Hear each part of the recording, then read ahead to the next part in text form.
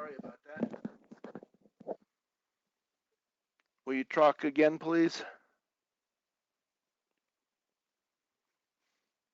Okay, I'm not hearing you if you're on. I see your green mic, but I don't hear you.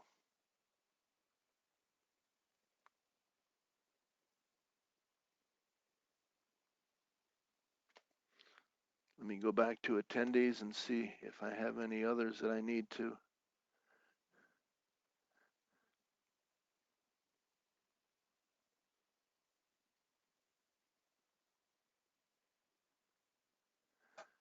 Okay.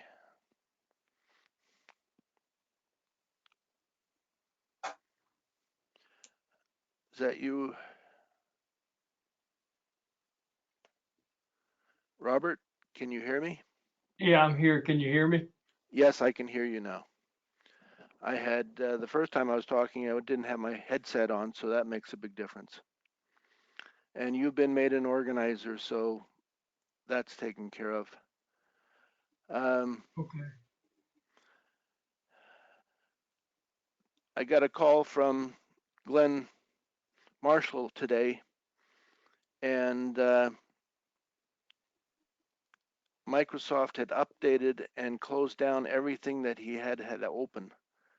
And when I went and tried to get on this morning, it didn't want to let me get on. Huh. So I had to actually go out and log back in using the passwords and such in order to get to be able to start. Good. Yeah. Yeah. But it is functioning now. I'm looking at the different names that we're getting coming in, and I see a variety of names, but not ones that I need to get for staff. Glenn is back. He doesn't. Glenn, you don't have your mic on.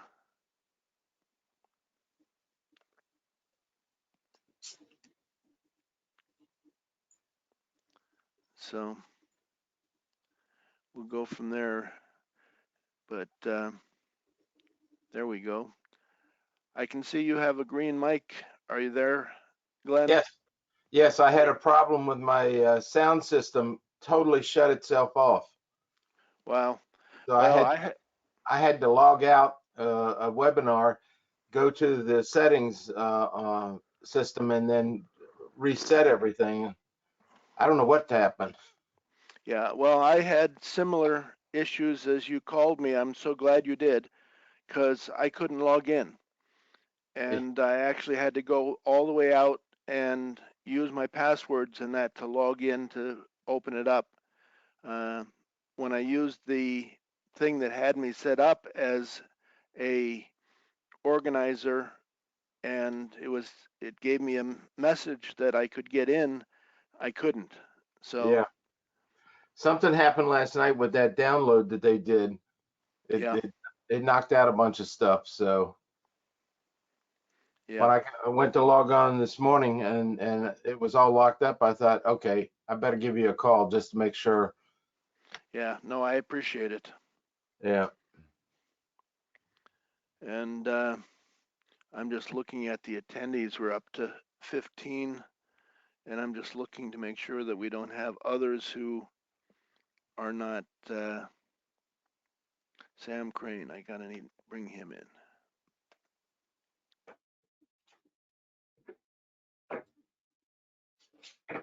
What's the limit on the number of people that can be on this go-to? 501. Okay. We should not have any problems with that.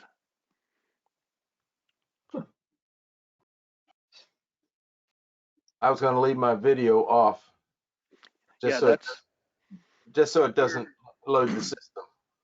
Yeah, we're suggesting that for everyone.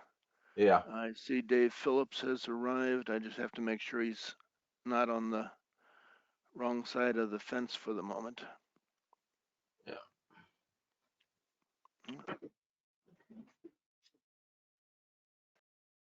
Other people may be having similar problems based on that update that happened last night. I don't know.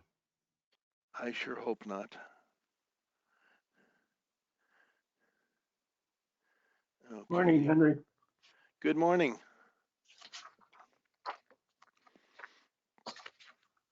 All right, we've got Dave and all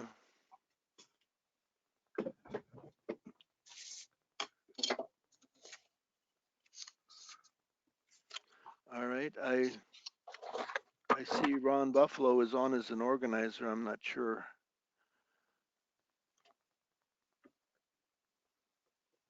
how that transpired because he's not on the organization staff for the I meeting. don't know, would it be a tie over from last year? Yeah, it could be. Well, I'll give him more capability, but well, it's not letting me. I don't want to cancel him. I'll just leave it.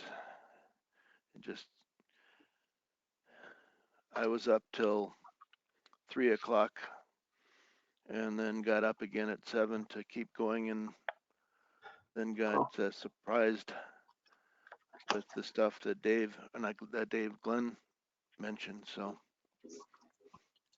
we should be having more people come on here Maybe shortly. we need a class so you could teach us how to do some of this stuff so you don't get stuck doing it all like we have virtual. Yeah. Well, basically what I'm trying to do is I'm looking through the list of names to see if any of them are people that I made. Geez, now Sam Crane is still there, and he should have been made an organizer. I did that, and I said yes. So let's see if he comes over. Yep. Sam, can you hear us? I see you, but I don't see your microphone at all.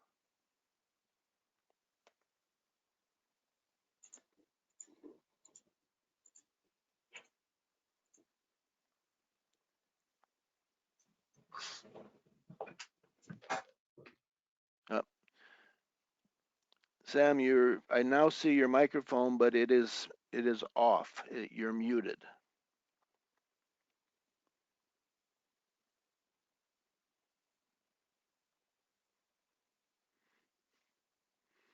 At some point, you're going to need to get your mic on. I just would hope that you would be able to work on that this morning and get that underway. We have 27 of our 100 and some plus, so How's that? I think I'm unmuted now now. I can hear you. Yes, thank you.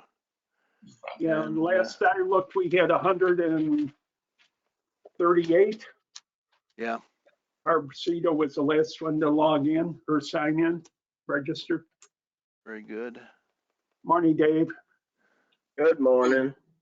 Did you get my last email with the updated list? Yeah, I did. I printed it and Okay. I'll use it. Henry, you're not going to really need me till 1 o'clock based on schedule. Yes, So but yeah, make sure you've got my cell number beside you. okay. Not, that was my home number you called. I mean, home will work, but how about write it down in case you see something coming up? Because I mean, I'm going to keep this on and close to me, but I'm still going to be working on my other stuff in the morning. Yep. Go ahead.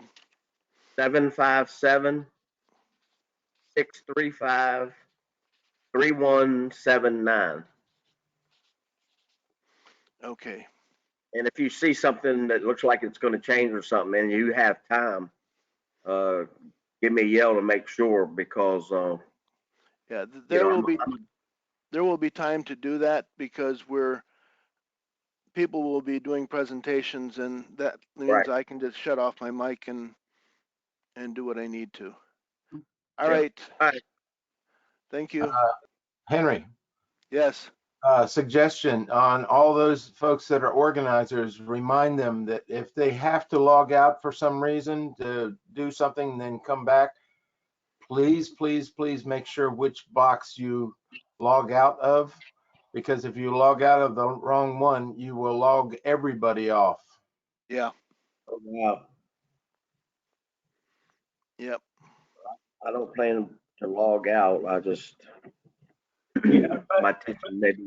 if I need to get up and leave, we aren't gonna be, we're gonna be muted and our camera will be off anyway. I'm not gonna take a chance in logging out. Okay. Right. I've Yeah. had Henry, are we gonna? Yeah, if you have to leave, you want to use the leave button, not the leave. Not everybody leave. yeah. All right, we're getting up in our numbers, and Tom and Cheryl are here. pardon. Tom and Cheryl are here. Thank you. Morning, Robert. Hey, One member. Henry, are you gonna be taping this? Yes, it's already recording. Oh, okay, very good. I just figured that, you know, an extra half hour or so isn't going to make any difference. Now, will I be able to go to, like I do for GoToMeeting, go to webinar and download this? Yes, you are an organizer, so you have full access. Okay.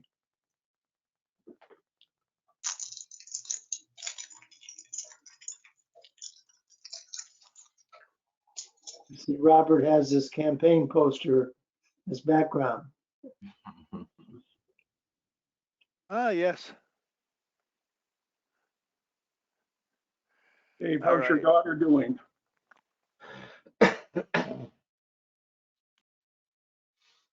I didn't hear the. No, I just asked Dave Manel how his daughter was doing. He said she had COVID and had to cancel her cruise. She's, that was about 12 days ago now. She's okay. She had Oh, symptoms of like allergy symptoms, headache and just feeling tired. So it was, never got serious with her, but she's tested twice now and was negative. But she's been a little slow as far as getting right, but she's okay. Thanks for asking. Yeah, Tom, Yes, is Cheryl logged in? I don't see her. Because we use the same computer. we're just using the one computer. You can still log in with a phone or something and have the second name on, because you only get one shot at the prizes if you aren't logged in. And it also doesn't reflect in our total numbers. What number does she have to call? She should have gotten an email. I did get email, but Do you have it? You would have gotten one this morning or last night. I had. Sure. Cheryl said she got it. Okay. Morning, Peter. Good morning, Peter. We're not hearing you. Says Henry Bradley on his screen. Henry Yeah, Bradley, the he second. logged in with my login. It helps to unmute. Yes, it does. Glenn was very kind and told me this morning that everything he had set up was closed down because there was an upgrade from Microsoft.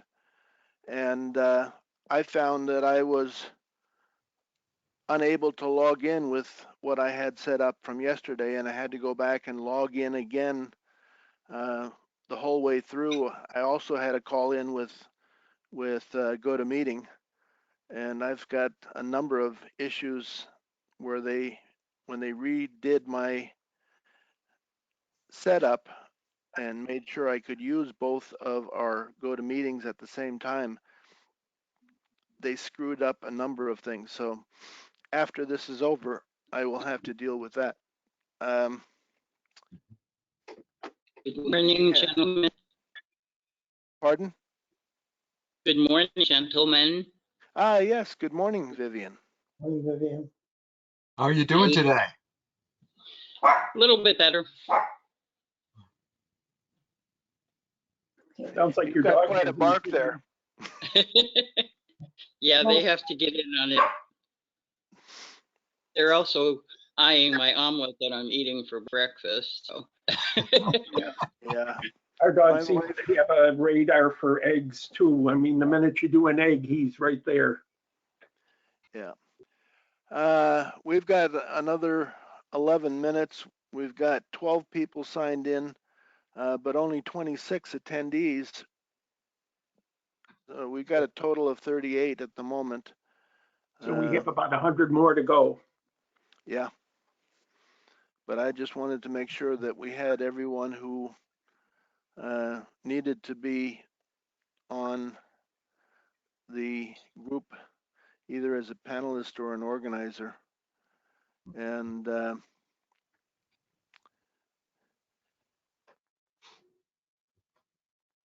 what I need is to, when Bowen comes and Sue, that we have somebody who is watching to make sure that we can know that they're in the process and get them into it so that we're seeing all the names that we have to have. Barb Cito is supposed to come on at 9 o'clock. Not 9 o'clock, at when I'm supposed to speak. I have to get my calendar back up. Oh, that's it.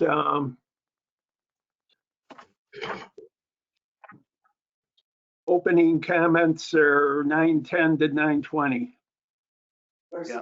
You had it on your clipboard. Yeah, still on my clipboard. Where's your clipboard? So that will be, she will be taking most of that time, and that's great because we want to give her some credit for having done some good things. Has anything been said about a change of command up at headquarters, or is it still? She is leaving. I don't have an exact date, but she is leaving.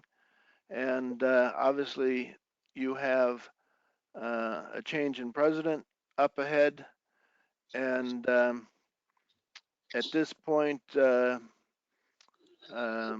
no one who has said they're going to run against Catherine Hensley.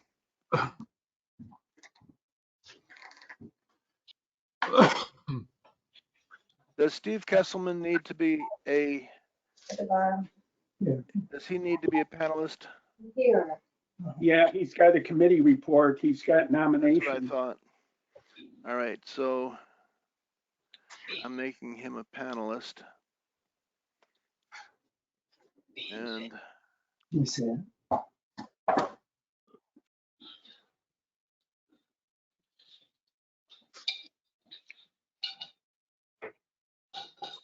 Go to the AOL icon.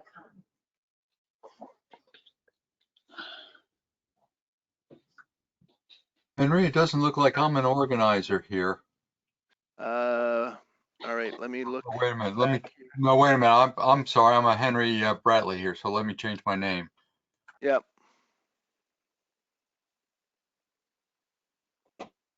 Somehow, It may not let you. it doesn't look like it's letting me.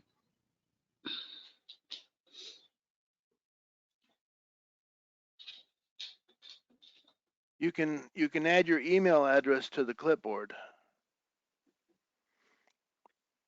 Okay, where's the clipboard?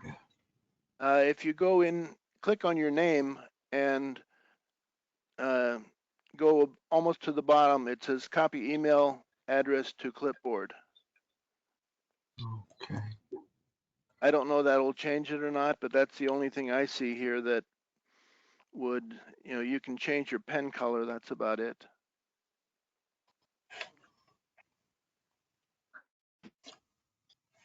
So that's what, when you come in with your registration, it goes to your correct name. When you come in using the login, then it'll go to mine. Okay, I'll tell you what, let me back out of this and see if I can come in differently then. Okay. Henry, Yes. looking at Cheryl's phone, it says something redirect viglink.com. It's part of the GoToWebinar.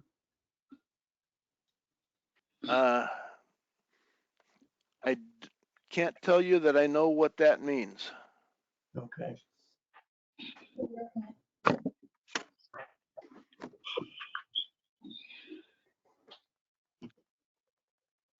All right, we're Almost everything, in case we needed to do it to sign in or whatever.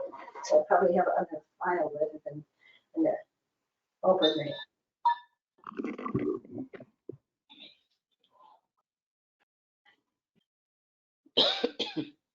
Robert, have you had many hits on your website for your campaign?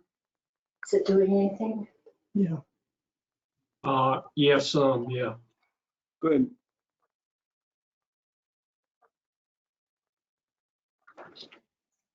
yeah, I can take people from the attendee and bring them up to a panelist or organizer, but I can't go back the other way. And I thought that was something we could do last year.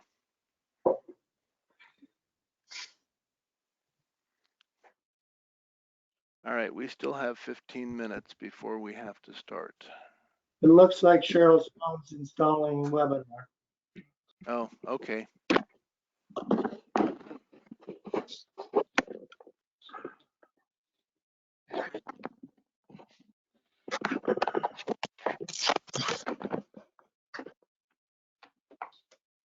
Well, we're up to 46 with 15 minutes to go.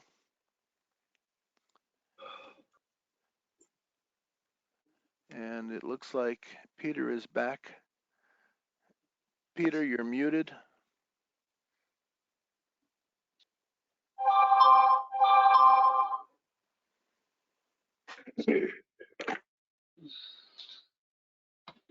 All right. Did you both register under the same email? Welcome to the webinar. Please stand by. I don't know. Did you use Carol Beach one? You registered both of us, so you probably did it under. I'm not sure. I remember on the registrant list, they both came up separately. Okay. Well, the reason I see you as a panelist, and that's fine. It looks like Cheryl signed in on her phone. Yep, I'm looking to see if I see it here anywhere yet.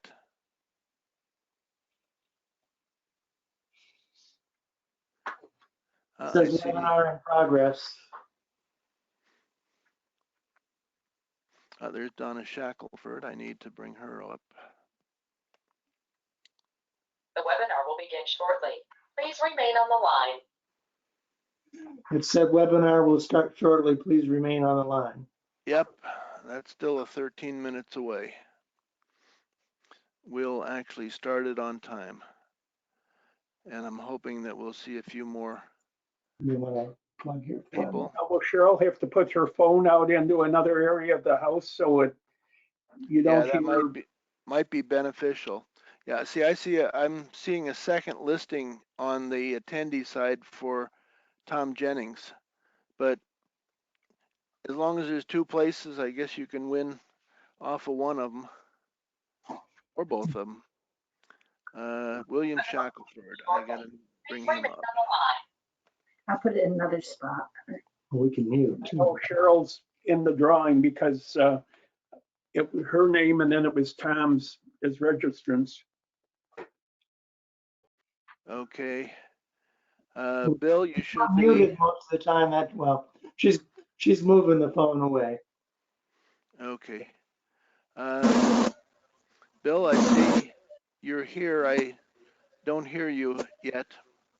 I see your mic is green. Well, you had me muted.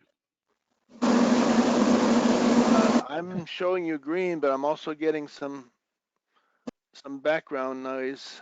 Background's not coming from me because I'm hearing it too. Okay. So, but I'm good now, I think. Yeah, I'm just looking to see if there was anything that was anybody else who's on here who was. No, that's coming from me. I have my air purification system on for my allergies. So that's Okay. why I'm gonna mute myself. Sir, good. Donna was already getting on. I thought she'd have beaten me on there by now. I brought her on. She's muted. Camera's off too, apparently. Yeah.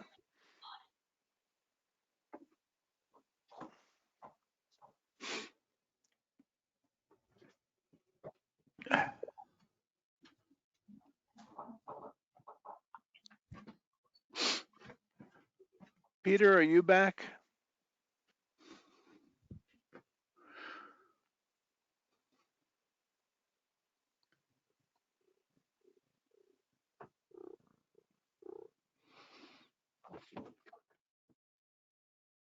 Oh, okay. He just wanted to check your microphone and stuff like that. So. Okay. All right, Henry, can you hear me now? Yes, I can. This is Thank you. Tom. We see a cat.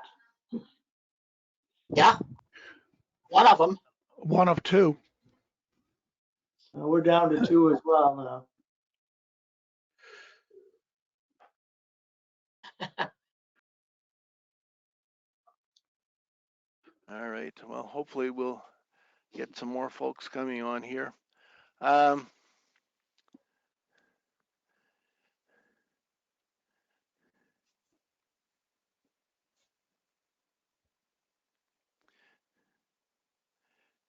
David, can I ask that once this starts, that you look at the attendees list and see if anyone needs to be moved over to the staff side as an organizer or panelist? And where do I find the attendees? Oh, okay. The attendees is one half of the column, and then if you click on the other side, it's the staff. And on the attendees, you know, the Tom Jennings one will still be of value where it is. And that's actually Cheryl, and she's just got that phone set apart. And Kitty Crane is there. A lot of people. Now we're up to 46. And still another 8 minutes, so I'm sure we'll see a few more people. Okay, I see it now. So, Yeah, and what you're doing is when you see a name, and let me go over to the staff, you just go over to the far right side and click, and you get a down button. And actually, I'm able to edit my name, which we were having problems with getting done for other people. So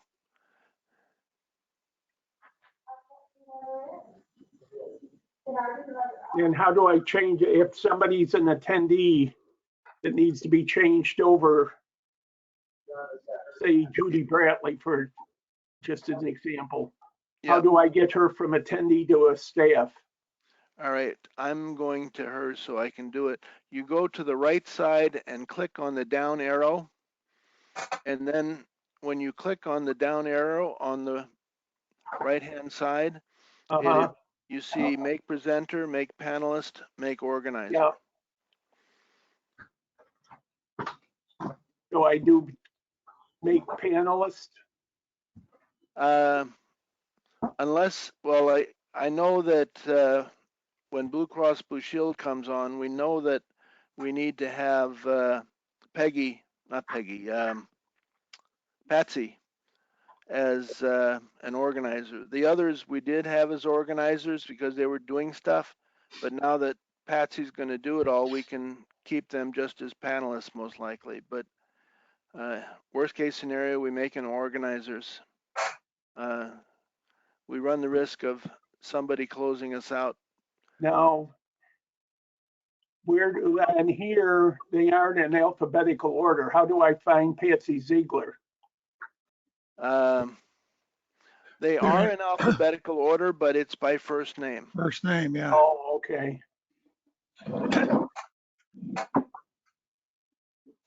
But I don't see Patsy on here. I see No, Patrice. she won't come on till later because Oh, they don't okay. have anything till 11:45. They have 15 minutes to set things up, and then they're going to be 12 to 1 with their program. Okay, well, we'll find out one way or the other. Yeah. And Trouble is, I'll learn it all this year and then forget by next. yeah, well, hopefully we'll be a little bit more active on some of this stuff as we go along. And I just need to find my agenda.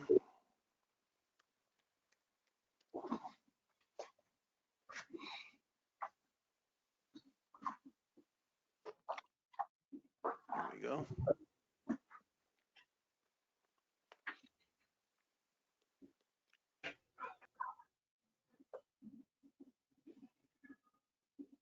Well, that wasn't the right document.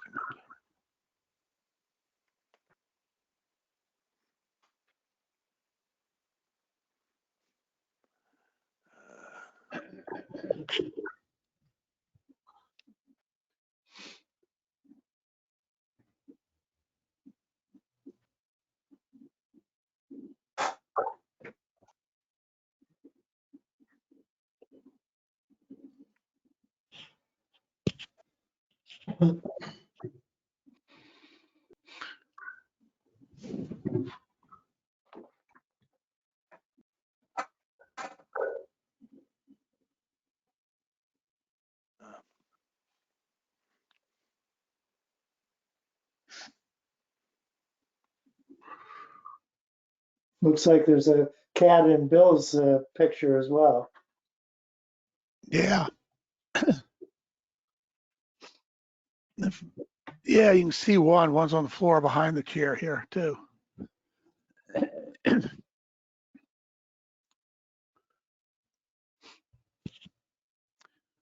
That's our buddies, Tom and Jerry. Ours are Rocky and Chantel.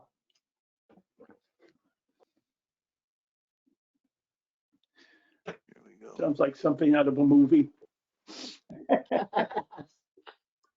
I guess that's better than Rocky and Bullwinkle. Yeah, Rocky got his name from his first owner. We kept it. So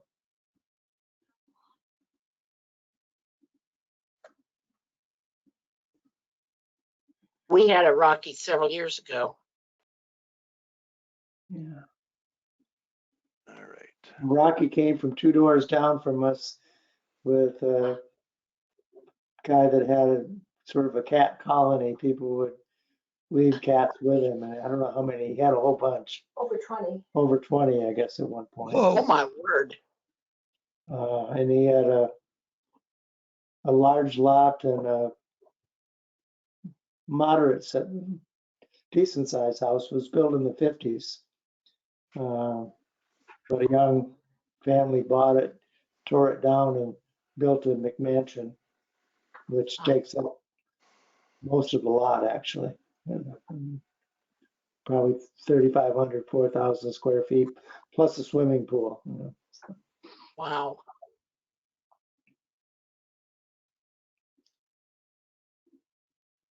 All right. Hey, Henry, Yes.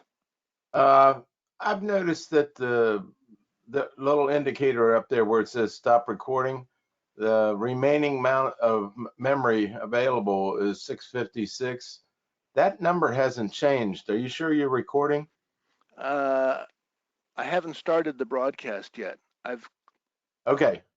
Well, it's got your little red dot down below. It says this session is being recorded.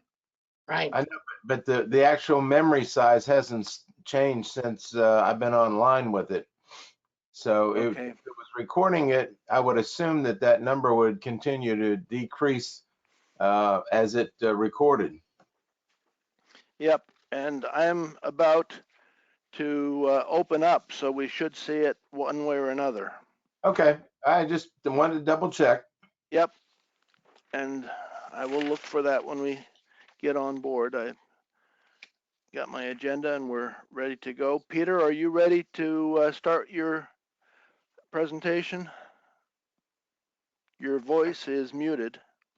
Yeah, I'm just trying to figure out where I'm supposed to press share my screen here for a moment, and so just a slight difference from the other Yeah, one. if you go up under sharing, Um, second box from the top, and you there have show screen, stop showing screen, give mouse control, and change presenter.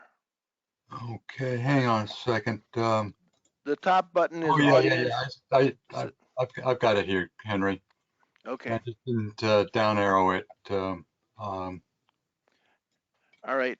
I'm going to ask all of you to mute your cameras for the moment, and then I'm going to start the broadcast.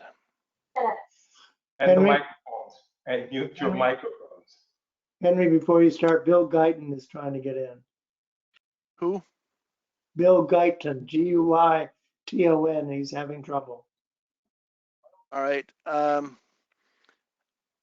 He's going to have to call the good folks at GoToMeeting. They will help him. We don't have anybody who can do that because Peter's talking. Go ahead. Okay. All right, I'm going to start the meeting, folks.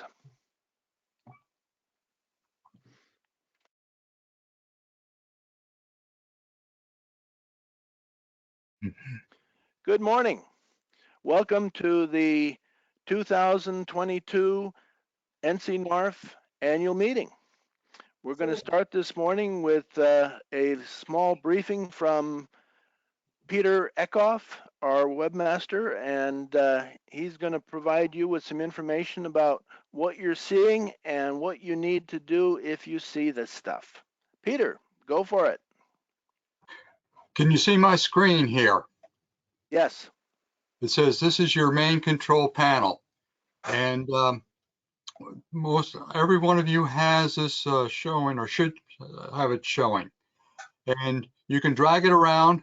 You can see my mouse here by clicking on this part and just moving it around your screen. This won't work because it's fixed in place. You can, if you want to see more of your screen and you're on just one monitor, you can press the arrow and this part right here will disappear, and the arrow will reverse direction, and you can move it out the other way by clicking on it. So just try that every once in a while, just to get used to it. The next one down is a microphone, and this allows you to speak. Most of you will have it red right now because you're in mute, and that way we cut back on background noise. We do have the ability to view webcams, but we're going to try and reduce that now because that takes up a lot of bandwidth. And so let me go on down the screen here a little bit. You have various arrows here. You can click on them and look at what the audience is seeing. You can test out your audio. Those who come in by phone can click this button. Well, that's if you want to come in by phone or you're having audio problems, you can click this and then do a sound check. And this allows you to check your microphone and your speaker. This down arrow will allow you to see the attendings here. Peter, we're not seeing where your cursor is going. I'm trying. Well, it's a small cursor, so I'm not sure if I can make that bigger or not. Can you see that moving around there toward the one that says polls? I'm not seeing it myself. It may be there, but I'm just not seeing it. Okay, this may be a problem here with my. Let's see. Let me do a pen here. See if this will work. Well, let's see, we've got to change the colors. I'm sorry. Yeah. Okay. Yeah, right here, you can see a list of attendees and press that button and you can see who's here. We will have handouts, and that's by clicking on this button, and you'll see a list of handouts that you can download to your machine. Now, Peter, can you raise the letter a little bit higher up because people are not seeing the other boxes? okay, We're just seeing, or at least I'm only seeing to sound check. okay, all right. I'm not sure what's happening here then. Let me just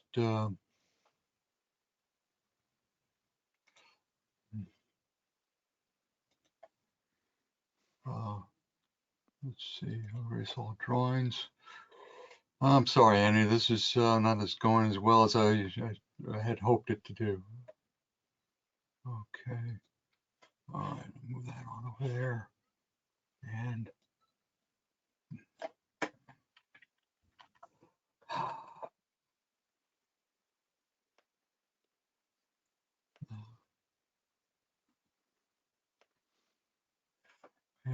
it's help. Okay.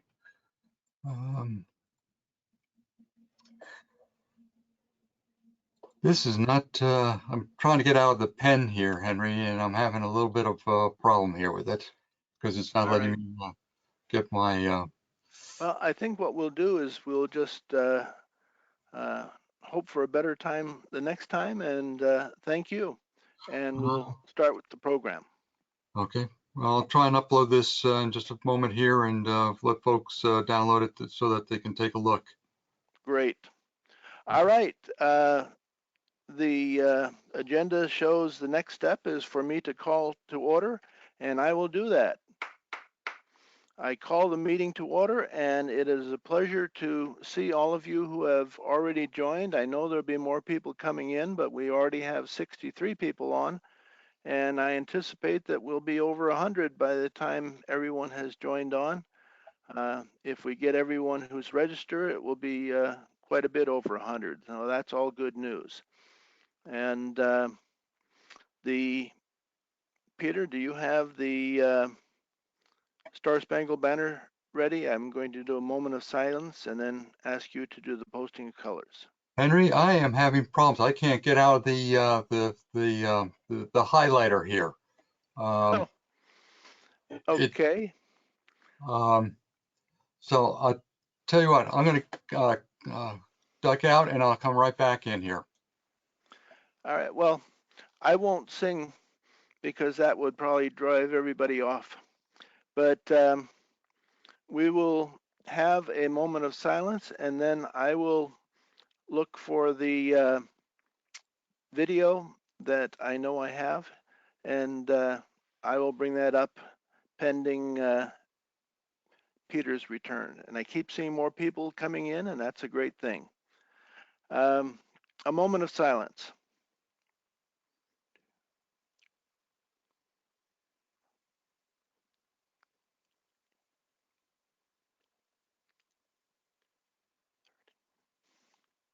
Henry, can Yes. you hear me? I'm back in.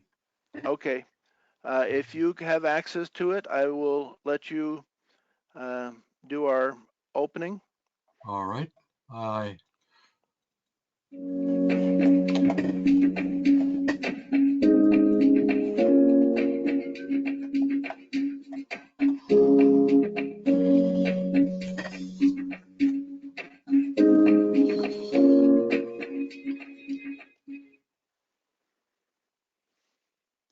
Greetings, this is Henry Bradley. We ask that you join us in a moment of silence as we begin our day. Thank you.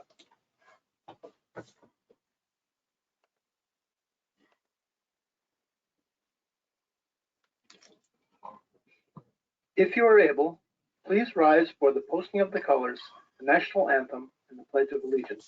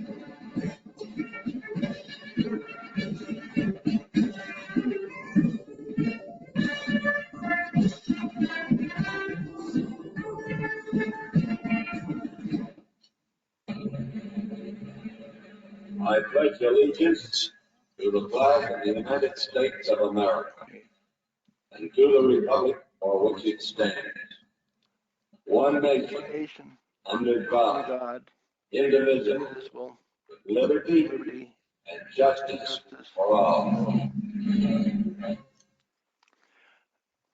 Thank you. Thank you. Peter, you were not as the presenter, so you did not show your stuff on the screen when you went out. Oh, no. So if you can get yourself back as the presenter, then we can make sure that the rest of the stuff. In the meantime, we have a special guest. It is my honor and privilege to introduce Barb Cito. She has spoken to our group many times before, and we're honored to have you on board. Thanks, Henry. Hi, everybody. You know I wave at Zoom, so I'm waving at Zoom. Oh, this is GoToMeeting, but you know what I mean. Thank you for the invitation to speak today. Really just a couple of minutes where I thought it might be helpful to take a look back and talk about some of the great things that have been done at NARFE the past few years. And I think that's particularly meaningful for North Carolina. As you know, I always say North Carolina is one of the strongest federations in all of NARFE, and a lot of what we have gotten done here at headquarters, we take cues from North Carolina. So you know, it's been a great partnership. So first up, in the area of membership and marketing, we did the whole rebrand. We redesigned the magazine. We redid the website, thank goodness.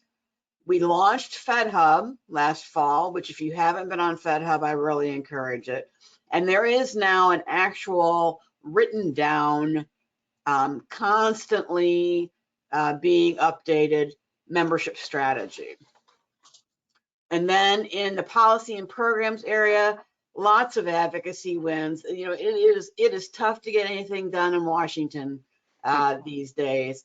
But one of the things that I'm proudest of is that we maintained strict nonpartisanship, which is required by our tax status And it also is required by the profile, by the mix of the NARFE membership.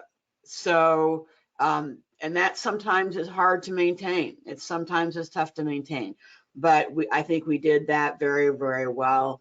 The Federal Benefits Institute continues to be one of the great strengths. We've built on that over the past few years. We just launched a couple of key strategic partnerships, one with Tammy Flanagan, who you all know, and one with Mark Keene, who you've seen in the magazine and in webinars and all of that kind of stuff. So those were really important, I think, in moving the Institute forward. You know, lest we forget meetings. NARFE likes to have meetings. So we've done 1.5 FedCons, or actually I guess 2 total, 2 halves plus 1, you know, 2018, 2020, where we did not get together, unfortunately, but you know, FedCon is in Scottsdale this year nonetheless. So that should be great. We're putting together a really good program, tweaking that a little bit. We've done a couple of LegCons, including one last year that was all virtual, that we got rave reviews about. Kudos to the staff, brand new platform for them. Lots of training, lots of rehearsing to make that work. And then of course the Centennial last year, which, you know, congressional declarations and, you know, a specific version of the logo to reflect the Centennial, features in the magazine, lots of letters to the editor by you all out in the field. Just a lot of stuff. And it was really, I think, a great celebration, despite the fact that we couldn't be together to celebrate it together. On the financial side and the administration side, I think major is that we ended 2021 and 2022 in the black. Positive year-end net revenue for the first time in 20 years in this organization. So that's a huge accomplishment. Some of that is due to the pandemic, not all of it, and not even most of it. So in terms of expense savings, you know, specific little pieces, just as an example, non-dues revenue has increased 3% a year on average in the past few years. And so we've been able to recalibrate our mix between dues revenue and non-dues revenue, which is really a sign of a well financially diversified organization, which is more sustainable. It's more sustainable. We have operating plans now with performance metrics. You know, there's a laid out plan of what we're going to accomplish in the year. All of the staff develop their own performance goals based on the operating plan. So we have some accountability and some planning, which is, you know, seems like kind of a obvious thing, but isn't always an obvious thing. And we've run 3 national elections. I know people think, well, that, you know, how hard can that be? The answer to that is quite. It can be quite difficult to pull those off in a credible way. But then just in general, I will say that I think we've done a great job managing through the pandemic, which was not easy. You know, we came out of it with much less damage. And in fact, you know, 2 positive net year ends. Than a lot of associations. A lot of people who do what I do for a living really had trouble. They really had trouble. Their revenue streams came from things that were not happening during the pandemic. I think we've built a great staff here, not just me, but the people who report to me in terms of them building their own teams, making really good hires, managing them very effectively. You know, it's never going to be 100% perfect, but I'm really proud of the staff. I'm really proud of the staff here. And I think one thing that I'm also proud of is I think I've been able to consistently articulate a vision for a bright future, because I do believe that NARFE has a bright future. I do. And, you know, it's because of you all working in partnership with headquarters, but mostly up to you all, that I think that is true. So thank you for the invitation to be here today. It's been a great pleasure. It's been a great pleasure. So Thank you. thank you. Take Have care. a wonderful day. The time now is for the Region 10 update. And Bill Shackelford, are you available? And Peter, do you have his piece of his report to put up? Yes, I do, and I'll be here in just a moment here. Well, while Peter's getting that up, am I good? You can hear me okay? A little louder would be beneficial. Okay. Let's try that. Go ahead. All right. While Peter's getting that up, I just want to say it's been my pleasure serving as your RVP since November of 2014. As many of you may know, this will be my last term, ending on December 31st of this year, so that you will have a new RVP, depending on your choice in this summer's election. So there's been a lot of changes, as Barb said. Some of what she said I've got here in my report also. I won't dwell on it. She did mention the Federal Benefits Institute, though, and how that continues to grow. And we do have a good relationship, as she said, with Tammy Flanagan and Mark Keene. And both of those individuals are going to be featured speakers this summer at FedCon 22 in Scottsdale. So if you haven't thought about going to Scottsdale, I highly recommend it. It's a great resort, nice place to visit, nice place to stay inside in August. But what can I say? That's pretty much most of Arizona. You like to stay inside in August. A couple of years ago, we were down there for a joint meeting with the Federation presidents and the National Executive Board, and I think I went outside one time. And that was at night, and I believe the temperature was about 110. But what can I say? NARFE advocacy continues to be excellent. We continue with a great grassroots advocacy mobilization. I put a lot of that on John Hatton and company, particularly Marcia Padilla-Goad, who is the grassroots advocacy leader at NARFE headquarters. The key with grassroots advocates is that so much of it is through your response to Capitol Hill. There you can see we've had members that engaged during Grassroots Advocacy Month last year in August 21. Members went to 43 congressional events, 18 letters to the editors were published, 3,200 letters were sent, and members made 2,300 phone calls. And that's all through the Legislative Action Center at narf.org. So it, like I say, it continues to grow, and I think it's absolutely great that members are, in fact, continuing to be strong advocates for the issues that NARFE brings forward to Congress. That being said, the Advocacy Committee is developing a plan for the 118th Congress, and we're looking for suggestions. And there was a Advocacy Committee formed by Ken Thomas to develop a plan for the 118th Congress. And Gaston Gianni of Woodbridge Chapter 1270 in Virginia is the Region 10 representative on the committee. Gaston has served not only once on the Advocacy Committee, but prior to that it was the Legislative Committee, and he served a couple of terms there. So he's very familiar with the workings of that committee. NARFE is the main way that members can contribute to NARFE supporters on Capitol Hill.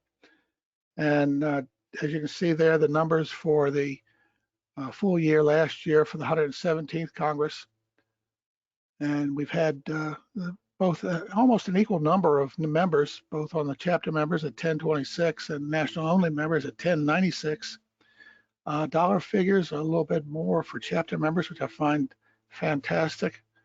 And the sustainers are much higher for chapter members than national only members. But things will get better as we go on. Specifically for North Carolina, you can see there the chapter members and national members again are relatively close. The dollar figures are even closer than Region 10 as a whole. 20 sustainers in North Carolina and five national only members with residents in North Carolina. Through the first part of, through the cycle ending with March of 22, I should say, $2,000 were donated to two North Carolina representatives on Capitol Hill, Kathy Manning from District 6 and Alma Adams from District 12. Now, one thing you got to remember is that NARFE does not give out money just solely for the purpose of distributing the money that we have in the NARFE fund. The campaign offices of the candidates or the incumbents, depending on what their situation is, needs to come through NARFE headquarters to make a request. And then that request is vetted through the advocacy department at headquarters. And then if time permits, and sometimes it gets a little tight, they vet the request for the donations down through the federations and chapters. Doesn't always work that way, will admit, but we try to get it vetted all the way down to the chapter level as much as possible. The biggest concern that continues and has continued for a number of years is the health of our chapters and federations. Now, when I was your RVP, when I became your RVP in November 14, there was 174 chapters. Actually, it was 175. That's a typo on my part. And then as of April 1 of this year, we're down to 105. But that doesn't reflect the fact that, unfortunately, the Brunswick County Chapter 1894 in North Carolina closed officially on May 2nd, just a couple of weeks ago. Those numbers on AMS as such will reflect at some point during the month of May a increase in chapter members for Chapter 337 and Chapter 2299. But as you can see, the breakdown, we don't have many large chapters anymore in Region 10. We only have 10 where the membership exceeds 200, 19 chapters between 100 and 200, and 76 chapters less than 100 across Region 10. And you can see the same story with the chapters here in North Carolina. With the membership drops, you have 0 chapters over 200, but the majority of them are less than 50. Now, I would say the largest chapters you can see in North Carolina is Raleigh, 192. The smallest is 979 Wilkes. But both these chapters, especially Wilkes, continues to amaze me.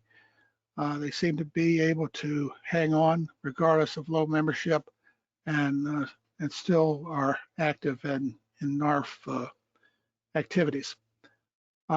There's a total membership as of April 1st. Again, things change at the beginning of each month. I don't have the May figures immediately available, but you can see that the breakdown is approximately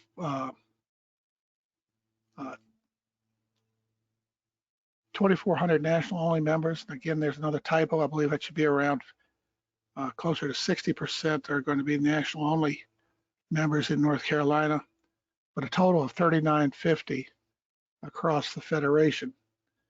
Now, the big thing is that there has to be a call to action going down at the end of March. You can see that there was only 152,600 members in NARFE, of which around 52% were national only. Barb mentioned FedHub. This is the online member community that was launched last October, early November, and it is designed to improve communications between chapters, between federations, and between members across the board. There are a number of communities, is what each group is referred to as, that you might have an interest in. Right now, you can go online to FedHub, and you can see what the 22 NARFE bylaw proposals are that will be on the ballot this coming summer. You can also see the resumes and statements of the different candidates for national and regional offices. And you also get, if you have had a background in HR, human resources, there's a community there where you might discuss HR management with both active, if they happen to be on board, and retired HR managers. There's a community for the Configuration Advisory Board, ideas of membership recruitment and retention. The Advocacy Department has a community on there. Also, there's the newsletter exchange. You can put your newsletter online and it can be seen across the country. And this will allow you to get input as to the whether your newspaper is liked, whether it's not liked, what the format. You may find a new format from another federation that would allow you to make improvements to your newsletter. It's all wide open.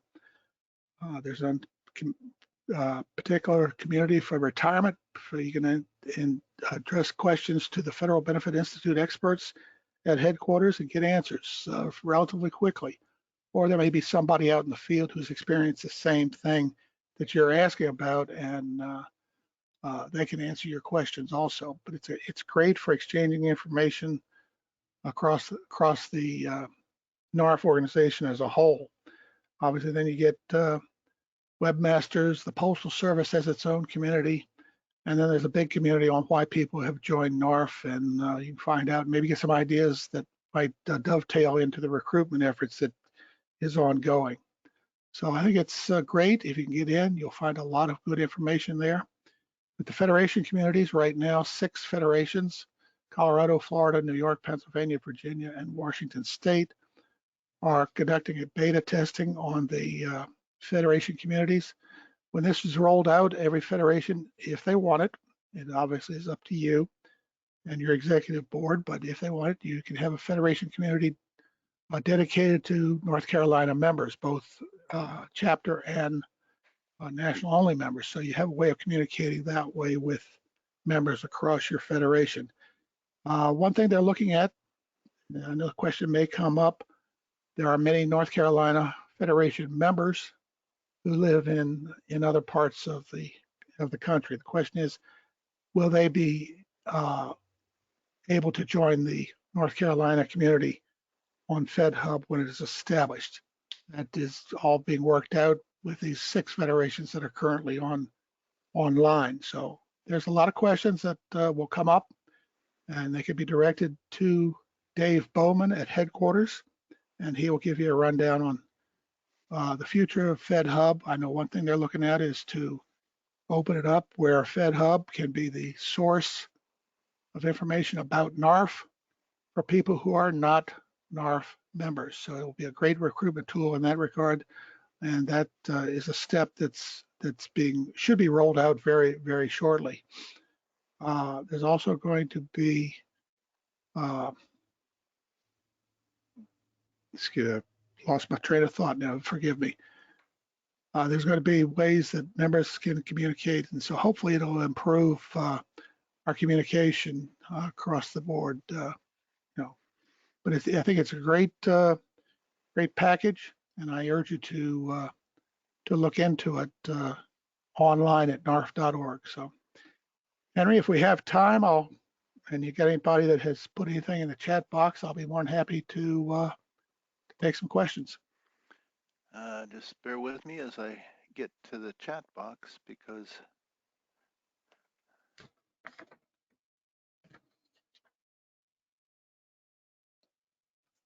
no one has put any questions in.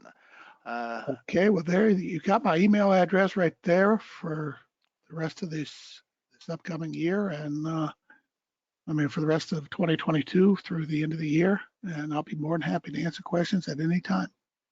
Well, on behalf of the Federation, I want to express our wishes for a bright future for you. We're thankful for the years that you have provided us with leadership as the Regional Vice President for Region 10. And we look forward to seeing what happens after the election. Well, I appreciate that, Henry. It has been a pleasure. I can only echo what Barb said, is that, in Region 10, North Carolina has always been one of the stronger federations, having come up with great ideas across the board. I know that, Henry, what was maybe 4 years ago when we began having monetary concerns across the region and across NARFE as a whole, as far as our budget and money available.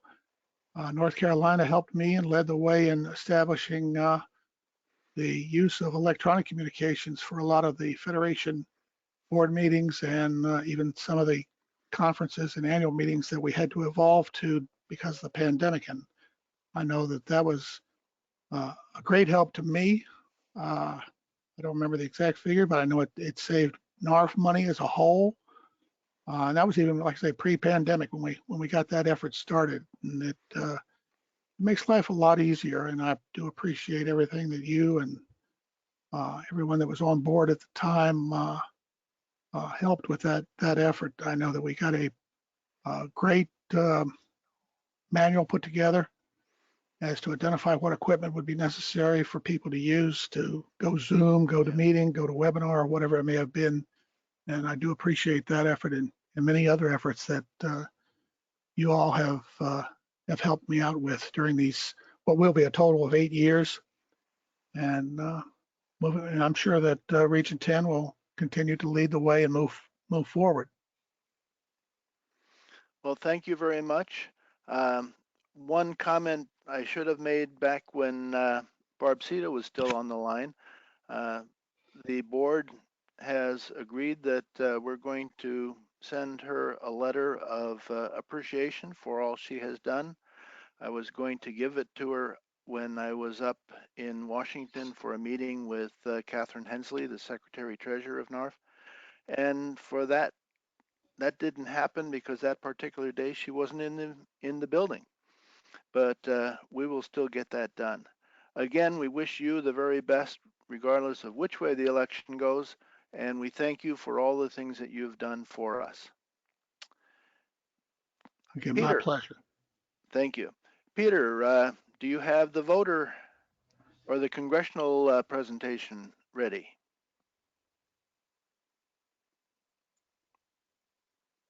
And I can see it. Thank you.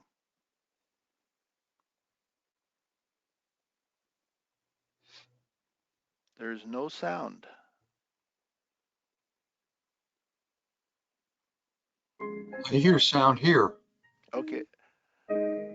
I hear it through your phone, but I'm not hearing it.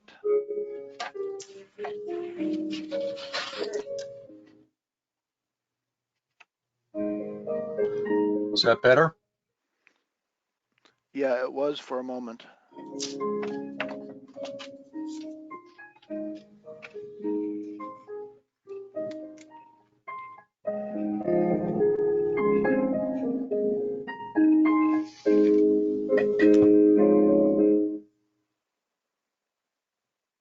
Well, hello, NARFE, and congratulations on your annual meeting. I'm Congresswoman Deborah Ross, and I'm so honored to represent so many federal employees in my district. When I was a state rep, I represented a lot of state employees. And what you do helps people every single day. So in addition to doing a great job, you are the face of the federal government. And I want to thank you for everything that you do to keep our country strong and to make sure people have the services that they need. And that means we have to have your back.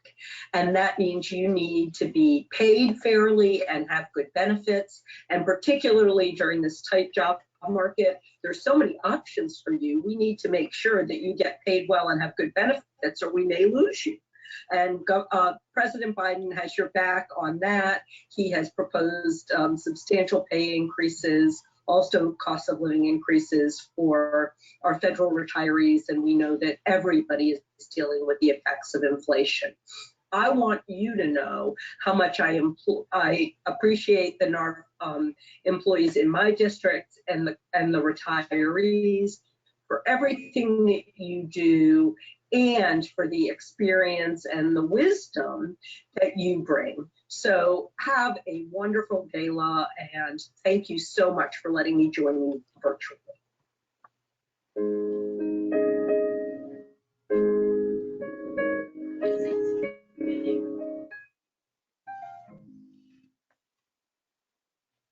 Hello, I'm Congressman David Price, and happy to welcome you to NARFE's 66th North Carolina State Convention. And I'm privileged to join you for this occasion, as I often have before, usually in person, but nothing wrong these days with a virtual appearance, and we've certainly gotten accustomed to it.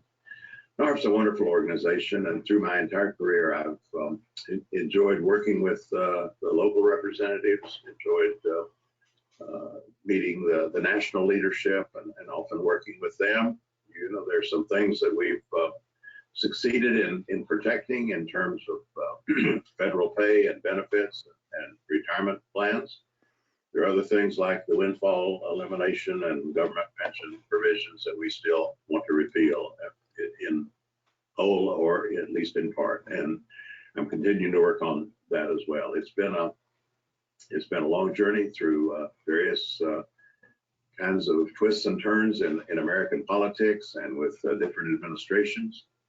Sometimes, unfortunately, federal employees have become scapegoats and have been stereotyped, you know, when people want to rail against bureaucrats or whatever they want to say. But the fact is that in a society like ours, we depend critically on the government to be there for us. It's not a question of government or no government. It's a question of what kind of government we have and whether it works for us and helps us achieve common purposes. And federal employees are absolutely essential to that. And for that reason, we should make certain that they're well compensated, that they're honored, that we make our appreciation clear, and that we see you as partners, whatever department you worked in and now I'm sure still follow very closely. We need to make sure that partnership is solid.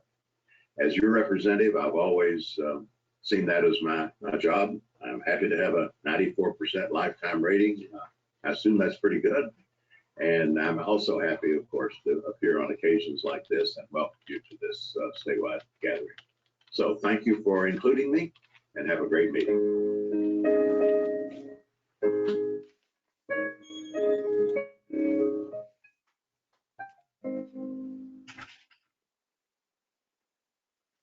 Hello, I'm Congresswoman Kathy Manning, and I'm proud to represent North Carolina's 6th Congressional District. I'm pleased to join you for your annual meeting. I relish the opportunity to share the work I'm doing for you in Congress. Since we last spoke, I've been working hard to deliver solutions to the issues that matter most to the people of the 6th District. Last fall, I voted for the bipartisan infrastructure law, which will supply North Carolina with over $10.4 billion in funding for roads, bridges, electric vehicle charging, clean water systems, airport upgrades, and broadband connectivity. Since the passage of that bill, we've already seen investments being made in the 6th District, which has helped to create jobs and spur economic development in our region. In the last year, I've also led and co-sponsored over 300 pieces of legislation, ranging from supporting workers' rights, making retirement savings easier, and lowering the cost of health care. I've also met with constituents and local elected officials from across the 6th District. I've attended over 140 district events, and my office has closed more than 1,700 constituent cases, helping to return more than $2.3 million back to constituents. I'm also proud to have secured over $16.5 million for community projects across the district.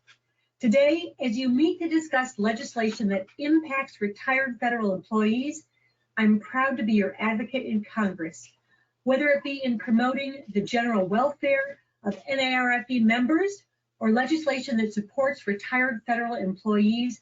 I look forward to meeting with you all soon. Thank you all for your continued advocacy on these important issues. My team and I look forward to our continued partnership.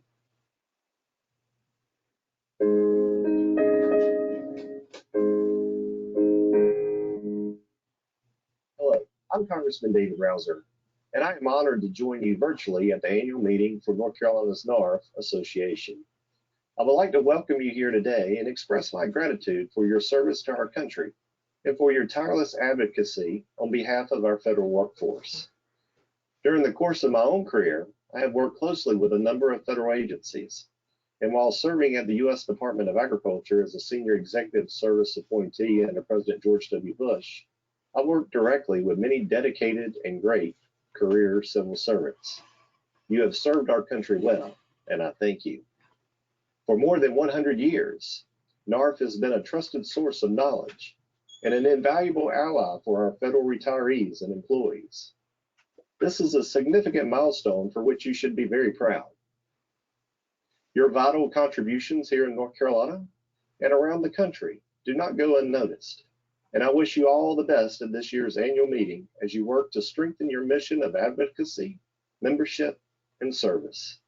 I look forward to working with you to ensure NARFE can continue to support our federal community, Congress, and the executive branch. May God always bless you.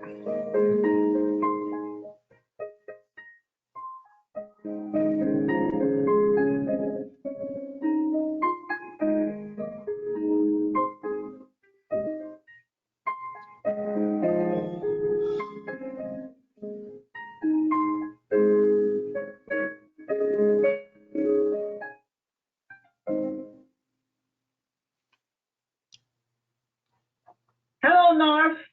I'm Congresswoman Alma Adams. I'm proud to represent you and the 12th District of North Carolina in the United States Congress. If the past 2 years have taught us anything, it's that federal employees are essential. And that's why I'm honored to join you during your annual meeting. Although we can't be together in person today, I'm grateful to be able to speak to you. In Congress, I've been fighting right alongside you to support our shared goals. I will continue our fight to secure good cost of living adjustments for our retirees, because working hard isn't enough if you don't make enough, or if you aren't being compensated properly. And let me just say that no one, absolutely no one, who spent their career 15, 20, or 30 or more years of their life working to make the United States stronger should have to worry about living in poverty when they retire. I've also been hard at work to protect one of our national treasures, the United States Postal Service. I've worked closely with my friend, Government Oversight Chairwoman Carolyn Maloney, to hold Postmaster DeJoy accountable and to draft legislation and pass legislation that will ensure the post office's financial stability for the generation that served and the generation to come. Together, we passed the Postal Service Reform Act of 2022. This legislation will ensure the solvency of the post office, increase transparency and improve efficiency, and protect postal retirees' earned benefits. And of course, the pre-funding mandate that hampered the United States Postal Service for years and led to so much unfair criticism of this national treasure is gone for good. So let's keep working together on our shared goals in Congress, and let's keep up NARFE's great work. To everyone attending this meeting, thank you for all your hard work that you do each and every day. Keep up the fight, and I'll keep fighting for you. Take care. God bless.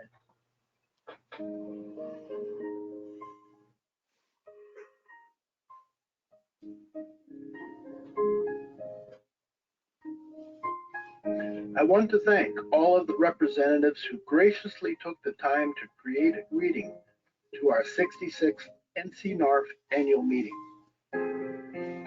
We are appreciative of their kind words to us and the recognition of our 66th annual event.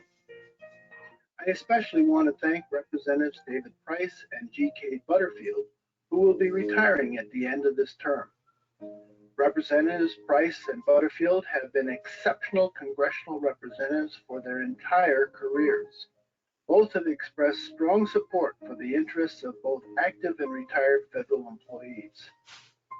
We at NARFE have greatly enjoyed working with you and your staffs. We will miss each of you as you begin a well-deserved retirement. We wish you a lengthy and joyous future.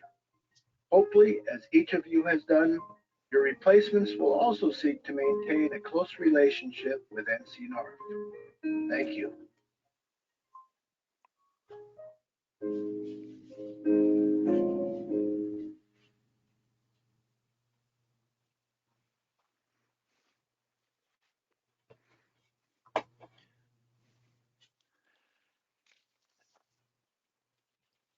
We are happy to say that we have some congressional offices that have been very good in responding.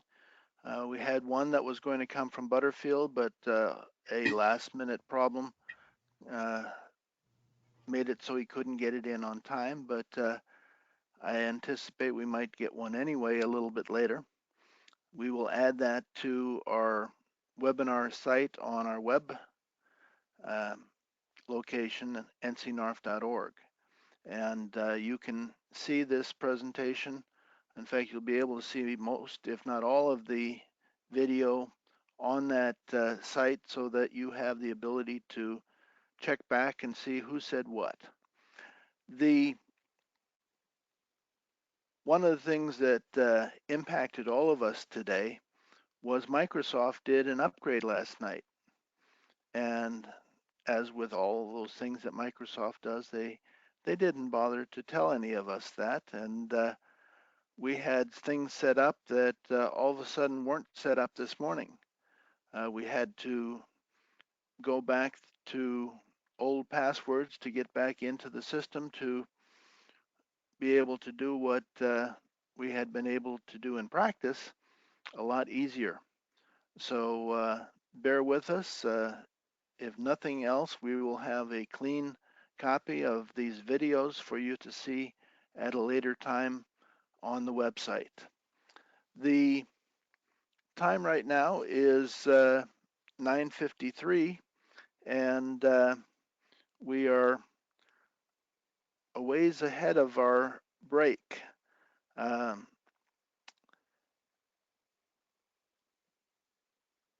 I wanted to add a couple of comments about the Congress representatives that spoke to us, and quite often you don't see or hear anything from them except a 5-second clip or 15 if they're really lucky on the news. And the mere fact that they come and give us a 3 to 5 minute presentation and wish us well gives you a little bit of a sense of who they are and may encourage you to go and look more about how they're doing. Congressman Price and Butterfield both of them have been stalwart supporters of NCNARFE over the years. As he mentioned in his presentation, David Price has had a 94% rating.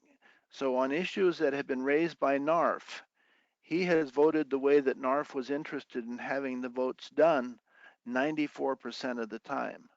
It isn't because we said you have to do this, it's because he had a mental philosophy that allowed him to do what was right once he knew about it. And that's all a good thing.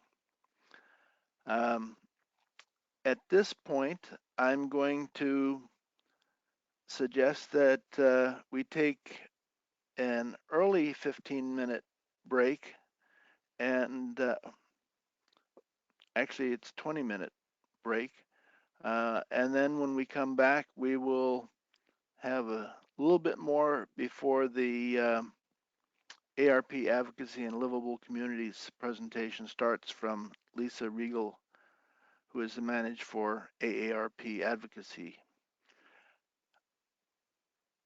So at this point, it is now 9:55, and if we come back again at 10:15, we'll be a little bit ahead of everything, but we have material to put in there.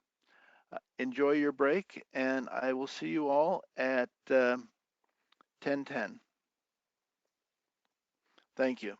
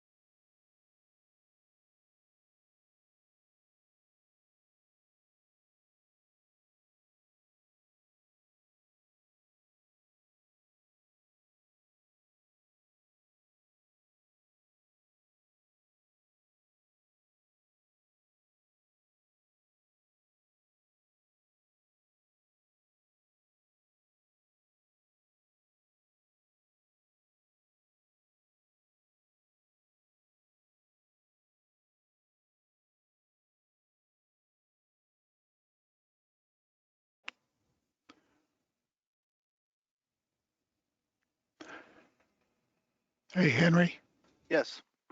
uh, just an added to what we were talking about yesterday as far as plaques. Yes. What I turned over to the trophy and awards shop was simply a PDF of what you saw. They took it from there. Okay. Very That's all, good. that's all they had to do is work with a PDF. Yeah, that And makes it easy. if they give you the choice between a brass colored plate or the white plate, Mm-hmm. it reproduces better on white. Good. That's great to know. So, Yeah, they were very nice. yeah, I'm going to show it here in a little while. okay.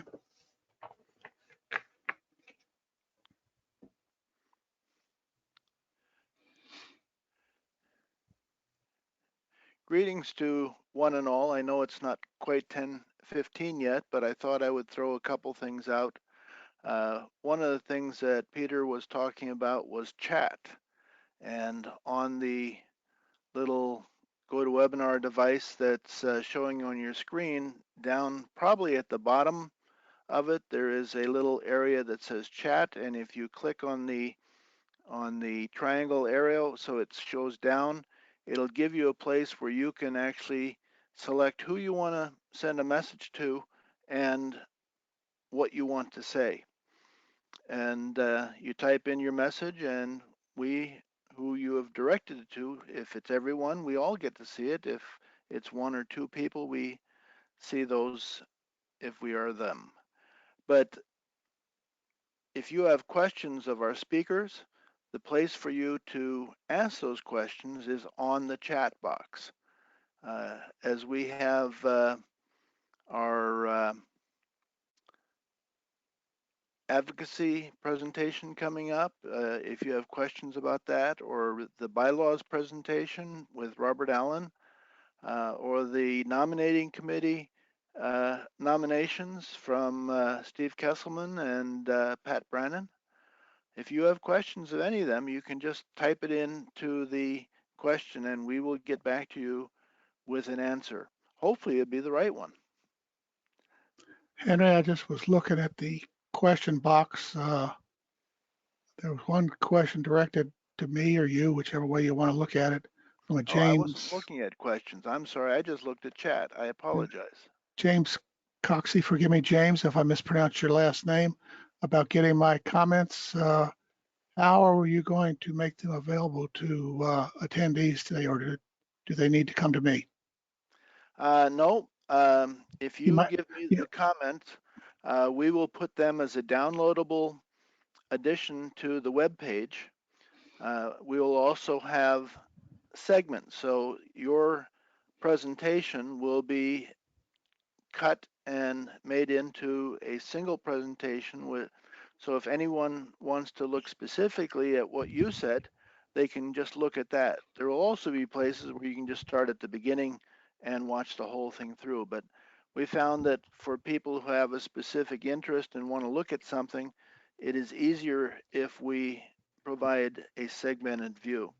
Okay. And we will attach whatever you give us as a drop-down download.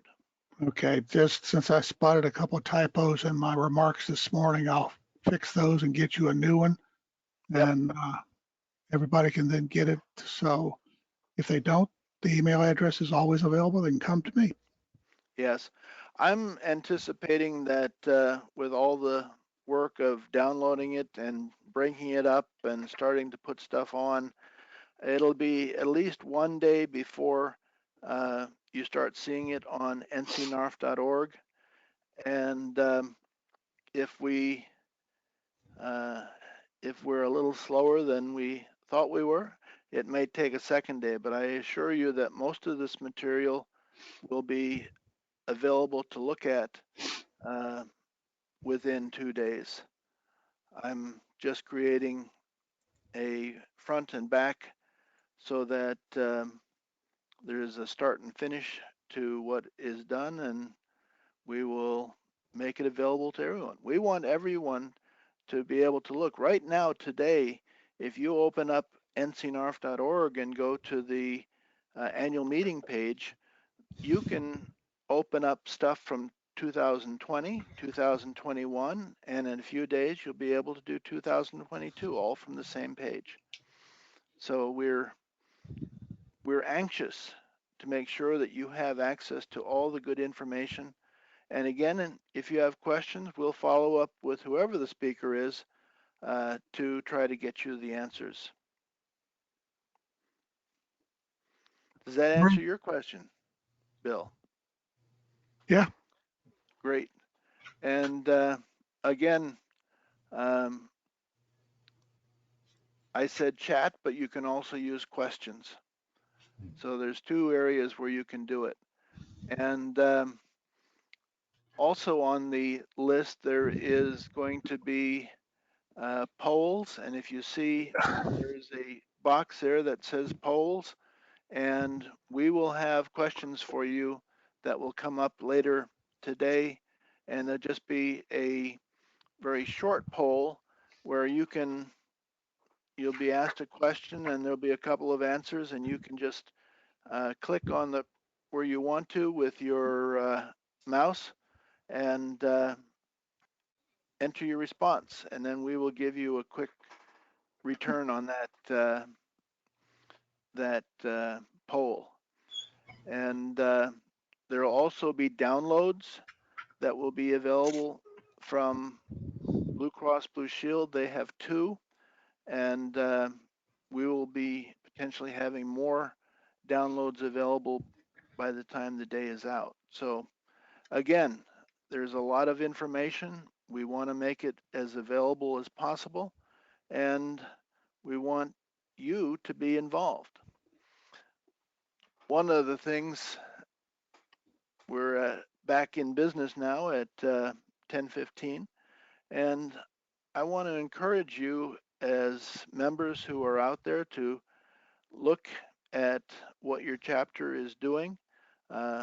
I'm involved with Chapel Hill, and we have not met for a long time, and we've just started discussions on that. I've been talking with other people who are having meetings again. So all of a sudden, opportunity is becoming ours again. When the population as a whole is getting back and having meetings, it's my anticipation that by November, barring another event, that we will start having the health fairs at the different agencies. And that gives us an opportunity to get in and talk to not only those who have retired, but more importantly, those who are about to retire or still have a long time to go before they're finished. And when we do that, we need people to participate. We have had a practice in the past where we would bring people in who really had no idea what was going to happen, but we said, well, just come with us and stay and watch what we're doing. And then when you're comfortable, you can start answering questions for people. And invariably, I would say that if you took 10 of the people who went out there, 9 of them within an hour were happy to just go up and talk to people. And if you think, oh, I'm too shy to do that, nah.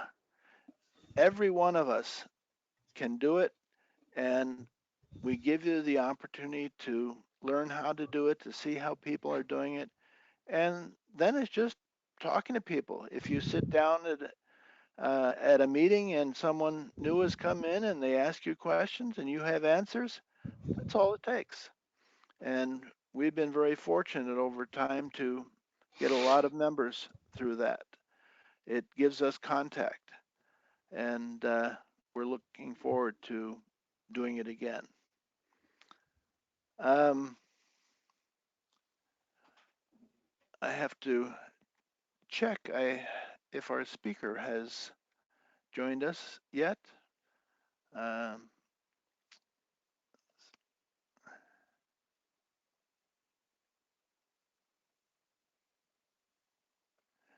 right, let me look at the other side here.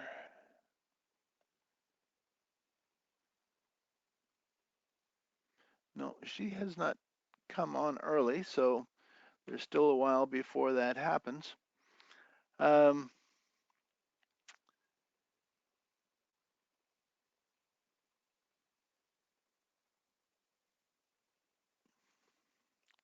I think that we have enough time where we can very easily do the memorial service.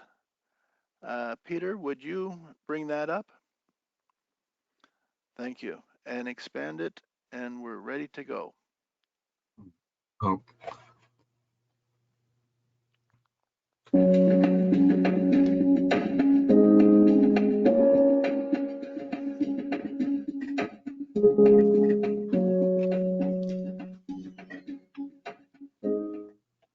Greetings.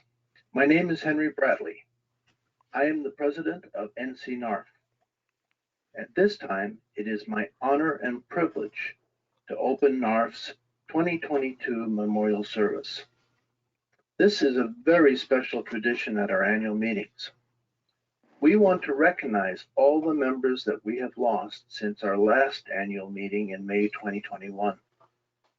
Our thoughts and prayers go out to each of them and their families. As many of you know, in addition to COVID-19, we have faced many other issues as well. We find we are not certain that we have been able to list all of our members who have passed. Anyone we find who passed during the time before this year's memorial service and is missing from this year's service will be added and recognized in next year's memorial service. So, for any not listed, our thoughts and prayers go out to them and their families, as well as to all those who are listed in today's memorial service. A beautiful memorial booklet with the list of names will be available for download at ncnarfe.org. Our memorial today consists of an invocation followed by recognition of chapter members by area and of our national-only members who also passed away this past year. This ceremony will be concluded by a solo bugle presentation of taps. I want to especially recognize Reverend Kitty Crane, a NCNARFE member, for creation and presentation of the invocation. David Phillips, NCNARFE Secretary, for gathering the names of all who were lost, creating the beautiful 2021 memorial booklet, and preparing the memorial service slides showing lost members' names. And last but not least, I wish to recognize Sergeant Richard Ben Benjamin, president of our Sand Hills chapter, for playing taps for us. It was my pleasure to create this 2022 memorial service presentation. You are asked, if able, to rise when the invocation begins and again when Sergeant Benjamin plays taps. At this time, I would like to request Reverend Kitty Crane to give our invocation.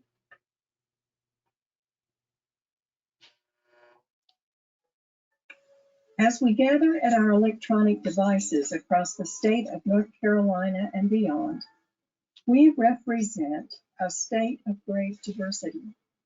From the crashing waves of the seashore to the rolling hills, to the fertile farmland and majestic mountains, we are surfers, farmers, engineers, university students and professors, athletes, parents, homemakers, and our list could easily continue.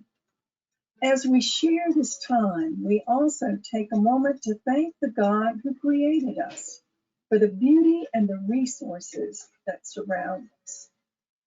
We enter this time of remembering those who have passed from our sights and from NARFE during this last year, being mindful of the hope of eternal life and the opportunity to renew our own spirits as we share a moment of silence followed by a prayer. Gracious God, we have gathered this morning to pause, to remember. Although loss can bring great pain, we know that you, O God, can redeem our pain and loss. We ask for your transforming power in our lives, especially during these days of pandemic. We ask for comfort in our losses and good memories to sustain us. Our lives have complications and pain. Our world has violence and despair. But we were made in your image, and your spirit was breathed into us that we might know hope through your love for all your creation. We give you thanks for old friends, new friends, and the opportunity to serve through NARFE. Bless the leaders of the Federation that their sharing may bring new insights, renewed spirits, and a vision of what can be accomplished through NARFE. Guide our national leaders. May they never lose sight of our mission and purpose. We remember the world, national and local leaders. We ask that they be given wisdom through your guidance and that justice be the rule in their decisions and not the exception. Bless those who serve our nation, whether in places of war and unrest, in places of peace, and those who have served in other years. Heal the wounds of conflict and renew this nation through our commitment to freedom and the courage and valor of those who have and are serving. Bless us with a continuing appreciation for our freedom, that we may honor it in our living. We ask also for your care of our law enforcement personnel, EMTs, firefighters, volunteers in times of crisis, and teachers. Remember all active and retired federal employees and families. Guide them to know the value in what they do for our nation. Each called to serve all with equal care and compassion. Strengthen and encourage each one. During this time, may we show respect for all. For each of us gathered today brings value, talents, and wisdom. We call out to you that we might have the courage to give to you whatever burdens we entered with today, so that our hearts and minds can be fully open to who you are calling us to be in your world. We give you praise that you are faithful to meet our needs. From everlasting to everlasting, you are God. In your holy name we pray. Amen.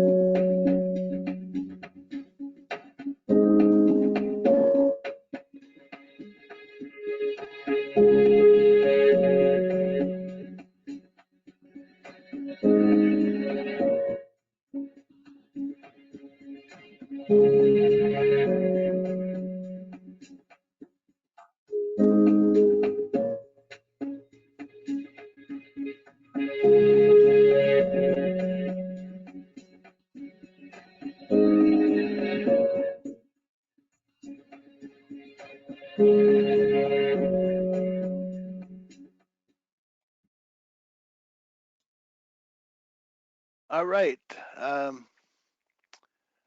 I apologize for the sound.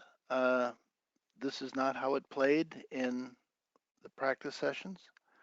And I assure you, if you go to the website after, not tomorrow, but in 2 days, you will hear and see a very respectful and vibrant program honoring all those who have passed.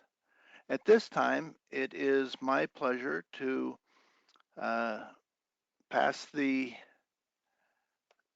presentation to Lisa Regal, and I hope I pronounced that right.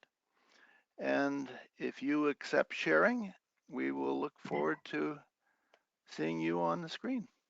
Okay, and how do I, show my screen? Okay, and then the other thing is I have Helen Savage with us too. So can you unmute her when her time comes? Who? Helen Savage. Yes, just bear with me. Okay.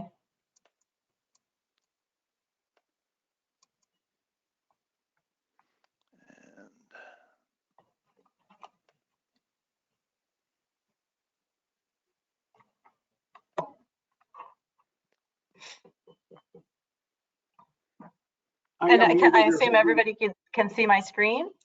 Yes, we can see your screen. Okay. Do you want me to start? I will, yes, I'm in the process of getting Helen. Okay. All right. I'll just go ahead and start while you're getting Helen set up. I unmuted her, Henry.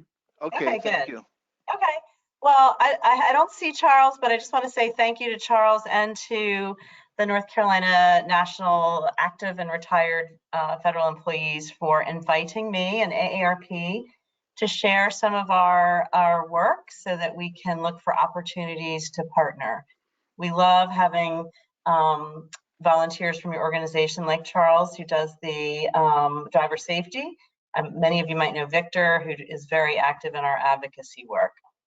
So Charles asked me to talk about 3 things: our livability index, our advocacy work, in particular, how there's this automatic way you can take action and write to your legislator, and then the Fraud Watch Network, which Helen Savage is going to be talking about. She is long-term AARP volunteer for many years, retired, and loves AARP so much that she is leading our fraud work, which as a volunteer, which is one of our most important programs. I'm assuming most of you have heard of AARP. I just want to make sure you all know that we are the largest nonprofit, nonpartisan advocacy organization working for the 50 plus so that we can all live the lives that we want to live as we age. And with that, I think of 3 buckets. One is the financial resiliency, protecting Social Security, helping those more people save for retirement, and of course, protecting those assets from fraud. The other bucket is health, healthcare, making sure it's affordable, accessible, quality. And then the last one is your personal fulfillment and enjoyment of life. And in order to better support that, we have something called our Livable Communities Initiative. We have over 1 million members, but we only have a staff of 12. And that is why we really depend on volunteers to do so much of the work. Here is a map that just shows how we are divided across the state into 5 regions. We do have staff in each of those regions, but again, in order to offer programming and do local advocacy, we really need volunteers. I'm going to get into the Livable Communities work now, and the reason why Livable Communities is so important for AARP, for our country, and for our state is that our demographics are rapidly aging, especially in North Carolina. This map shows the change from 2015 to 2030, and the darker the blue means the higher the concentration of people 65 plus. So you can see in just 15 years, our country, and in particular North Carolina, is growing older. Here's another way of putting it. We now have more people over 60 than under 18, so more older adults than children. And in just a few years, it'll be more people 65 and older. And maybe you can kind of intuit why that is. The younger people are deciding not to have children or to have smaller families, while the older people are living longer. We're healthier, we're living longer. We are also choosing to stay in North Carolina because it's a great place to live and to age. And then we have people from all over the world and all over the country moving here to retire. So that population, especially for North Carolina and especially in rural areas, is rapidly growing. And we are finding that most people, like 80%, want to stay in their home and at least in their community. But is that community set up to support them to be able to live the life that they want to live as they age? And here's just some examples of things that we mean when we say livable. And I'm just going to read this definition of livable communities because I think it says it better than I could. A livable community is one that is safe and secure, has affordable and appropriate housing and transportation options, and offers supportive community features and services. Once in place, those resources enhance personal independence, allow residents to age in place, and foster residents' engagement in the community's civic, economic, and social life. So just think about housing. Many of us, at least I would like to move into a smaller home, but it would cost me just as much because there's just no stock. There's not a lot of choices, and we're not building homes to meet the growing demand that is really good for all ages. A lot of younger people too want smaller homes, more affordable homes, and want to live closer to amenities. So Charles asked me to talk about the livability index. And here on this slide, it shows the link, but you can also just search for AARP Livability Index. And on this screen, you'll see that there's just a little box. All you have to do is put the name of your community in there. And then it takes you immediately to the Livability Index. And what's great about this is that this tool can inform people thinking of moving here or moving to other places in North Carolina, like what do communities offer and how livable are they? It also can help community residents understand where their weaknesses are and advocate for change. And then the community itself, the city leaders, the city planners can look at this index to prioritize where they need to spend funding. So if people say, and this index says it's hard to cross a street safely, maybe they're going to want to invest in better crosswalks. So that's the livability index. That's just North Carolina, New York in comparison. We are trying to work on livable communities and making our state age friendly at the state level too. We're working with the governor's office, and we just launched this survey. I would love for you all to take it and share it with your friends. It does take 20 minutes, but that's 20 minutes for you to share your voice, and that for that information to be used to help make North Carolina a better place for the next 20 years. So spend 20 minutes, take the survey. It's for 45 plus, the age is 45 and older, and it asks questions about your community and where there are gaps and what you like and don't like, so that we can then slice that data and share it back with your county, your city, and then the whole state as a whole to help prioritize policies and funding. So the more people that answer it, the better the data will be. And then we'll use that, the next step is sharing it in the fall and then working on a statewide plan to address those gaps. Charles also asked me to quickly share our advocacy priorities, but particularly to share how we have an automatic way of enabling people to write to their House and state legislators. Our priorities are kind of, you would guess what they are based on what I said our mission is. So we, at this Livable Communities work, we advocate on housing and transportation and parks kinds of policies and funding. Also broadband, because that's what brings a community together. It allows you to communicate and get information and also access healthcare through telehealth. So we advocate for that.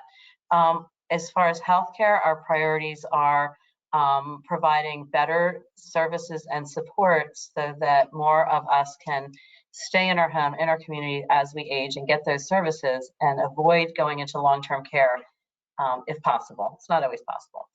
And there's also workforce shortages that we're working on recruiting, retaining, and just getting more of those people in the workforce.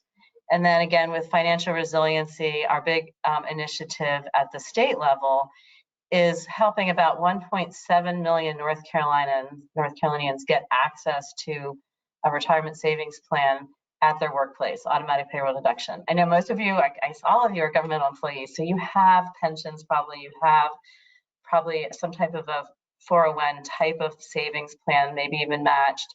So you have prepared for retirement, but almost half of North Carolinians have very, very little saved. And it will really be a problem for all of us because all the support systems will be strained and taxes will go up. So it's really something we all want to see happen.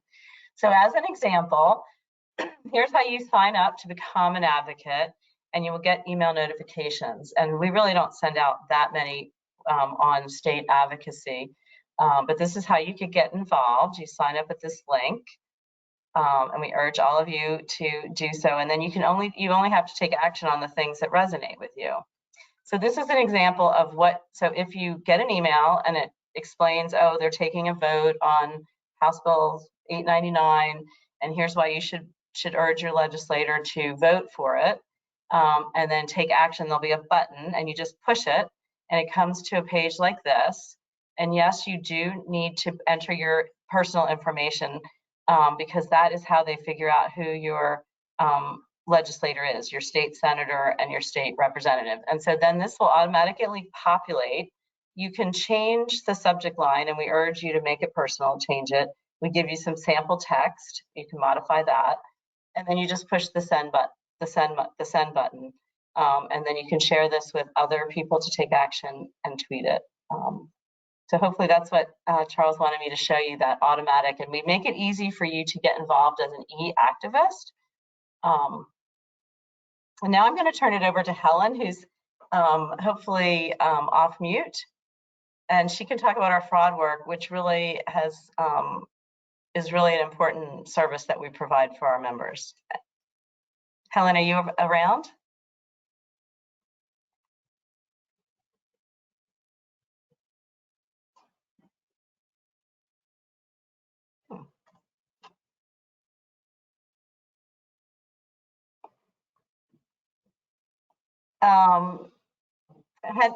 Is it Henry? Can you help me get Helen off mute so she can talk about the fraud work? I'm sorry, I was talking with myself muted. Oh. I had activated her as a panelist, and when I click on the screen itself, attendee is self-muted. Oh, okay. So Helen, can you push the mute button and take it off mute?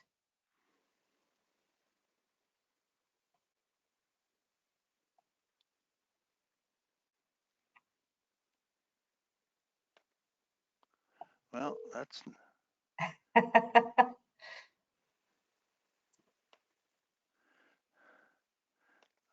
let me just try making, I'm going to make her the presenter for a moment. Okay. And all right, I have made her the presenter.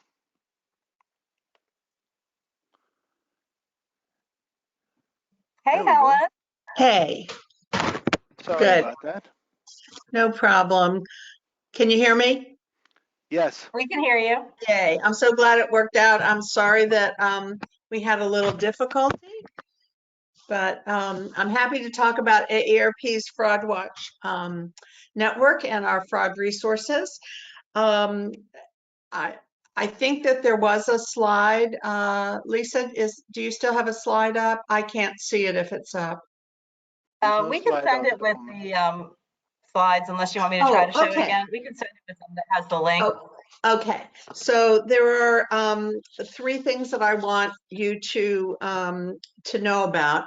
The goal or the scope of AARP's Fraud Watch Network and our Fraud Watch program is to help people stay informed, to let people know where they can find support if they're having a problem, and also to give people an avenue for participating in our advocacy efforts to protect people. So when we say stay informed, there are lots of resources. You can sign up to receive the Watchdog Network alerts that come out about every 2 weeks. You don't get absolutely bombarded with information, but it's really helpful information about scams that are occurring. You can also access the web page and by topic, and there are literally dozens of tip sheets according to topic on all kinds of subjects. So if you have a question about how a scam works or if something is a scam, that's a good avenue for you. The other thing is that you can find support through the Fraud Watch helpline. That number is area code 877-908-3660. It operates from 8 a.m. to 8 p.m. Eastern Time, Monday through Friday. It is staffed. You can call that number and request help. You can report a scam through that number. You can also get information through that number on the support sessions, the counseling sessions that AARP has as a free service for people who have been scammed. And it actually is a form of a traumatic experience for some people. So there are support group sessions going on that are free. People of any age can access them. And that's a fairly new opportunity. In terms of fraud prevention resources, in addition to the Fraud Resource Center that I mentioned with the tip sheets, there's also a scam tracking map. You can report a scam in your area. You can find out what scams are going on in your area through that map. In addition, the Resource Center has wonderful podcasts about how a scam works, interviews victims, interviews convicted scammers, and that's called The Perfect Scam. And one final offering that I wanted to mention is that AARP has recently opened up the AARP Veterans Fraud Center. And this month is Veterans Appreciation Month. So we're really happy that we have a new resource called the Watchdog Alert Handbook Veterans Edition. And then there is now a Veterans Fraud Center that has information specifically targeted to veterans, to the scams that are targeting their benefits, and has lots of helpful information there for veterans. So, and Lisa, did I cover the bases that you needed covered? Yeah, that's great. Yeah, we have these Fraud Watch minutes too. So just look on our Facebook page. Did you mention that? And Yeah. And Yeah. we And sometimes do teletown halls. one other thing I wanted to mention is that we do have a number of volunteers throughout the state who are focused on this issue, who are trained in this issue. They are available to speak to your group. You know, they like to speak to groups, not to, 4 or 5 people, but we do have volunteers throughout the state. We do provide speakers to meetings. We're happy to come out and talk to groups about how you can protect yourself from the scammers that are out there. It is much easier to protect yourself from a scam than to try to unravel a scam if your identity's been stolen, if your financial accounts have been hacked and drained of lots of money. I was talking to one man whose children's educational fund had been hacked and he lost $128,000. And the heartbreaking thing with that is that it's very hard, if not impossible, to get that money back for people. So we really stress prevention, and that's why that we do have some protections through law enforcement, but for a lot of these scams, when your money's gone, it's gone. There's no recovering it. Great. Well, thank you, Helen. Do you want me to share my last slide again to wrap it up? Yeah, I will switch you back to just 1 second here. Okay. Can you see the slide? Not yet, but we will in a moment. I'm going to get you back as the presenter. Okay. And there's all right, and just there, I do see it now. Thank you. Yeah, so just as a wrap up, we'd love for you to sign up for our action alerts, join the Fraud Watch Network, and protect your assets. Take that survey, that's really important. And if you could share it, we would much appreciate it. It is Older Americans Month, and we are airing a very short 30-second to 1-minute video each day where people are talking about what does it mean to age my way. It's kind of cool to listen to people's thoughts about that. And one of my friends is a storyteller and is going to read a poem. And then here's some upcoming events. We'd love to invite you to participate. We have a couple lobby days and a couple trainings. One is on local and county advocacy, of sort of a primer, which I'm really looking forward to. So just email me or Chris, my cohort here. Chris Brandenburg's another advocacy person here, and join us. We'd love to have more volunteers like Victor and like Charles. And thank you for your attention. That's it. Thank you. The subject of people being harmed by various things is one that is well known to us. We've had emails that tell people to buy cards and send them to them. And I have, in the last few months, gotten 12 different magazines with different names and that all to the house with billing and so forth. And I've canceled them, and it's not a hard thing to do, but it's just one of those things. But we seem to be one of the organizations that people like to pick on a little bit. So anything we can get on this is great, because the more we can advise people that they can themselves take action to make their lives better, the easier it is for everyone. Yeah, so feel free to share those handouts, and people can contact me and we can hook you up with Helen to help figure out the right person to do a presentation or whatever you need. So yeah, we put our contact information in those handouts, and we'd love to hear from you all. Yeah, I don't remember if you sent me or Charles the handouts, but if you will send them to me now, I will add them as a handout capability where the people online can actually download them directly from the web. Okay, I just sent you an email like about 10:30. So look for a PDF of the slides. Do you have that? Okay. I haven't looked at my email yet since I was involved in this, but I will do that. And during the lunch period, when Blue Cross Blue Shield is giving their presentation, I will pull that up and load it into the handout section and advise everyone that it is there for their viewing if they desire.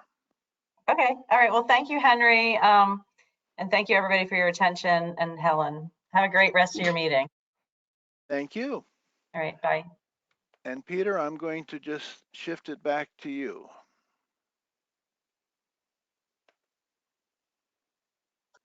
Okay, let me bring up my screen here. Can you see it? Yes. Okay. Thank you. Yeah. And just as a heads before we start, I have a folder here that I call my fraudulent mail folder, and it is thick with things that people have just decided that they need to do it. When I get magazines, I just take the cover off so I can call in and get it canceled, but it's something that happens and you just have to deal with it. It's not something to be frightened of, it's something to deal with, and it can all be dealt with relatively easy. If you give away money, that's a whole different story, but you don't have to pay bills if they send you magazines or other things that you didn't order. All right, we're at the point now where we were going to do the memorial service, and but we're about 5 minutes from the bylaws committee. Robert, are you available to start now? I am, sir. All right, and I'm going to make you the presenter, and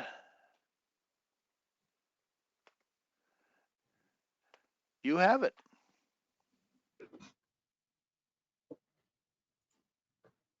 Thank you, Mr. President. I'm Robert Allen. I'm here to give you the bylaws report for this year. Let me recognize the bylaw committee members: Ron Buffalo, Chris Huber, Theron Rumsey, and Carolyn Bronson, and myself. This year, the Federation Board proposed 7 amendments to our bylaws that they want to have voted on. They presented them to the bylaws committee for review, and after due consideration, the bylaws committee has recommended adoption of these 7 bylaws. Peter, can you show that screen that you just had up, please? yeah, I think it is up. Or wait a minute. Let's see. Hang on a second here. Let's see. Hang on a second here. Yeah, let's go here.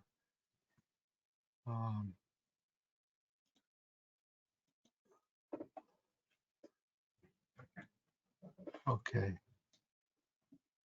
Okay. Can you see it now, Robert? No.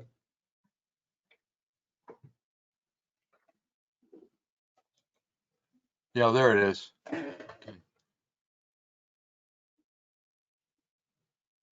I have to turn on my mic again.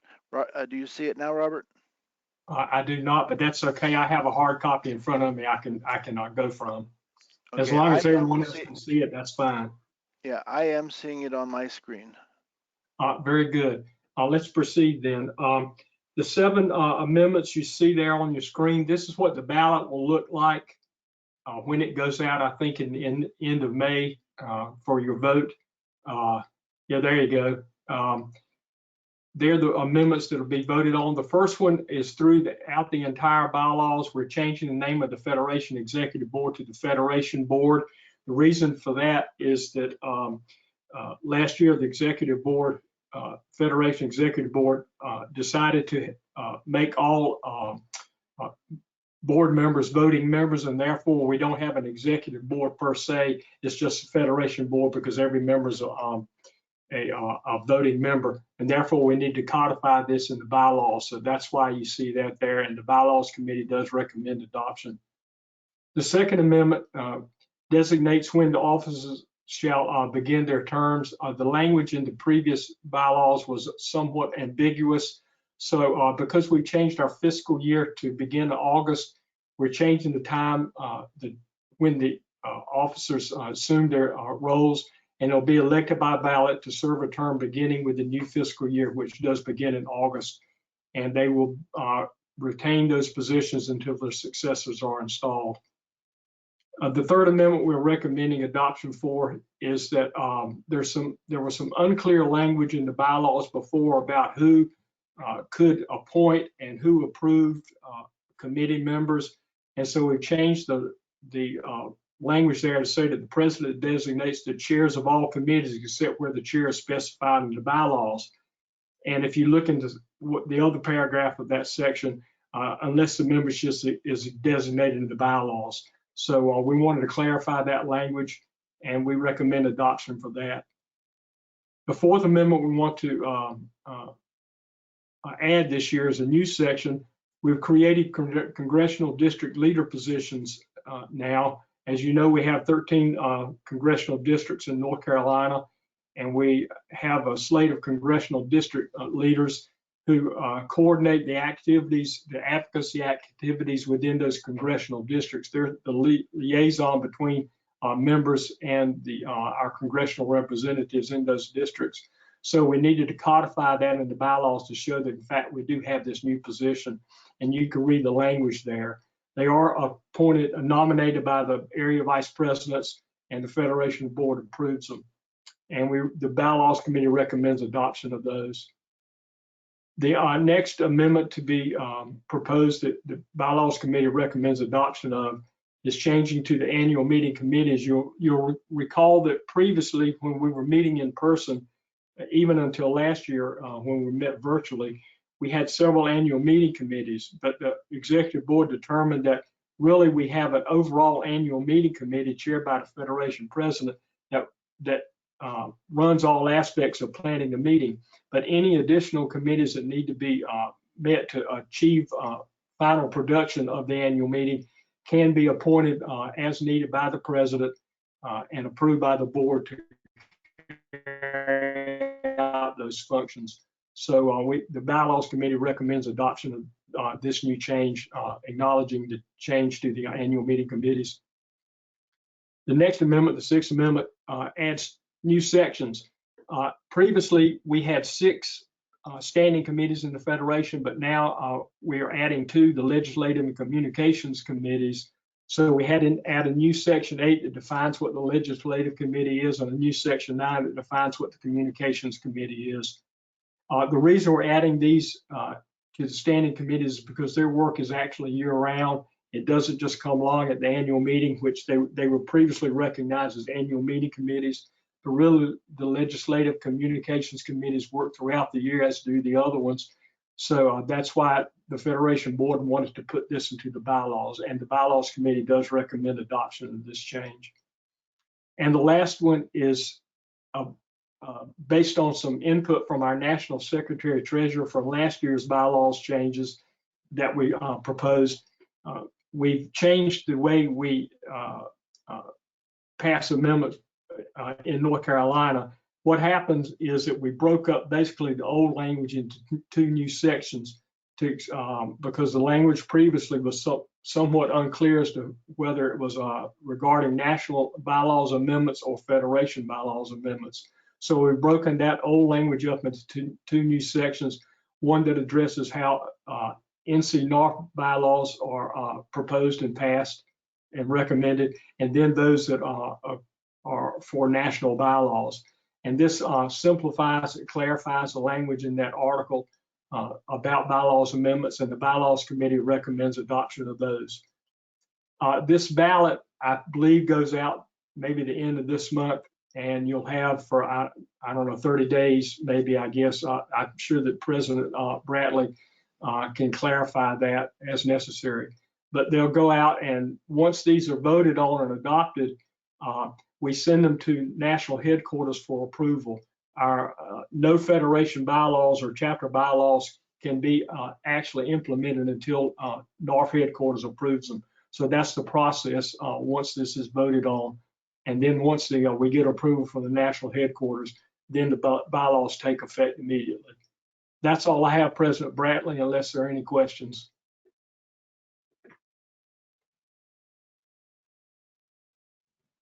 Have to turn back the mic on. Thank you very much. It is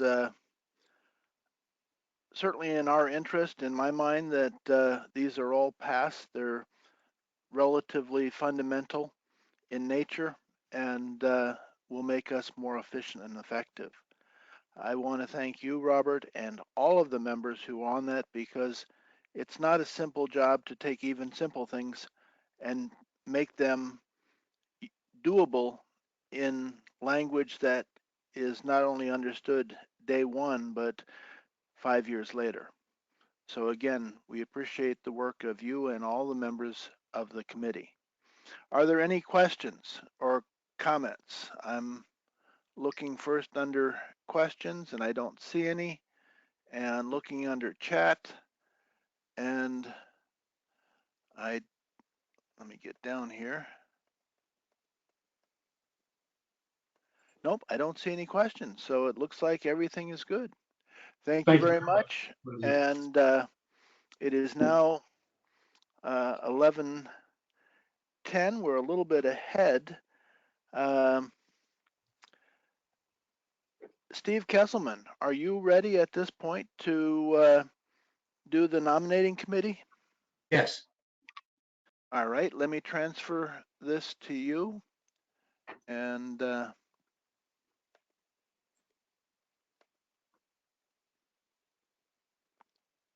Yeah, I've got his screen up, so we don't need to do any transfer. oh, all right. I apologize, because I just did that, and I will put it back to Peter. Sorry about that. Okay. All right, and we have your screen. You're not on camera, but we could hear you earlier, so go for it. Okay. Start by thanking the members of the committee who are listed there. Pat Brannon, who is our advisor, Doug Clapp, Fred Hawkins, and James Cosey. We present from the nominating committee that we received by March 1st and submit the following nominations: for President, Charles Talley. For Executive Vice President, no candidate was nominated or self-nominated up to that point. For Secretary, David Phillips. For Treasurer, Sam Crane. Although it's not our responsibility to nominate officially the members who want to serve as area vice presidents, but there were 3 who have expressed interest: Pat Brannon in Area 1, Ron Buffalo in Area 2, and Sam Pipkin for Area 3. I think there are efforts to still recruit the others. We would like also to thank Federation Treasurer, Secretary David Phillips for his assistance in putting all of this together. Well, great. That will give us some people for you all to vote on here in the not too distant future. And it should be a relatively simple vote since there's no contested issues. Thank you very much, Steve. Thank you. And at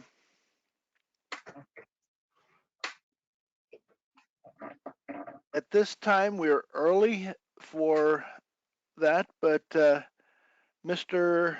Shackelford, would you like to speak on behalf of, well, this is Region X, but I don't have you on,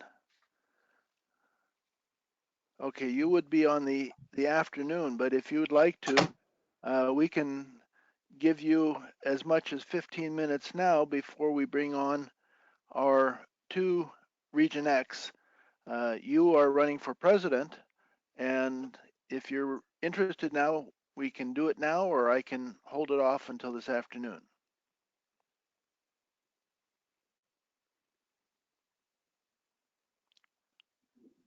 Are you, I'm not sure, I need to look at his name on the list to see.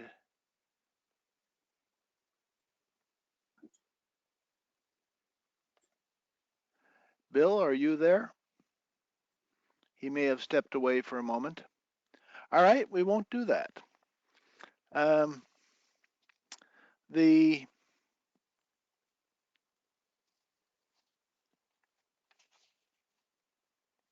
Well, the next thing is the preparation for the lunch that will start at 12, and we're 45 minutes away from that.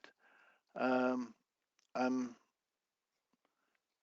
looking here and I don't see anything that should go ahead of this. So what I'm going to do is suggest that we break until 12 o'clock so that the lunch and learn people can be in to give their presentation. I have talked, pardon? Henry, we have candidates form from 11:30 to 11:50 on the agenda. Oh, I'm sorry. I was looking at it. Okay, so that I'm sorry.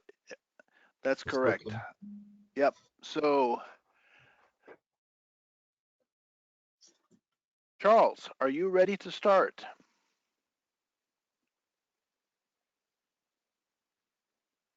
Yes, I am. Great. Do you need to put up anything on the screen? I know I'm gonna just wing it. All right. Charles Talley is not only running for Federation, but in a later election, he is running for the office of Regional Vice President. And he's one of two candidates, and we'll ask you if you'll speak first. Thank you. Good morning, everyone. You know, I had a presentation that was all red, white, and blue and had everything except the apple pie. But I'm not going to put that up because that's not so important. Because what I'm going to talk about is not about me. What I need you to do is going to be all about you. And I'm going to talk something about a phrase called SWOT. And that's the strength, the weakness, the opportunity, and the threat. The strength of NCNARFE is we're established and we're a functional national organization. Our weakness, not doing more marketing of the mission and voting our best interests. One of the other weaknesses that we have is forgetting that laws can change. And I want you to think Civil Service Retirement System, the CSRS, and the FERS Employees Retirement System, FERS. There's a major difference in the two systems' computation and compensation for the benefits. And the major difference there was because a law was changed. We need to think about that. The opportunity. We need to start marketing and selling more the mission of NCNARFE to friends, federal employees, and retirees. The threat is other organizations are actually marketing and recruiting federal employees and retirees. And that's a threat to NCNARFE's sustainability. Also, the threat of laws changing, and we don't do anything about the people that we vote for to make sure that those laws do not change. That's the threat to us. NCNARFE must do a better job of marketing our mission so we can recruit and retain members. This will assure our sustainability. So I'm not asking just for you to vote for me for Region 10 Vice President. I'm asking that you vote for legislators who support NCNARFE's mission. And you will be able to do both of those real soon. I want you to remember our strength. I want you to remember our weaknesses. I want you to remember our opportunities, and I want you to remember our threats. And I want you to remember that you should vote for Charles Talley for Region Vice President, Region 10 Vice President. But I want you to also remember that on November the 8th, 2022, to vote for legislators who support your best interests. Thank you very much for your time. And if you have any questions, I will answer them at this time.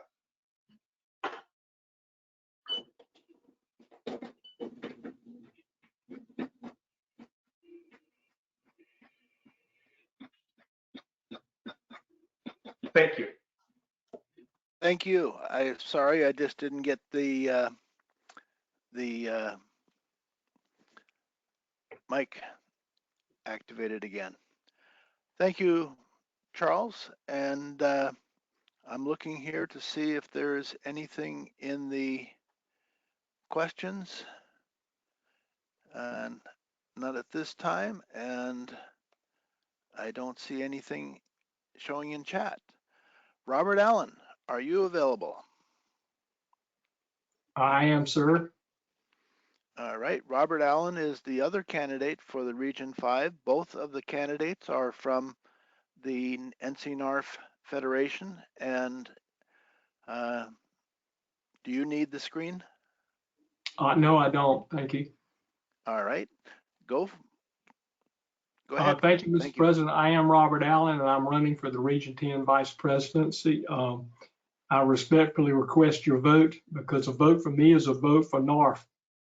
And my vision, I think, is to have an association that's fully prepared to provide 21st century benefit support to all federal employees and retirees.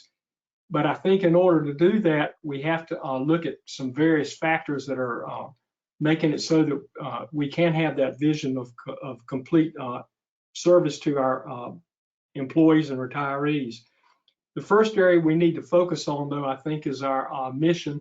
Our mission is to protect our earned pay and benefits, and I think everything that we do has to be driven by that, whatever it is, whether it's membership recruiting, financial things that we might be doing. Anything that we do needs to be focused on that mission of protecting our earned pay and benefits. I believe that anything that doesn't have that as its primary goal needs to be rethought. We might even need to eliminate some of the things that we've been doing. Another area that we need to focus on, I think that's on everybody's mind, is our membership. We need to increase our membership. When NARFE reached its peak back in the 80s, there were 500,000 members. When I joined NARFE in 2010, there were a little over 300,000. So it took about 30 years to lose 200,000 members. But since 2010, we've lost 150,000 members. We've lost 14,000 just last year. I think since the beginning of this year, we've lost about 5,000 already. That's across NARFE wide. That's NARFE wide. So we need to do something. I think there are three ways we need to look at our membership. We need to recruit, we need to retain, and we need to reinstate. Recruitment, I think, is a primary goal. It always has been of ours. But I'm not sure that we can necessarily recruit 14,000 new members. We can certainly try. If one person were to go and recruit a member, we double our membership automatically. But let's be realistic. I'm not sure that's going to happen. We have new initiatives like FedHub. You heard folks talking about that earlier this morning. I think it's a great initiative to help primarily get active employees involved. But I think the National Executive Board, for which a position that I'm running for as your region vice president, I think there are other initiatives we need to look at. There's one thing I'd really like to see, and that's to let us have some meet and greets. Just organize a meet and greet in some area and let 2 or 3 chapters, several national honorees just come and just have a meet and greet somewhere. It doesn't have to be at a chapter meeting or anything like that. I think there's some other things we could do. I'd love to see billboards asking feds to join NARFE, see those billboards out on the interstates. You know, the Federation could help pay for this. I think NARFE National has some money they could that they could expend to help us do that. So I think there's several initiatives we can do to help recruit members. We also need to keep the members we have. We need to retain them. We need to make sure that the services we're providing keep them on board as members. I think that's what allows us to thrive. And when we do lose members, we need to try to reinstate them. We need to find out why in the world they left, what did we do wrong, what we could have improved on to get them back. I think these are the key things we need to focus on to make sure our membership doesn't continue this steep decline that it's been on for the last several years. Another thing we need to look at is our governance and our structure. I think we need to do this from top to bottom. The National Executive Board is the primary organization that runs NARFE. It has overall oversight of the organization. But we need to make sure it's the right size. There's been some talk about changing the number of regions. Well, that's something that needs to be discussed, but it needs to be done on a holistic view, in my opinion, because we need to think about the role of regions, the role of federations. I think federations' role primarily is in making sure a state's advocacy goals are met. I think that's where its real value is. A lot of the things that federations do, I think, could be handled in other ways.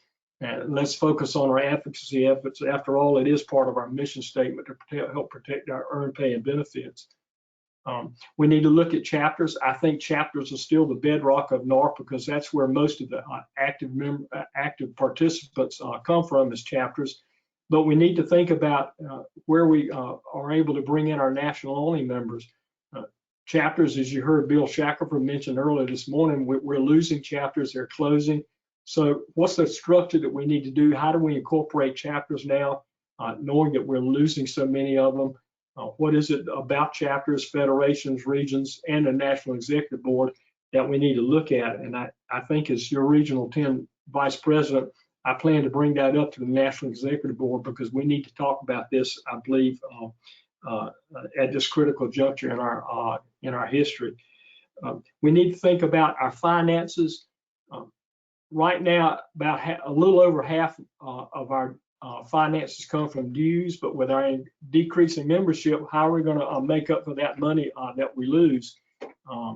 You know, dues are $48 a year annually, and we've lost 14,000 members. That's almost $700,000 we lost last year in dues. So how do you make up for that? Well, I think we need to look at some new ways to get some non-dues revenue. We have a lot of good sponsors, a lot of affinity partners we're with, but I think there's some other ways we need to go out and make some money.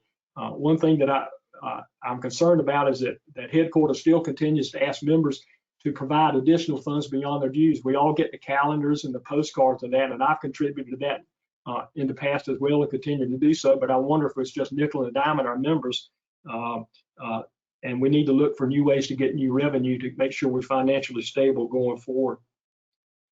And another thing I think we need to do is we need to have better communication from the top down. If I'm your regional vice president, I plan to have monthly meetings with our federation presidents. I'd like to have at least quarterly webinars with all the members in Region 10. We need to be able to hear what the field has to say because there's so many talented people out in the field that I think sometimes the National Executive Board fails to get members' insight, and I think we need to have some better communication that way, and I plan to make sure that happens.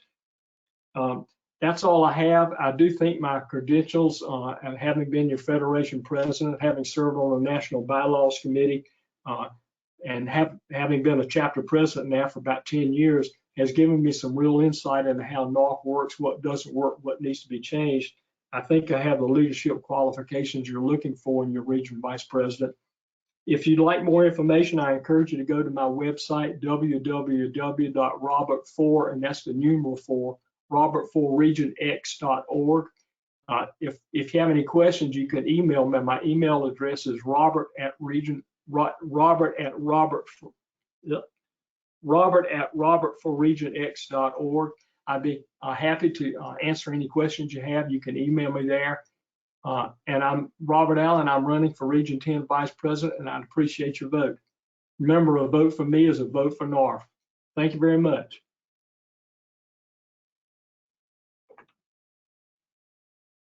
Thank you, Robert. And thank you, Charles. It's always interesting to hear candidates speak and their interests. And I hope you have come closer to a decision and that you understand what you're looking for and what you want.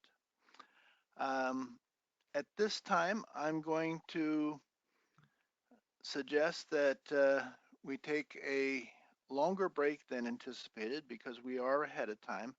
Instead of getting 15 minutes to get yourself your lunch and return, we will give you a half hour to get together and then be back sharp at 12 because the Blue Cross Blue Shield people will start exactly then. Patsy Ziegler is the head of this year's presentations, but there's going to be a number of people speaking, and they will be providing us with a panoply of things that are of benefit to us.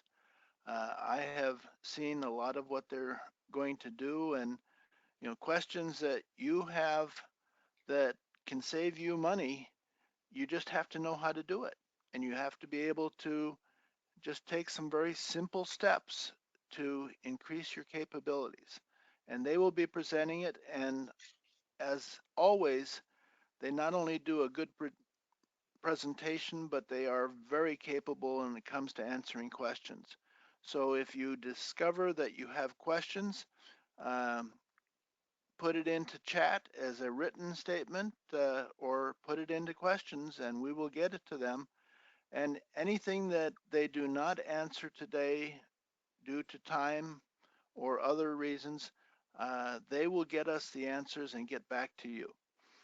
The other thing that they are doing is they've provided 10 presents or gifts for the drawing, and they will be sending them directly to you. If you are one of the winners of the materials that have been provided by Blue Cross Blue Shield, they will be mailing it directly from their factory or storage area where they mail stuff out to you. And so as a winner, unless you tell us otherwise, we will be giving them that address so they can mail it to you directly.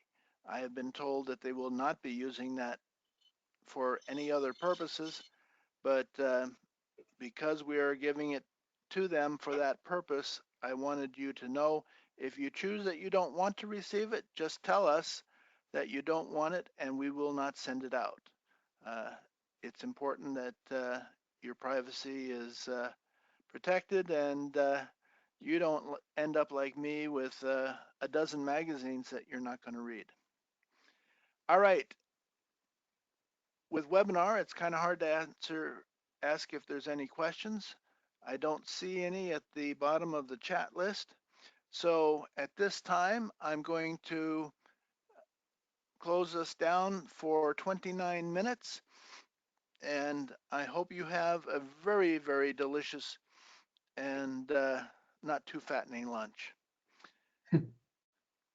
All right, folks, we'll see you in the at 12 o'clock for the lunch and learn. Thank you.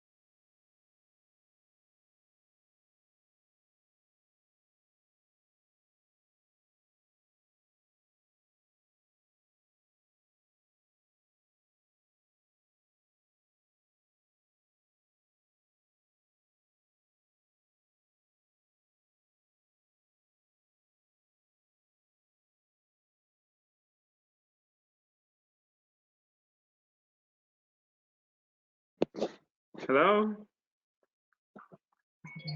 Hello? Hi, we're hearing you. Can't hear anything. Hello, can you hear me? Now I can. All right. Yes, and I had my mic off, so I couldn't hear you either. So we are in the process of taking your names over and putting them over as organizers. And I just did that for Myron. And Thank you. I'm seeing if there's any others that aren't already in that category. When I check on this list, if you're there, it's one we have to move, but I think most of you are already on the list on the staff side because we had already made you something previously, but I don't want to have somebody left out. Okay, Henry, can you hear me? Good morning. I can hear you, yes. All right, so Sonia has joined us today, Hi, and Sonia. she was on vacation. So we want to test her to make sure we see she's on camera, but we want to make sure she can share her screen. And then in addition to that, we want to be able to bring Myra on camera for introductions. Okay, Myra is now an organizer. Okay, thank you. So is Sonia. She's a panelist. I can change her to an organizer if you want. Panelist is good. I'm going to do the transition from based on our agenda from person to person. Yep. Very good. Okay, but Myra, can you come on camera? In your hands. Okay, don't leave us though. No, Get your lunch. Get your lunch. We understand that, but no, I am fortunate to have a wife who's already brought me something to chew on. So you lucky though. Listen to that. Okay. Looking nice, Abel. Look at you. Yeah. Thank you. Now Everybody I'm looks anticipating when you retire that you're the one who will sit back Can you in hear me? easy chair, and your husband will be the one who's taking care of all those needs of yours. Oh, I would love that. I need to. I had him lead the day for the meeting, but I might bring him back. Call him in a little early so you can say that out loud to him. Good morning, Myra. Myra, can you hear me? She is ignoring us, isn't she? Myra, can you hear us? Let me look here to see if. All right, let me just pick up my cell phone for a minute. Myra says she can't hear anything. I was just getting ready to ask. What do we need to do? I'm going to make her the presenter for a moment just to activate her system. Mm-hmm. And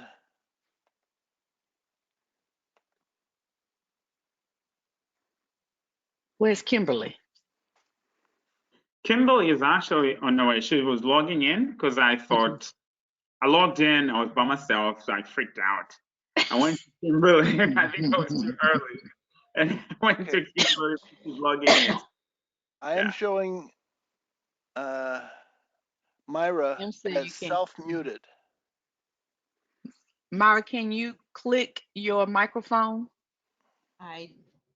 There you go. Hear you now. We can, yes. And you are, at the moment, you are the presenter. And that's what Patsy will be doing, is moving back and forth between who is the presenter. I need to find you my all look lovely. Well, thank you. Yeah. Yes, you gentlemen look very dapper. Very nice, Abel. I'm going to change let me get back up to sharing here. And I'm going to change the presenter back to Patsy. Okay. All right, we just need Kim to join. You can practice whatever you want at the moment because the bottom line is that you've got the capability, you've got organizer, you've got all the stuff, so you can just practice with everyone you want. Kim if you want said, to concentrate on Sonia, that's fine. I do. Sonia, I just gave you the ability to try to share your screen. Does everybody have the website up? We do. Kim also asked if someone could take her off mute because she can't. And no Sonia, one's hearing her either. All right. There you go, Sonia. But we can't hear you, Sonia. You're on mute. On mute. Okay, can you hear me now? We Yes. can. Yes. Okay, and can you see my screen? Yes. You I show see the Kimberly as sharing. green. Whose screen are we seeing? I thought it was Sonia's. No, you're You're seeing showing, yeah, Sonia's, you gave me the share. but Myra Shabandi is showing as green on my thing here. She should be able to talk. Okay, what happened to being able to show my people my thing? Oh, I don't have access to that right now. You gave that away from me? I gave it to Sonia. That's what it was. You just gave me the Yeah, sharing. So do you but you see should me still showing have Blue the Cross? ability to change. No, I don't Sarah see that. received the welcome March contract. Is that you? Yes, that's Okay. me. All Okay. right. Yes, good. Patsy, Kim, do you still have the sharing thing on your screen at the very top? I don't. You don't have that now? I don't. Mm-mm. All right. High control panel. People can hear Because you. you should be I able can to see take you. this back from me when I finish, correct, Patsy? Correct. Yeah. Okay. Patsy's in That there was as a panelist, not an organizer. Pardon? Is that a problem? Oh, all right. Just a second. I'll fix that, Patsy. Thank you. Just remember, everybody, that we got 84 people online. Everything you're saying, they hear it and see you. Oh. Okay, can we do They're this one online, time? but they're out getting food. Yeah, they're Okay, supposed to be getting food. That's what we were hoping. hey Patsy, Yes. you want to do what we did before and see if we can pass it along a few times and see how comfortable we can get? You're an organizer, Patsy. Hang on. Ooh. Okay, I have it back. Okay. All right. Thank you, Sonia. Myron. Oh, hold on.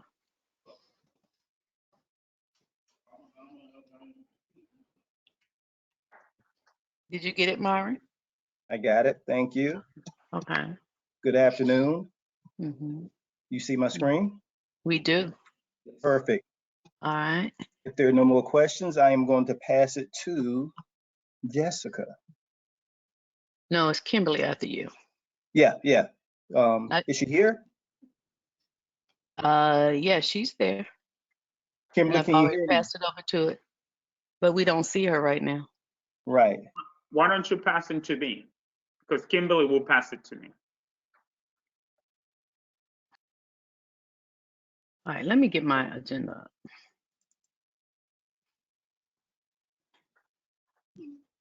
Kimberly?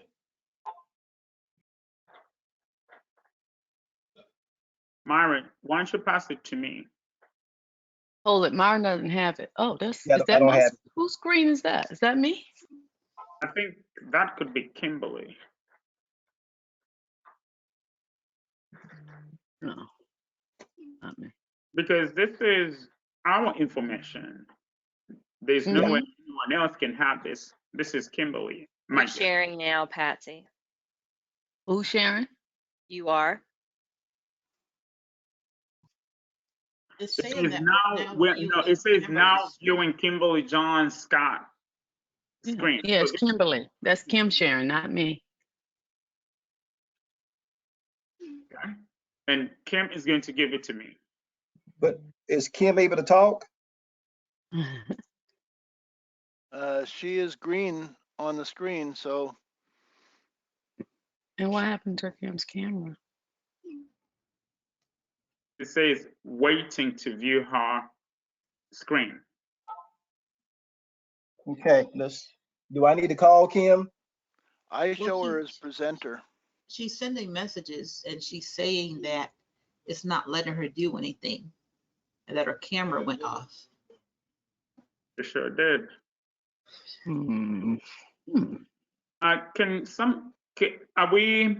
Quick question. The master control has the right to override. So can somebody override and give it to me? So there you go. Okay, thank you. You're welcome.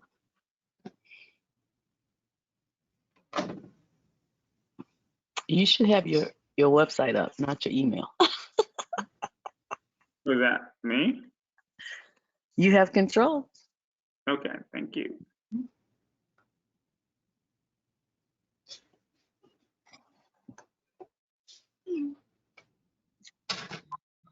All right, y'all, we got 4 minutes. In that case, let me do this. My phone. Do you guys see my screen? We do. Okay. All right, and now I am going to pass it on to Jessica. Okay, something happens after I give it away. It goes away from letting me be in charge, Henry. Plus, I no longer have access to switch the presenter. I don't understand why, because you are shown as an organizer. And in fact, yeah, Bella's shown as a panelist, but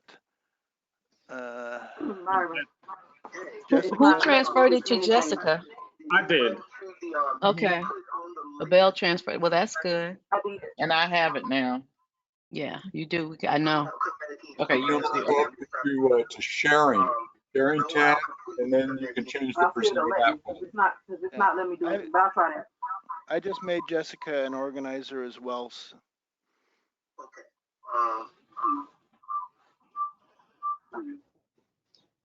I'm coming in at the 11th hour. Please forgive me.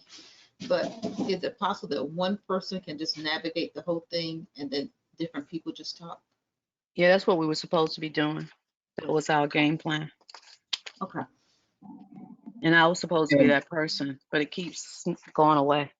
And Patsy, Yes. Kimberly is going out of the webinar and coming back in. I mean, I just told her to try that. But of course, she's still not in yet, so. Okay. Patsy, you want me to send it back to you? Yes, because it's time to get started. Yeah, I think we're down to 2 minutes. She said it's still clocking.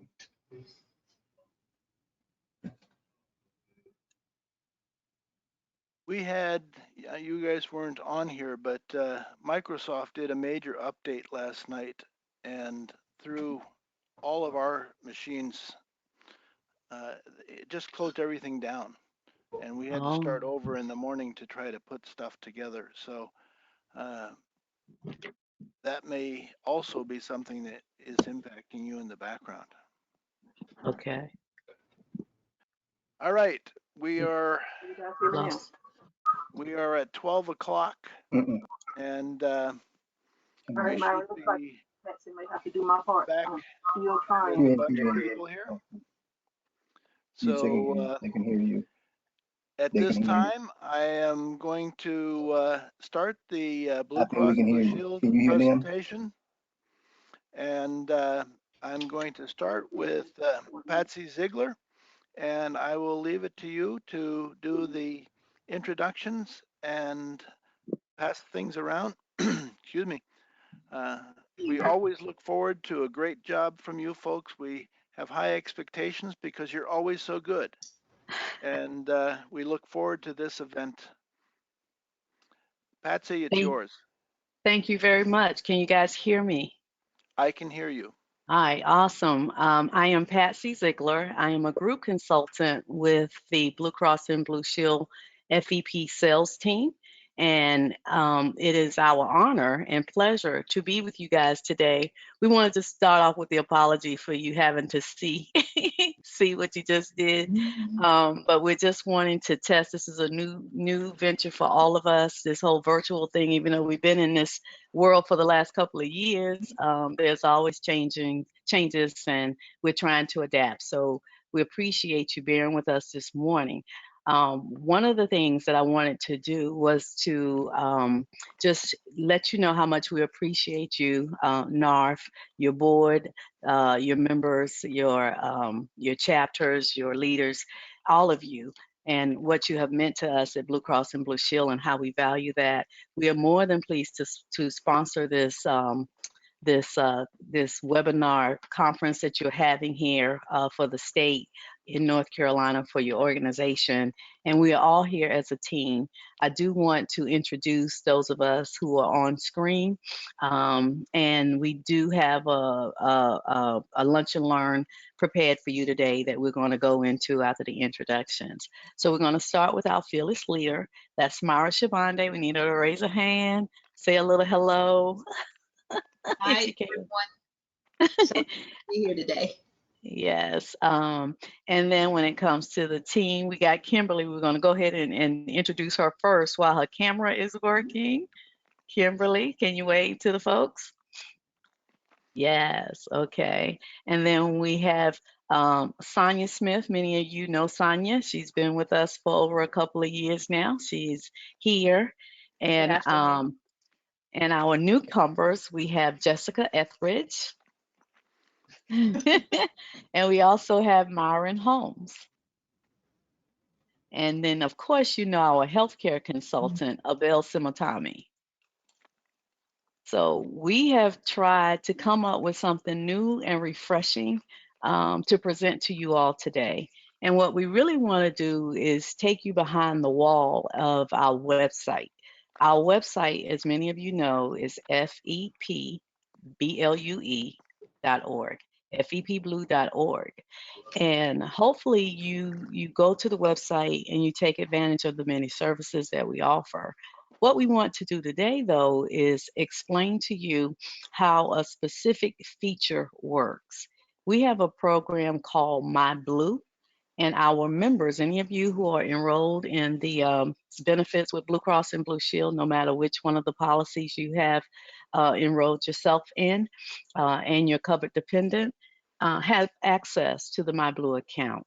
And one of the handouts that has been provided to you, I'm getting ready to pull it up on screen, is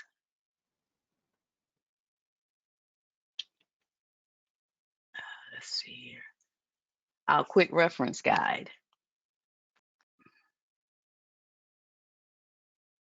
And we just need to be patient while this allows me to share it.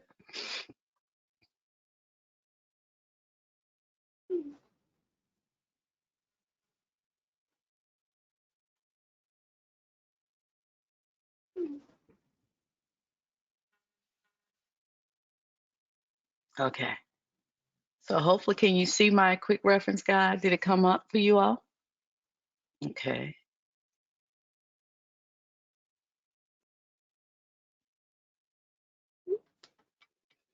It is loading.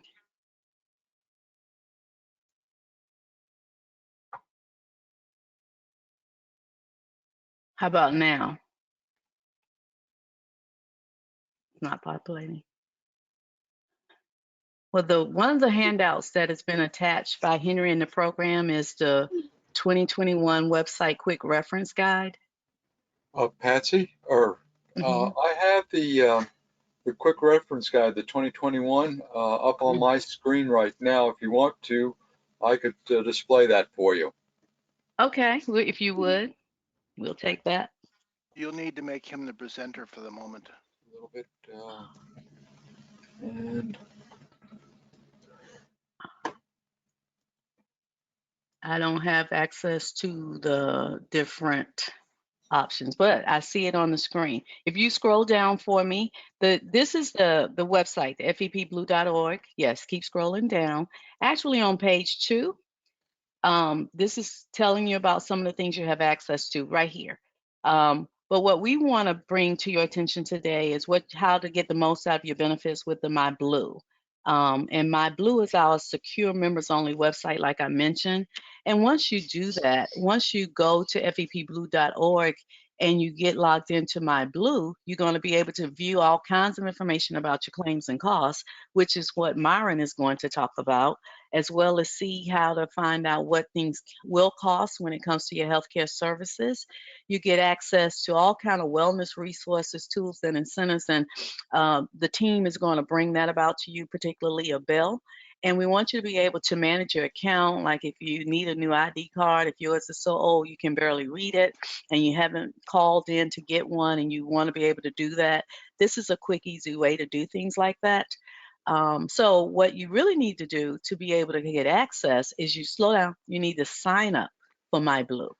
And this is real important. I know some of you already have your MyBlue account, and hopefully you will learn some new things today. But for those of you who haven't ventured out as of yet, we really encourage you to take these 4 steps, right? Go to FEPBlue.org, fepblue.org/sign up. You will definitely need your member ID, your R number, which is what we call it, and you're going to need a PIN, a special 4 or 5-digit PIN to sign up. In order to get your PIN, please call the number that you see here, the 800-411-BLUE. And you can do that from 8 to 8 on Monday through Friday to get your PIN. Once you get your PIN, you only have a small window to take advantage of it before it no longer works. So when you get the PIN, please go forward with this process. While you're there are fields you need to complete. And when you're done with that portion, you click register. And after you get to the registration, it's going to ask you to log in with that new ID and password that you just set up. So those are the steps to get to what we want to do. And I wanted to make sure you are aware of this portion so that it will all make sense to you. I'm going to pass it over to Sonia so that she can tell you what happens when you first log on. I don't have access to the name, so whoever has that, can you please give Sonia Smith the opportunity to present and show her screen? Thank you. Thank you for assisting us with this. Done. Also, the 2 handouts that you wanted have been loaded into the handout section. Thank you. I appreciate that. I just couldn't get it to show. Yep. Perfect. All right, Sonia. Thank you all. So you should be able to see the screen now. I'm at the home page for MyBlue. Once you logged in, once you've gotten your password and your user ID set up, you can log into MyBlue. So this will be the home screen that you would be seeing. So once you get to the home screen, it's going to have your name. It's going to have up here would normally have your name. It's going to have where it says March contract. This is just our demo site. But when you get in here, you're going to see that there's several tabs at the top of the page that you can go to. Your MyBlue home, specific information about your account and your benefits. But it gives you a snapshot of all of that right here on your home screen for you. So we're going to start here at My Plan. Even though you notice that all of these different subjects are listed here, we're going to talk about those. The different team members are going to talk about those. I'm going to concentrate on just 3 things for you today. So if you go to My Plan, you'll see that under My Plan, it'll have the plan that you are enrolled in currently. So maybe you're in standard option. Most people are enrolled in basic, or maybe you're in FEP Blue Focus. So it's going to have a hyperlink here for you to view your benefits. It's going to highlight for you your R number or your member ID number. It's going to let you show or visualize your member ID card. And it's going to give you a snapshot of what your financials look like right now on the plan. So where are you individually with your out-of-pocket maximum, and where is your family coverage with your out-of-pocket maximum? If you have self or self plus one, or even if you have family coverage, it'll give you that all right here as soon as you log in. So if I click on My Benefits or View My Benefits, it's going to go to another screen. If it works, and it's going to work. All right, so when I go to click My Benefits, it's going to load. And then it's going to show me what my benefits are when I have basic options. So it's going to break down all of those benefits for me. So if I have a specific question or interest on something, it's going to show me what my benefits are going to be for me for my plan. All right, so I wanted to show you that. And then you'll see that in the demo mode, it allows you to see standard versus basic versus FEP Blue Focus, but it's going to be specific to you when you log into the system. All right, I want to go back to my home page to show you. So I'm going back to the home page. If you need to see information specifically on your ID card, you can click View Member ID Card. and it gives you all the information that's on that small card that we give you, but it's all here. So this might be an easier way for you to see some of the information. Sometimes even I have to get the magnifying glass out to read the numbers to call, make a phone call. So this gives you all that information here as well, so that you can see it in larger print, which we all need sometimes. So it has all of the contact information that is available on your ID card as well. So if you need to order a new card, we notified you all the end of last year that you would be receiving a new ID card, but if you need a new ID card in addition to what we have sent out, or you lost it, need to replace it, you can order a new one from here. If you just click the send me a new card button, and it populates the system to generate you a new card and to mail that out for you.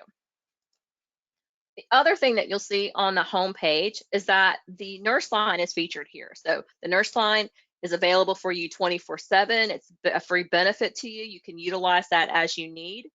So that's there for you. If you need to find a provider or a new provider, or need to locate a different type of provider, a specialist, you can access that directly from this link. Our teledoc benefit is also mentioned here. That's available to you 24/7, regardless of the plan that you're on. Your first 2 visits are at no cost to you. So this is also a great opportunity to register for teledoc before you get, and then utilize the benefit. Or if you're looking for an urgent care center or want to know where the closest urgent care center is to you, that's available for you here on this side as well. I mentioned that we've updated the member ID card, so everyone should be receiving, if they have not already received, the new ID cards with a new format. And as I said, if you need to order a new one, you can do that as well here.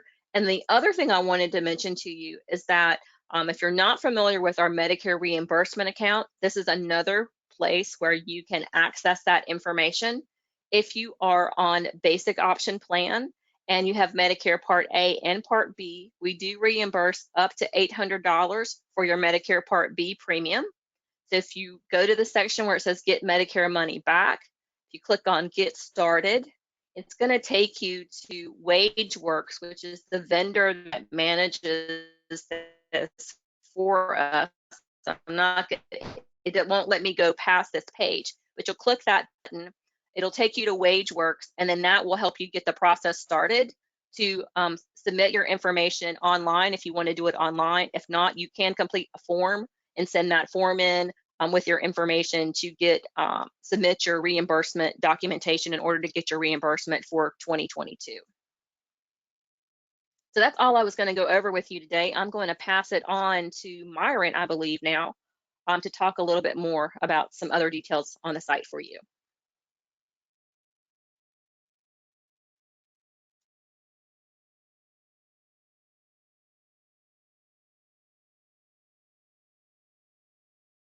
Myron, I can't hear you. Can y'all hear Myron?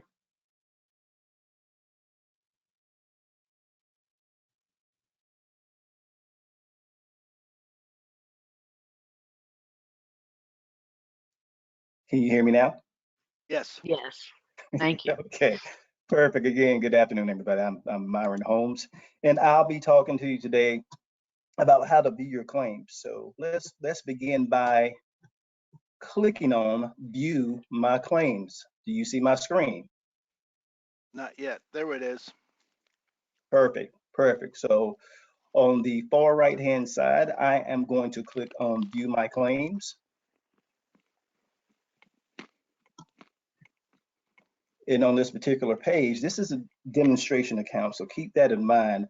You'll see March contract UAT, but once you establish a MyBlue account, it will show your full name. I'm showing basic option, self and family. It's going to show your date of birth, and also it's going to show your original effective date. The default for a claim search is going to be 30 days, all the way up to 24 months or 2 years. That's the maximum for the claim search. But if you want to view a claim past 24 months, you can simply contact your customer service on the back of your ID card, your local customer service, and they'll be happy to locate a claim past 2 years. So I'm going to click on Search Claims.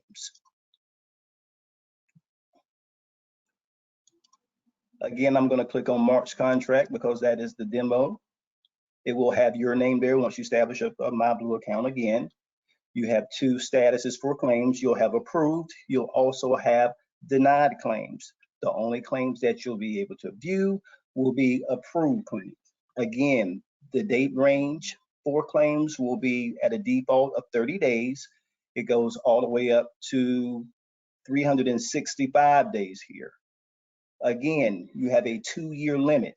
So if you want to search a claim for 1 year and 1 day up to 2 years, you click on the date option. But what I'm going to do, I'm going to click on 1 year, 365 days. So I am going to search claims. And if I can draw your attention here on the far right-hand side under search summary, of course, it shows the date a year out from May the 11th, 2021 to today's date, shows the member name, which will be your name, and claim status approved. Top line will be the total provider charges, meaning the total billed amount from a provider or facility. Next, it will show how much Blue Cross Blue Shield Federal Employee Program paid by the plan. And the bottom line, and probably the most important line to you, will be the member responsibility, your responsibility after we pay. Also, let me show you a real neat option, the Go Green, in case you're still getting paper explanation of benefits or EOBs coming to your address. You have the option to go green and save some trees, and you can go paperless and just simply click on opt out of paper EOBs. Also, another great feature, you can download the app onto your iPhone or to your Android. Simply go to Google Play or to the App Store, respectively of your, whatever phone that you own, and you can view claims on your phone, the convenience of your phone, just like you're viewing the claims on your laptop, tablet, or even your desktop. So I am going to go out of View My Claims, and now I'd like to show you the financial dashboard. So I'm going to go back out.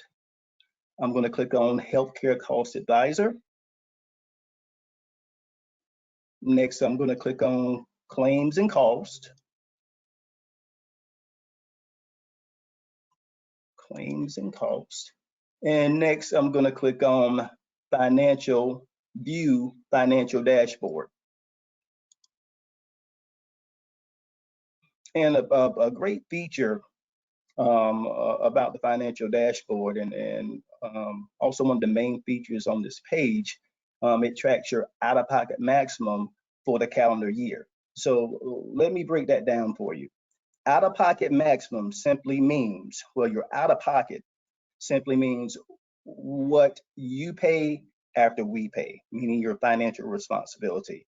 And when I say calendar year, that is simply the time period from January the 1st till December 31st. So when you hear the phrase calendar year, that's what that means, that time period. So on my demonstration account here, I have the basic option plan. So my out-of-pocket maximum will be $6,500 for self only, or $13,000 collectively.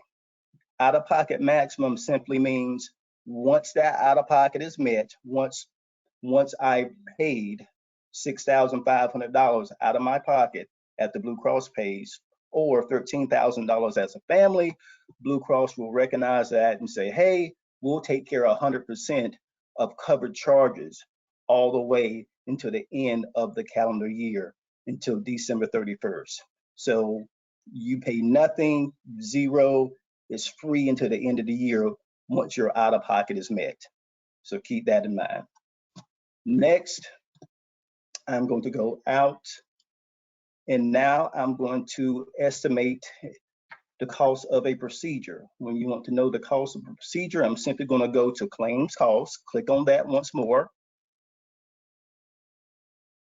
and click on Procedure Cost Estimates. This is another helpful tool if you're curious about a cost of a procedure. Again, this is a demonstration account, so the prices reflected up there will be based on on this demonstration account. So what I'm going to do, I'm going to choose my location. I'm going to go ahead and choose Durham, North Carolina. Let's back that up. I can't type. The M, North Carolina. That should pop up. I'm going to click Durham, North Carolina. I'm going to click on yes, this is correct. And now I am going to enter the procedure. And I'm just going to go ahead and keep it simple and put in MRI. And I'm going to click the first procedure, which is MRI contrast upper limb joint. But if you see right here, you will see a billing code. A billing code is simply a 5-digit code that identifies a procedure. So if you're curious about a billing code or you need that billing code, simply contact your billing office at your local hospital or facility, or even contact your primary care physician billing office, and they will be happy to give that to you. So that's what a billing code is. So I'm going to click on upper limb joint.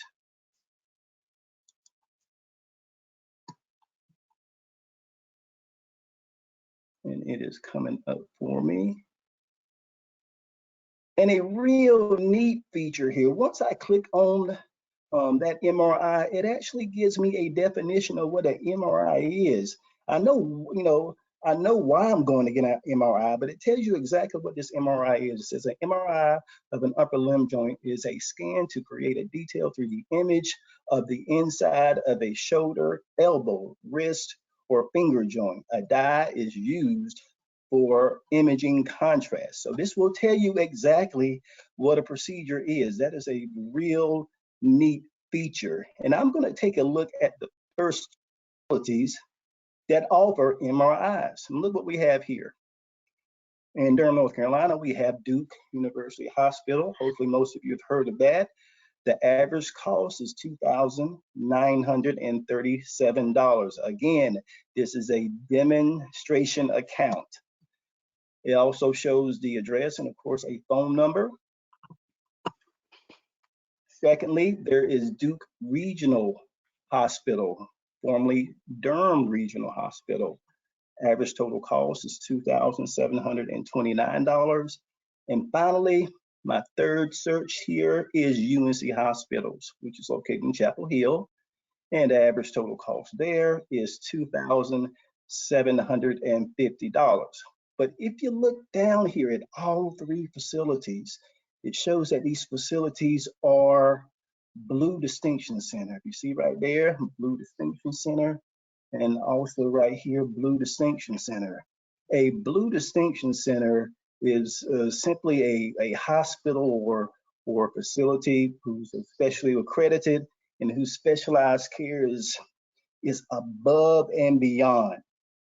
And that's what we want with Blue Cross Blue Shield Veteran Employee Program, because we want to be your partner in healthcare that you can count on.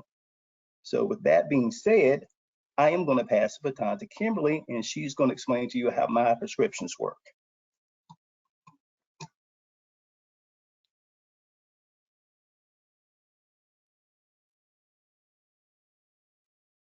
I'm looking for Kimberly. Bear with me one moment. I've already given it to her. Presenter. Yep. Mm-hmm.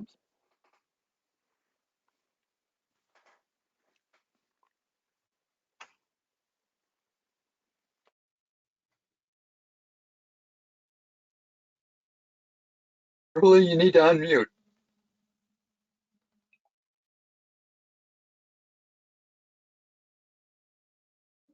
I can't unmute. There you go. You talking? We got you. Can you hear me? Mm-hmm. That Can was you it. hear me now? Okay. Mm-hmm. All right. I just tapped my thing, maybe it was shorting. Okay, can you guys see my screen? Yes. Can you see my screen? Okay. Yes, we All can. right. So I am going to talk about all things pharmacy.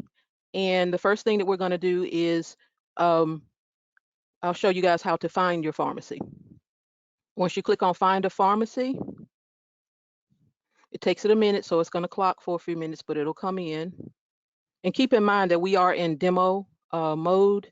So some of the things that we may try to do may not actually be what you are actually looking for or trying to do. We may not get to it, in other words, because we're in demo mode. But once you're in there on yourself, you should be able to move out and maneuver about properly without having any problems. But to find a pharmacy, you basically would enter whatever information you have. I am going to enter my zip code, and you can tell how far away you want to look for a pharmacy. And you can also specify if you're looking for a 24-hour pharmacy, or if you're looking for something with a drive-through, as well as the pharmacy name. So once you have put that information in, you click on search, and it will actually pull up the pharmacy.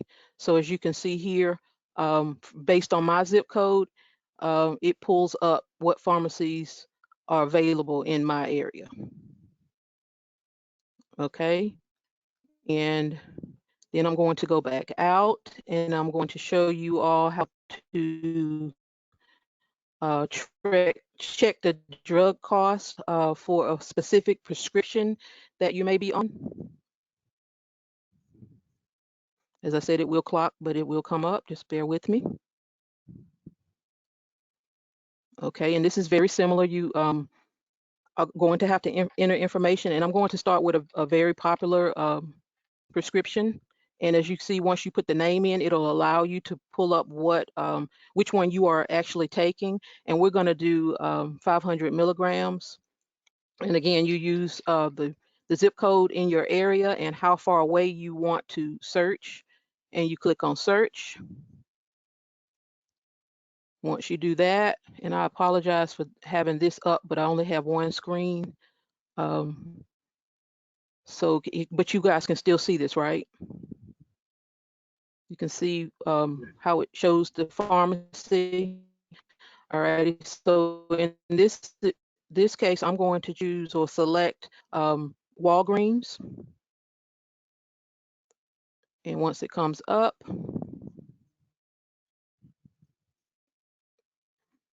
I selected this particular one for a specific reason, because as you can see here, it says some pharmacies are not covered.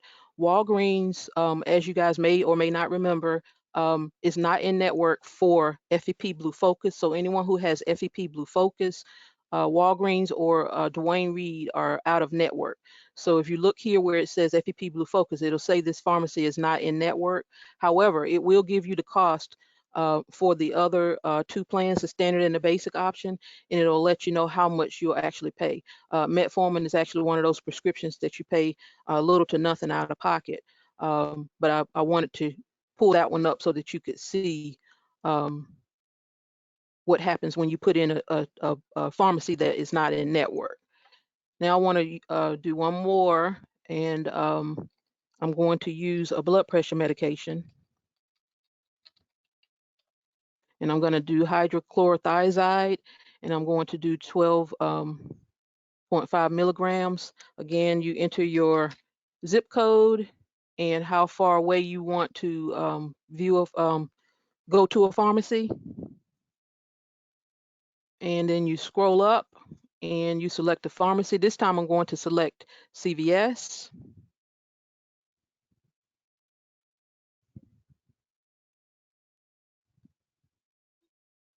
And it's thinking, but it will come up.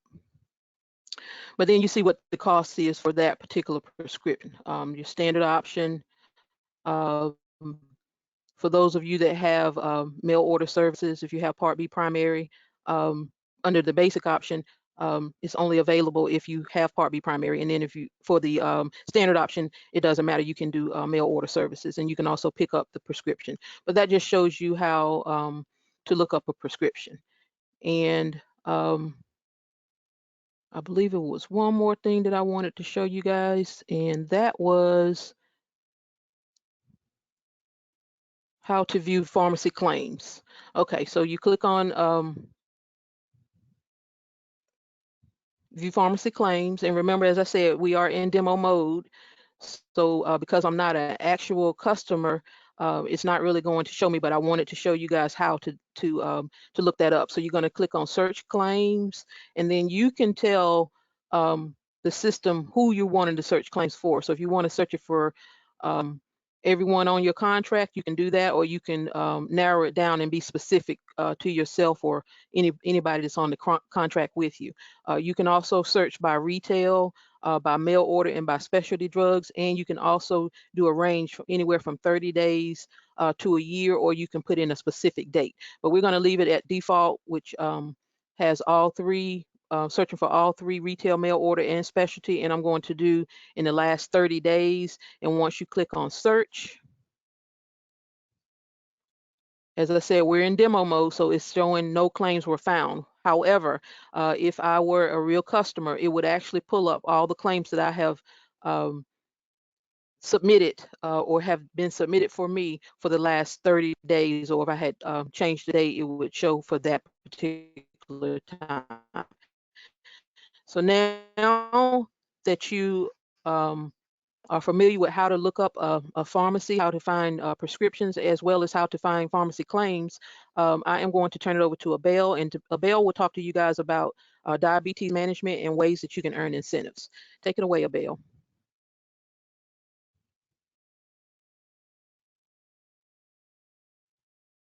Thank you so much. If you can hear me, great. So I am going to share with you, and the share went.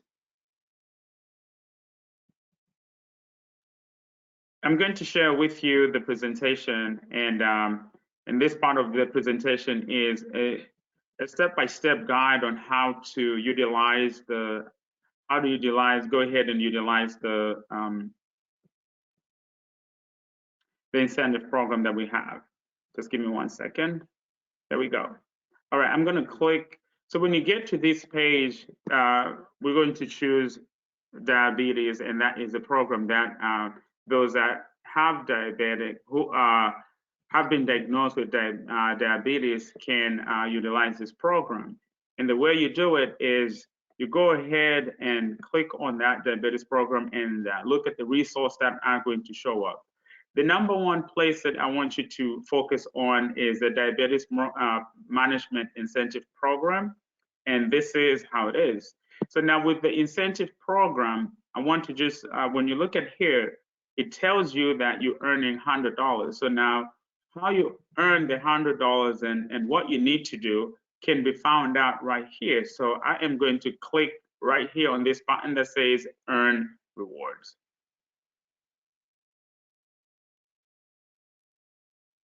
And with that, now this is how you are going to earn your rewards. This will explain to you everything that you need to know.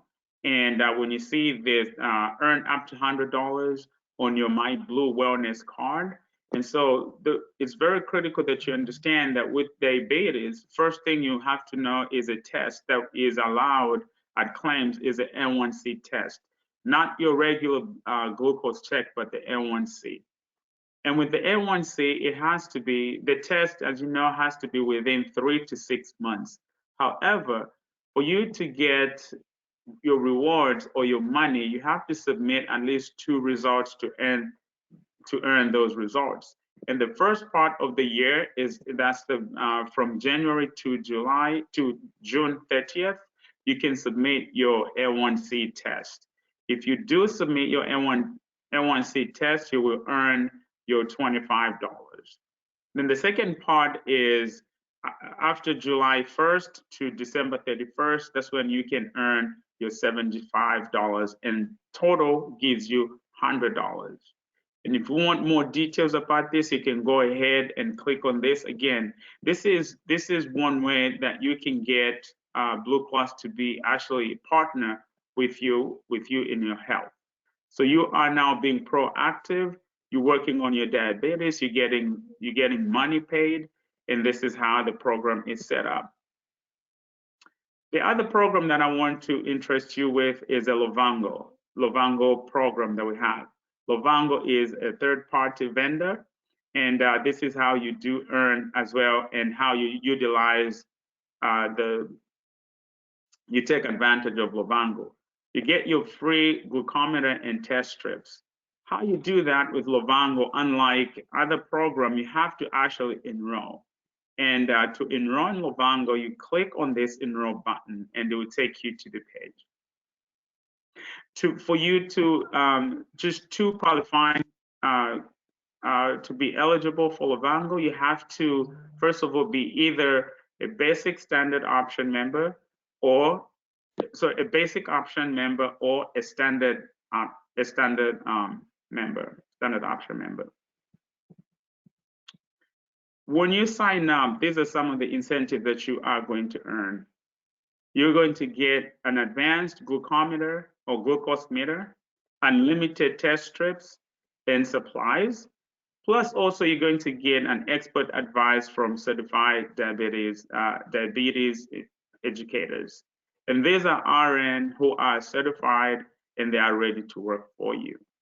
Again, all you do is join right here if you meet the eligibility. Another program that I want to interest you, again, this is WebMD, and how you do this. Again, this is another one that you have to participate. And this is our online health coach. If you are a diabetic, you can set up your goals. As you know that stress can be a contributor for you to be stressed. So stress can be a contributor for you to raise those diabetes numbers up. And for you, if stress is one of those that is one of the conditions that you are battling, this online health coach allows you to work with someone. And when you work with the online health coach, you can set up your goals and you can track your goals over here. Now, when you meet your goals and set up your goals, I will explain a little bit later what that means for you. However, if you set up your goals that are stressed, you can go ahead and track them and it will show you that you have met your goal. You can also go ahead and look at the Eat Better goals. If it's diet that you're working on, you have someone that can work with you, and that is an online health coach. So you can have something to do with diet or even exercise. And this is where you keep track of your goals and making sure that your goals are set and you can meet your goals. Now I'm going to explain to you how those goals are set up and what you're eligible for those goals. So with the online health coach, first of all, with all this, you have to make sure that you have completed your BHA, and this is the first part for you to start your participation. Once you complete your BHA, you will earn your $50. So now the goals that I was talking about when I went to the online health coach are right here.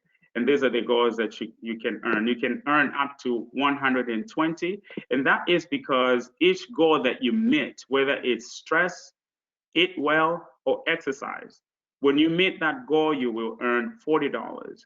Now you can earn up to 3 goals, so that will give you that 120. And the diabetes management program that I was talking about, that is the $100 that you are going to earn.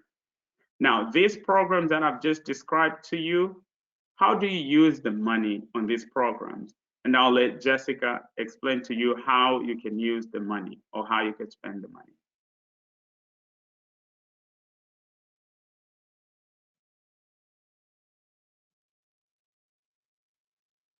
All right, thank you, Abel. Appreciate that introduction, and I'm going to show my screen as well.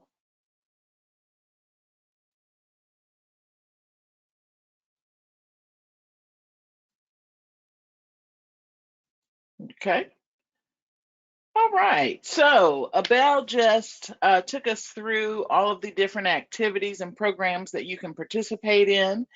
And so I get to do the fun part to talk about, okay, well, how are you going to spend those monies that are earned? And I don't say free, because you earn those monies when you participate in those programs. So members enrolled in the standard or basic options medical plans are eligible for the My Blue Wellness Card, and you can pay for any qualified medical expenses.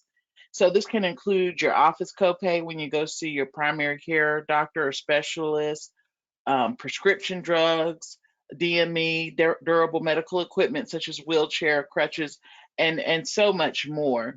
So when you come to this tab of the My Blue Wellness Card, again, it'll have your name and your card number. And if you need to refresh your memory on the different programs that you want to participate in, you can certainly click on this Ways to Earn, and it'll take you right back to the screen that Abel was showing you as far as the different programs and the monies that can be earned. Now, I know we're throwing a lot of information at you today.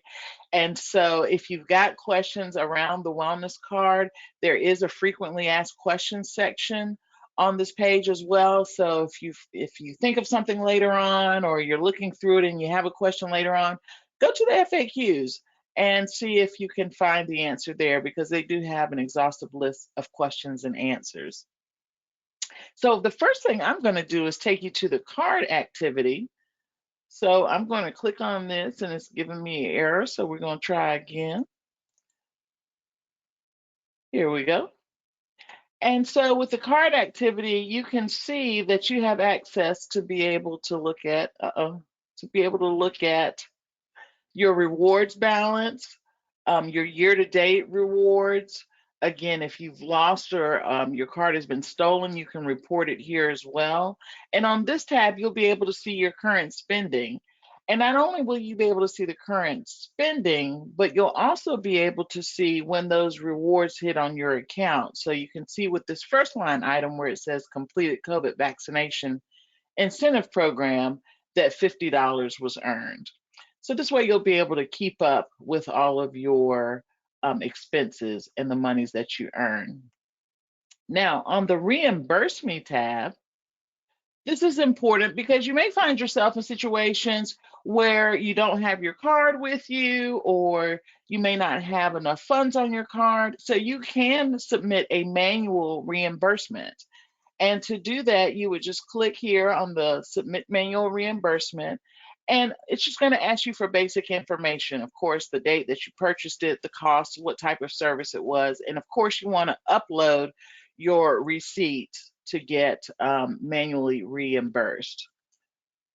Now, the other great piece of it too, when I just mentioned just a minute ago about you may not have enough funds, there's flexibility with the card. So if you happen to be somewhere, and let's say you may only have $8 left on your card, but you want to exhaust all of the monies on the card, you certainly can do that. You can split your payment. So you can have the pharmacy or the doctor's office or wherever you are split that payment for you. So you can pay whatever's left that you have on your My Wellness card, and then you can pay the difference through your own funds. So that's great flexibility with that. All right, I'm going to go back, and then let's talk about ways to spend. So again, it's hassle-free. You have a My Wellness card, and this is what the card looks like, but I can assure you it's actually smaller. It will fit in your purse or your wallet, so don't worry. So just present your card, and again, you'll keep hearing me say qualified medical expenses. So you can purchase anything with the card. Keep in mind as well that the card will automatically activate when you make your first approved purchase. Or if you're like me and you want to actually talk to somebody on the phone, you can call the 866 number to activate it as well. For those of you that have Medicare, which I'm sure is a majority, again, this is just a very brief list of what the qualified medical expenses are. But I tell folks all the time, if you can't sleep at night, you can go on the irs.gov website, and if you go in the search bar, just type in publication 503B, and that will give you the full exhaustive list of what qualified medical expenses are. Some interesting things up there. And then finally, just want to remind you to keep your receipts, because there may be times when we will request a receipt or explanation of benefits to verify your purchase. Uh-oh, I keep getting lost. To verify your purchase. So make sure you hold on to those receipts. They always say to hold on to them for at least 3 months, and you should be okay. Now, also keep in mind, last word of advice, don't throw your card away. So your card is good for 3 years. So check the expiration date on the card. And also, those monies could double. So if you have a spouse on your plan, your spouse can also earn dollars on their My Wellness card. So you could have 2 cards, and they can earn their monies, and you can earn yours as well. If you have dependents that are 18 or older on your plan, they can also participate. Won't be able to earn money, but they'll also be able to participate in those programs as well. So again, a great way to be able to make good decisions about your health by participating in the programs, earning those rewards, and being able to spend them as you see fit. So with that being said, I'm going to turn it back over to Patsy to wrap us up.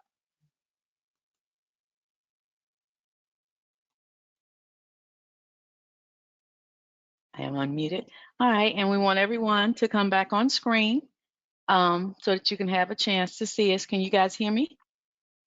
Great. At this point, before we wrap up, we want to see if you have any questions, anyone in the audience that want to come off mute and ask questions about all the plethora of information that you've been presented today. Any questions for us? We hope you were able to enjoy your lunch, but we also hope you were able to get some information that will be helpful for you as you continue to let Blue Cross be your partner in healthcare. As you can see by the types of services and benefits that are available through the My Blue account, Blue Cross is more than just your claim payer. We really want to be your partner. We want you to know that we are here for you. We want to definitely educate you as to what you have available. And we just touched on a little bit. There are other services out there that you can take advantage of, like getting a free blood pressure cuff if you have high blood pressure. There are things that you can do to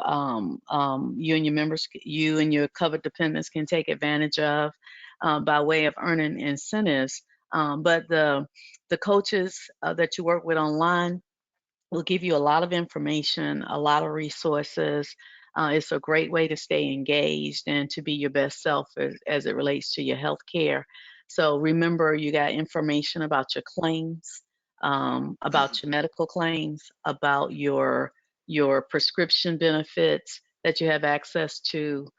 You can do things through the e-customer service that you don't have to wait to get someone on the phone and take advantage of that. And so we just really want to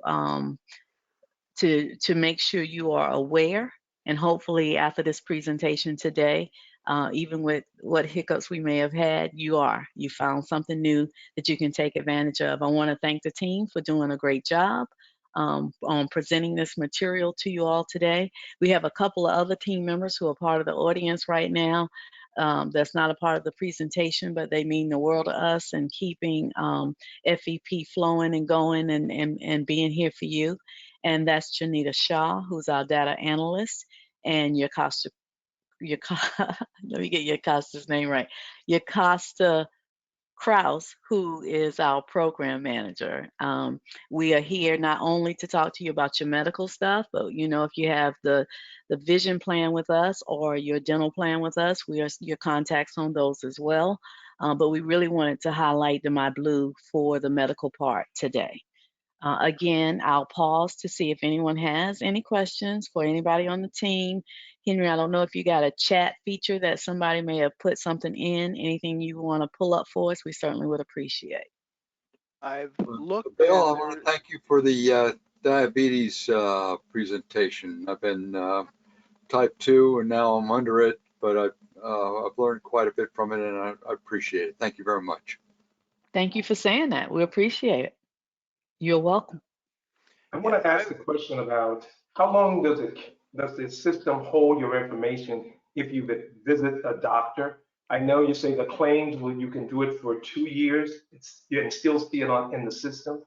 But if you've been to your doctor and you've been visiting your doctor, how long does that information stay in the system? Myron, you want to take that one? Sure. You have 5 years from the date of the claim. From the process date of the claim, you have 5 years. It will stay in our system for 5 years. Thank you. Absolutely. Good question. Are there any other questions? I have a question about the wellness card. Are the funds cumulative from year to year? Jessica? They sure are. They are cumulative from year to year, and the monies that you've earned on the card will stay on there as long as you're enrolled in the standard or basic options. Thank you. Yeah, and I have another question. How about overseas coverage? What would you like to know? No, just generally, does FEP Blue provide overseas coverage, especially if you have Medicare A and B? How does that work? Who shall I take that one? I'll take that one. Okay. When you travel abroad or even live out of the country, you do have benefits under the federal program. However, unless you're part somewhere like Puerto Rico or Guam, where the U.S. territories are, the Medicare doesn't work. So your policy reverts back to being primary, and your benefits go back to copay. If you like Medicare eligible and your copays are waived right now, you go back to having to pay your out-of-pocket liabilities. We have a third-party vendor called GMMI. There's some information that I could pull up and share with Henry to share with you, so that you can contact them directly. They will process any overseas claims, and that goes through our processors in the DC area to handle that through that vendor. What we recommend is that you call them and talk to them, let them know where you want to be, where you plan on going, and they can give you heads up information before you go, as well as knowing who to contact if something were to happen and you needed care while you're traveling abroad or living abroad. But yeah, we do have services. You're welcome. Anyone else? Patsy, this is Dave Phillips. Hey, Dave, how are you? Good, thanks. Just to let you know, it's been great working with you. I understand you're going to join us in the retirement realm, and enjoy it. You'll love it. And but it's great working with you, and hopefully we'll see you around. Thank you so much. I'm gonna miss y'all. And I already miss you because Salisbury is not even part of my territory. Sonia has taken over that for me. But it's been one of the biggest pleasures of working with this team is working with NARFE and all the different chapters across the state. So thank you for that. And I'm looking forward to it. I'm glad you said it's going to be fun and a good thing. I'm going to hold you to it. Yeah, we had a discussion about Blue Cross Blue Shield at the board meeting yesterday. Okay. And I can tell you that it all was nice. And the comments about you and your retirement, because I told people that I had heard that you were going to leave. Again, we wish you nothing but the very best. The comments in regard to you and your conduct and your knowledge and everything was just wonderful. So again, you have made a mark on NARFE, and we are proud to be able to call you someone who is not only a representative, but a friend. I am verklempt. Thank you very much. I really appreciate it. Henry? Yes. That's Tom Jennings. I just want to echo what's been said in terms of Patsy. In my role as Federation president and other roles, got to work with her and the other staff, Blue Cross Blue Shield, just excellent. And Patsy and our chapter and Cheryl and I go back to about 2010 since the time we had the annual convention in Carolina Beach. And Patsy's going to be able to join us at our June meeting in Wilmington to say goodbye, and we very much appreciate that. And I just want to add to what's been said. Thank you. Thanks, Tom. Yeah. And one last comment. Henry, Oh, just 1 second. Henry, For the others, I'll be with you in 1 second, but for those of you who will be remaining behind, when I say that she gave me $20,000, don't believe me.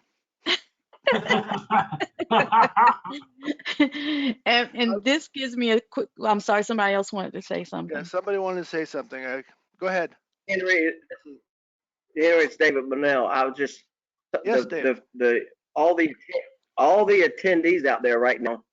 Some of them have their hands up and ask questions. They're muted. Is that intentional, or do you want them to use chat, or what do you want the attendees to do? I was looking on, and still am looking on chat and questions, and I haven't seen anything. So if they've been trying to do that, well, do we have?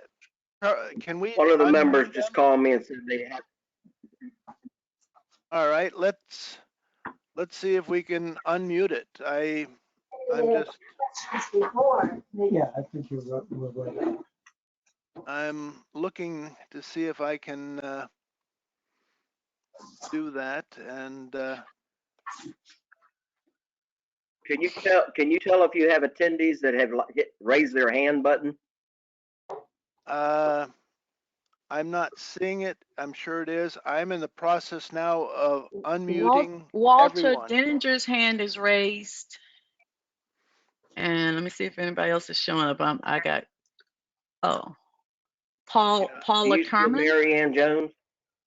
It is not letting me undo everybody. I just tried. Hey, Patsy, this is Tom Link. I just wanted to tell you that you've been wonderful to work with and coming to our chapter meetings. And thank you. That's Durham on the phone. How you doing, Tom? Thank you. I appreciate that. Nancy Mayer, is that? Nancy, good luck in your retirement, Patsy. You deserve it. Thank you. I agree. Yes. Lamson County here, Helen Bromson. Good. Hey, good Helen. luck. You will really enjoy it. And Thank you. I want to be like y'all. I'm telling you when I grow up. Hi, this is Mary Ann Jones. We had our grandson when he was in high school, and he's on our plan, and we've left him on our plan because I understood he could stay on until he's 25. Is that even though he's moved out away from us? 26. When he gets to his 26th birthday, and then he gets another 30 days of grace, 31 days of grace. Okay, that's great because yes. He's working in a convenience store. So thank yeah, you. he needs that gift. You know, he should thank you. That's a great thing. We appreciate it. But And thank you for the presentation. Everything was great. Thank you. We appreciate that too. Let's see, are there any others with their hands up? I'm trying to go back through. Yeah, this is Pete Eckhoff. We found we're a little bit new to the system here, or at least I am anyway. And I see a number of people who have their hands up. Mary Ann Jones, Tom Link, Gertie Lewis, Helen Gertie, Helen, and names we recognize. Whitley and Richard Benjamin. And I'm going to try and unmute some of these because some of them were muted by the organizer. So Gertie Lewis, if you want to unmute yourself, go ahead.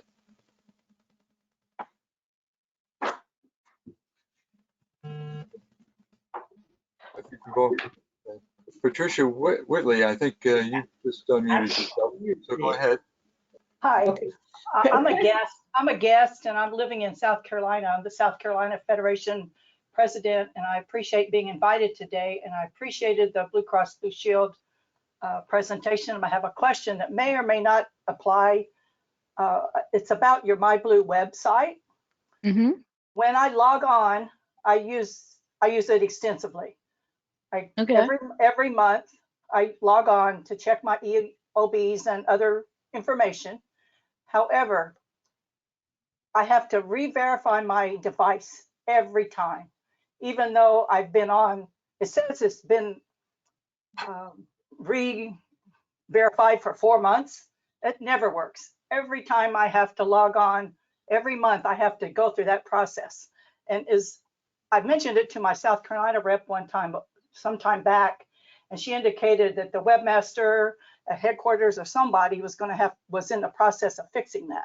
And that's never happened. I was just curious, am I doing something wrong, or is it something in the system that I just have to deal with? Thank you very much. You're welcome. Have you tried calling that 800-411 blue number to report that? That's the number that you have to call to get the PIN to get set up.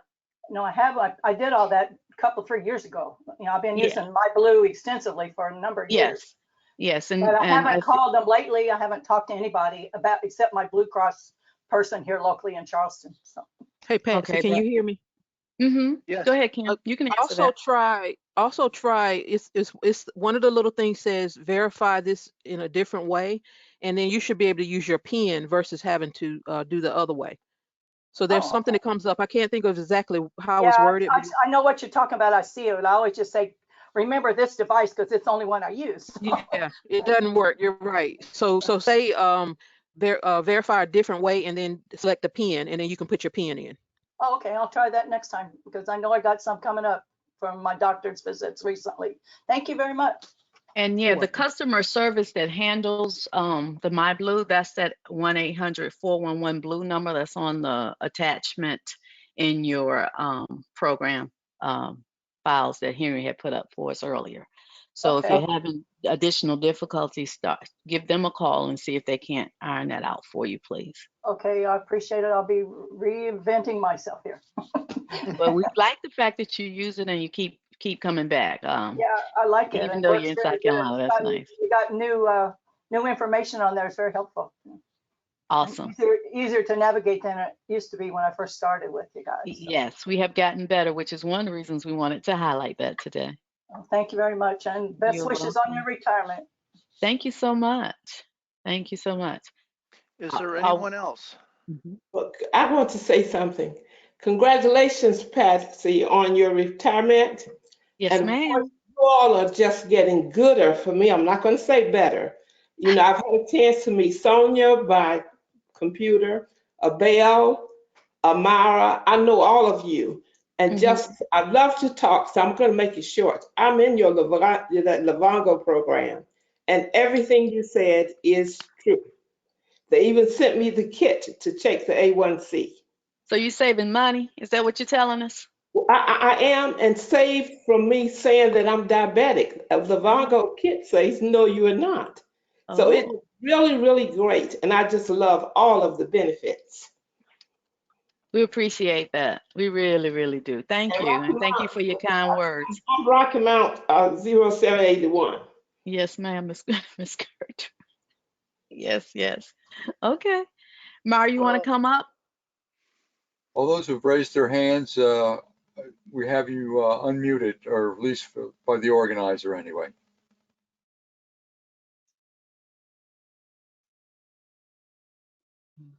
And this is Myra Shabande.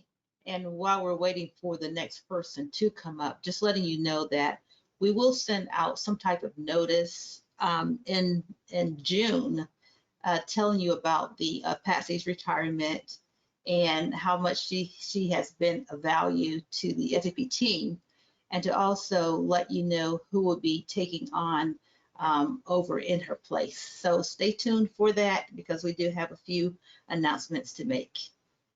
And that I also enjoyed being on the program today and hoping everyone the best. Thank you. Jessica and Myron, I am looking forward to the time when we become as close friends as we are with Kimberly and Betsy, or Patsy rather, and you know, the others, Sonia. You know, we have enjoyed a extremely positive relationship with you as individuals as well as with Blue Cross in general. So again, I want to thank you, Myra, for all the things that you've helped us to get done. Our ability to get into various health fairs and such over the years has been greatly enhanced by your cooperation. So while we appreciate you coming and sponsoring, we want you to know that we appreciate you too. And All we right. wish you all the very best. Mhm. Was there anyone else before we move on to the next item? Yeah, because we know, I want to say that the second handout, we want you guys to take a chance, take a moment and review that. It breaks down the state, color coded by the names of the reps. My name is still on there, but only has 6 counties. So get to know which rep represents your county. And invite them to come do some sessions. Make sure you get your open season meeting scheduled and so forth. And let's keep this going with this relationship that we all so treasure. Yeah, and the handouts, there are 2 handouts that you can get on the system here. So don't just leave the system. Make sure you get the handouts too. Let me ask one question, Mr. President, of Patsy and the team there. Are you guys having your annual annuitant briefing this year? It's already been. Absolutely. Oh, I'll you had something I'll just a take while that back. one. Go ahead. Well, no. Well, I think what he's speaking to is the annuitant briefing for the 2023 benefits. So we will Yeah. be holding that in Okay. person this year for the Hooray. first time in 2 years. And we're actively working on that. So more details will be coming in the next few months for that, but that will be held in October. Thank you. Yeah. I'd like to give you just one more comment. My wife attends the briefings with me, and every time we've been to a briefing, not only have we enjoyed the food, but she has talked about how knowledgeable you all are as a group, that it isn't a case of we'll get back to you and you never hear again. You have the answers 99% of the time, and the other 1% you come back to us. So again, we appreciate that. Thank you again. And thank her too. Yeah. All right. So we're going to let y'all get back to the business at hand. We appreciate this opportunity to have this lunch and learn. We hope it was beneficial to you going forward. And just thanks again. Enjoy Very the good. rest of Myra, the did you session. give Myra, did you give them the rest of the day off? Unfortunately, You not this time. Again, thank you all for participating. It was a wonderful not operation, but a wonderful event, and you all did great. Thank you. All right. All the Thank best. you. See you around. See you in Wilmington in June. Looks good. All right. You gonna cancel this because I don't see the exit I button. will. I will.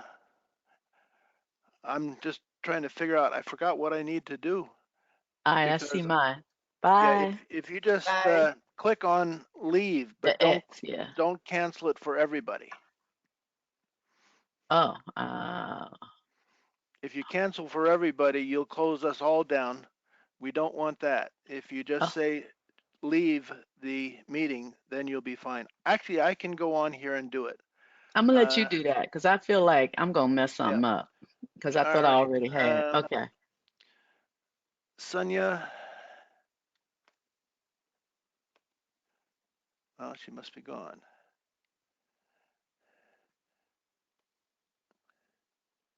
I can still hear you though, so I'm still in Yep, here. I I don't know how to just get haven't out. gotten to you yet. I'm sort of going down what I find.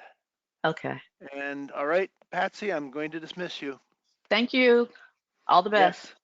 Bye. And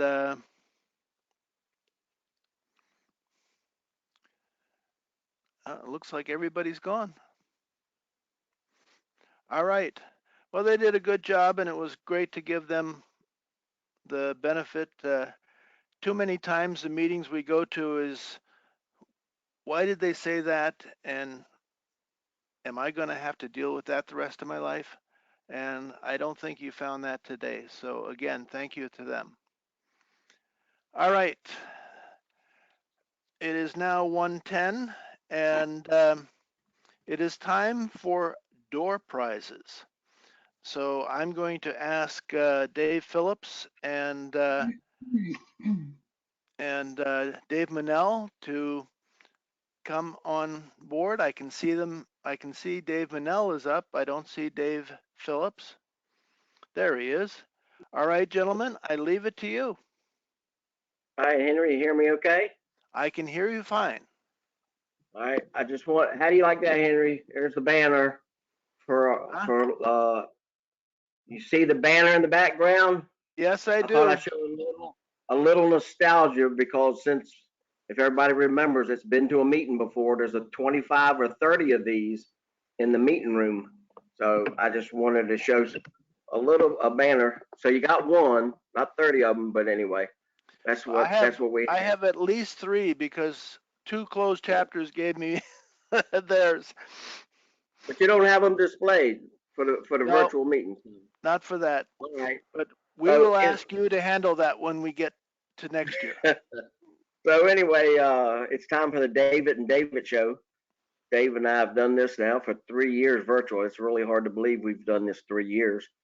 And all the content of the meeting has been really interesting. But we all know this becomes more interesting because we're going to give some money away.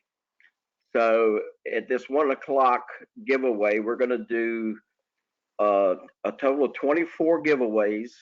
19 of them are for monetary awards donated by the chapters, and the last 5 will be Blue Cross Blue Shield. So without further ado, the first one is a $50 award certificate donated by Charlotte Chapter 105 and Dave Phillips. Who's going to get that first $50? Okay, the first one is Van Heath. All right, he's already called on already for his money. The second prize is $25, Chapter 211. That goes to Betty Smith. And the third prize, another $25 from Chapter 211. I picked Barbara Seidel. All right. Salisbury Chapter 720, we're giving away the 4th prize, and that is a $50 award. Leola Jenkins. Moving on down, Salisbury, once again, 720, has donated another $50. Deborah Watson. That's our 5th giveaway. Our 6th giveaway, once again, generous Salisbury Chapter 720. John Wall.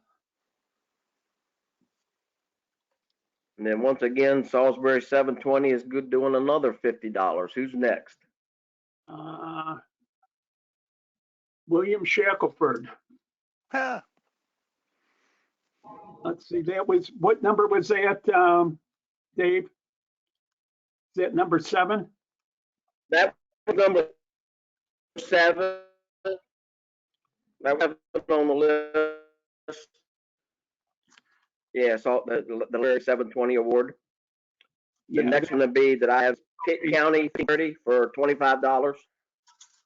That's number 8. Okay, Fonda Hendricks.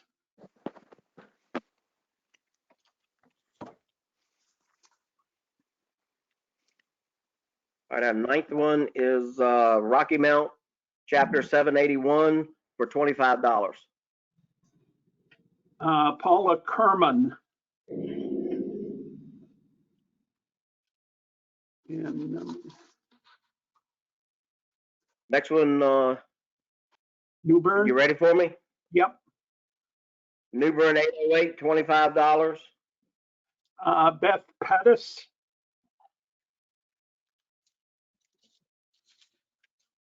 The next one, number 11, is New Bern once again, 808 for $25. Jane Parsons. Next one, the number 12th giveaway is Sand Hills, Chapter 1895 for $50. Myron Holmes.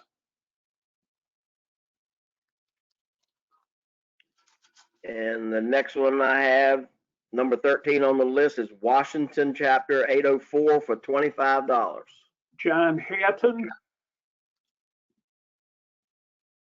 Another Washington Chapter 804 for $25. Okay, this would be Sandy Lang. The next on the list is donated from Durham Chapter 566 for $25, number 15. Okay, Adele Lombardi. Number 16 is another $25 donated from Durham Chapter 566. Martha Watkins.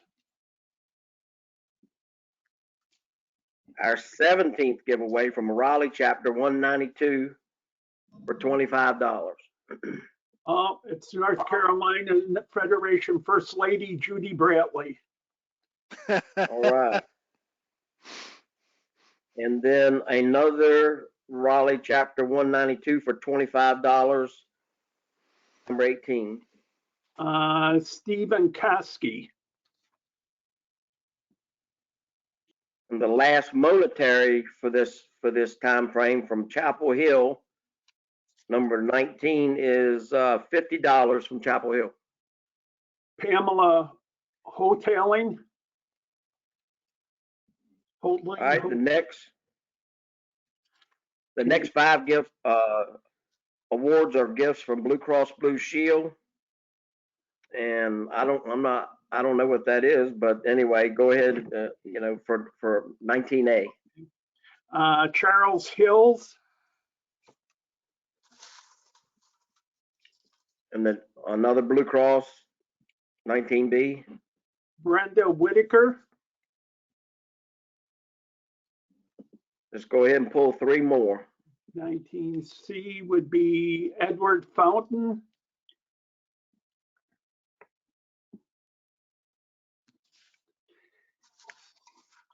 D&E. 19D is Gwendolyn Waddell Schultz.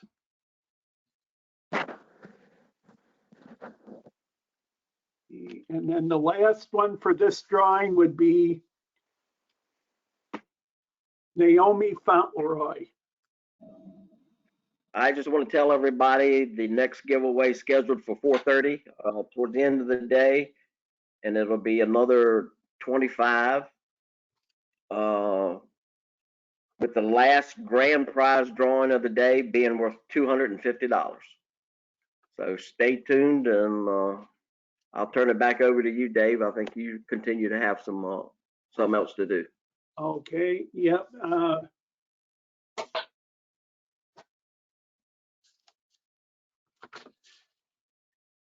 Henry, you want me to stay on and do annual meeting minutes? I do. I just want to show one thing to people. In addition to all of those things that are all the money that's being given out, we have. You need to bring the microphone closer to your mouth. Oh, thank you. We have, and I'm putting it up at the camera where you can't see it, but there is a little pin. These are not the current pins, but they're ones that were being saved in headquarters. And when I was up visiting there, I managed to get all of them given to me. So we're going to give everyone who attended here a commemorative pin to have for their meetings, and that will come out to you by regular mail. Dave, it's your turn. David, it's your turn again. Last year, as we do each year, I write up the the minutes of the annual meeting. We wrote it up from last year, and they've been posted on the website, I think, for about the last year for anybody to review. They're there for your review now, if anyone's interested. Henry, this is Dwight Weaver. I make a motion that we waive the full reading of the minutes. Hearing a motion, is there a second? Second. All in favor, say aye or raise your hand. Aye. Aye. Is there any opposition? The motion carries. Okay, thank you. You just have saved yourself from hearing 23 pages of minutes. All right, thank you. The next item on here is the treasurer's annual report, and that is Sam Crane. Good afternoon, everyone. I hope you're having a good meeting. I'm enjoying it myself, so I hope everybody else is. This is the treasurer's report. It's just on the screen. I hope everybody can see it all right. I have been preparing the financial reports for the meeting for today, so I've been busy, like usual. We are able to not spend a whole lot of money because of the COVID pandemic, but I suspect that the chapters will soon start back meeting and there'll be some more spending, more likely spending this last quarter. Dwight Weaver and I have been, and his committee has been working on the budget, proposed budget for next year. We'll pick that up next.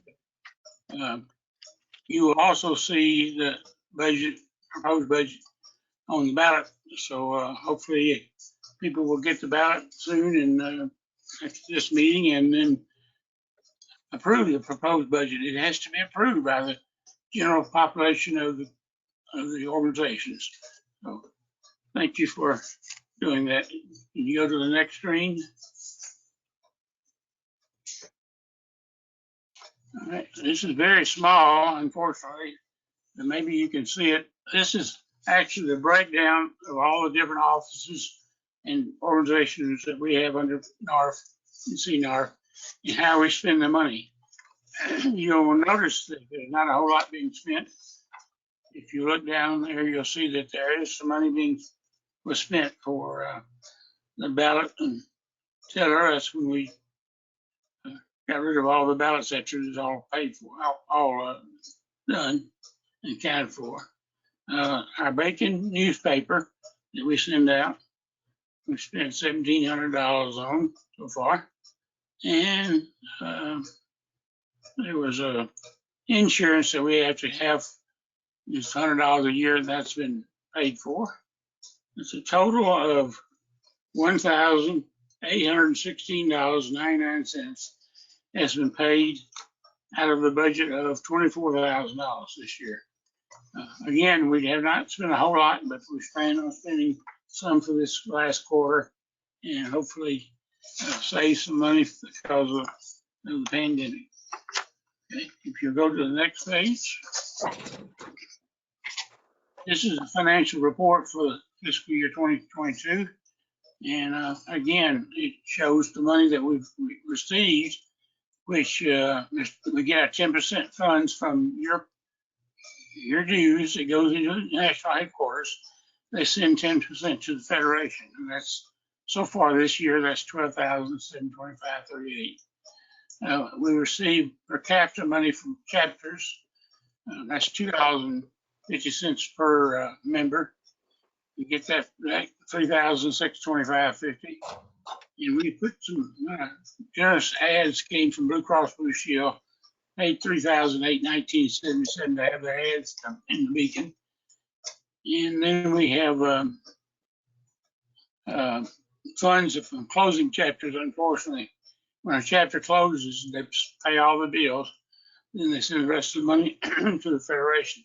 And that's $4,079.80. We've got these commemorative forms that hopefully people have seen and have bought. We have sold $405 of that. That's a total of $24,658.83. Scrolling on down, you can see where the newspaper that we had produced, like we had said earlier, $1,700.99. The insurance for $100, and then the ballot and teller expenses from last year, $16. It's a total of $1866.99 again. That's what we spent out. Our checking account now has $54,834.19. And we have a money market account that's drawing a little bit of interest, $51,039. So our total amount that we are accounted for is $107,690.73. All right. I did make a note there that we paid out into the money market, but you saw that here just down at the bottom there. That's just a note to let everybody know that we've transferred money, $30,000 over from the checking account to the money market so we can draw some interest off of it. All right. That's the status of the funds for the Federation for 2022. The next item we have on the agenda is the budget for next year. Again, this is what we said that we have to get it on the ballot, put it on the ballot, and let y'all vote for it. Now, we've taken this in consideration that maybe next year things will open up and we'll be able to travel to the different chapters and see if all the different people that are in the chapters and some other things that we do. This is also broken out by the different offices and different items that we spend the money on. If you go look at detail, you can see how much we're planning on having available to spend. The total amount is $28,100. It's a little bit up from last year, but we think we're going to spend, or from this year, and we think we're going to be able to do that, hopefully. Of course, if you look down a little further, you have to see that where is the money coming from. So there again, we're down to the very bottom. We have, we think we're going to receive 10% funds from headquarters. These are all estimates because what we think we're going to have. $18,000 per capita from chapters, $3,500. And we think we're going to be selling ads to Deacon for $1,000 and closing more chapters, unfortunately, for $2,000. And then we have to even up the money, we always like to have the income equal to expenses of $28,100. There's money available if we have to. We can take it out of the money market if we're short, or the money that we've got available in the bank account. So anyway, it's $28,100 is the new budget for 2023, fiscal year 2023. We start from August the 1st. And we've got a letter Dwight Weaver made. You want to talk about that letter from the budget committee? Is Dwight available here to address that? Can you go to the letter from?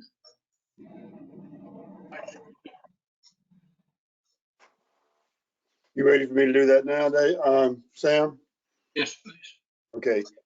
Well, I can't get all the credit for work that the budget committee did. Sam was primarily the person I was primarily the person from the budget committee that he worked with, but Bobby Williams, Dave Clapp, Sam Pipkin, Glenn Marshall, and Dave Manell are the members of the committee. And in working on the 22-23 budget, we assumed a new role as a budget committee, as a standing committee, to work with the secretary, to work with the treasurer, and budget development, and then monitoring the expenditures that go on during the year. The proposed budget was presented to the Federation Board in February, and it was approved at that time. The 22-23 budget and the approved 21-22 budget that Sam just went over in terms of what he was reporting on the previous fiscal year are very similar in terms of the expected income and the expenses. The budget committee recommends to the membership that they approve the 22-23 operating budget, and this report that I've submitted authorizes the ballot and telecommittee to include the proposed budget on the ballot for a vote by the membership of the Federation. If there's any questions, I'll try to answer them. Thanks, Dwight. Like he said, and I say also, if there's any questions about this, we'll open up for questions. See, Sam, let me point something out, if I can, for the general membership here that's here in the annual meeting. Can you roll that up just a bit so you can see the headings at the top of the page? There we go. This budget is the first that's been done with an attempt to more closely reconcile with our core mission and with the work of our special purpose and standing committees. And that's the format that you'll see going forward unless it's changed. And that really leads forward in terms of how we want to continue to do operations and financial operations as we go forward in the next fiscal year. Sam, anything more you want to say about the mission and the committee focus on the budget? well, I certainly appreciate their work on that. And we have talked for several years about changing some of the terms of how we're going to do the budget. And this year we've attempted to do that with these different missions, core missions and special projects, hopefully to make it more clear of what we do with the funds that we're granted by the different organizations, different things that send the money to us. The 10% money and the per capita money, there's been always a question about where does all this money go to? And we try and at this point to again change a little bit different direction of how we show how our money is spent. And I appreciate the efforts of the budget committee in working on this along with me and Dwight. So thanks again for the committee to spend a lot of time on this. It's, you know, a crystal ball is kind of cloudy sometimes. We don't try to show it.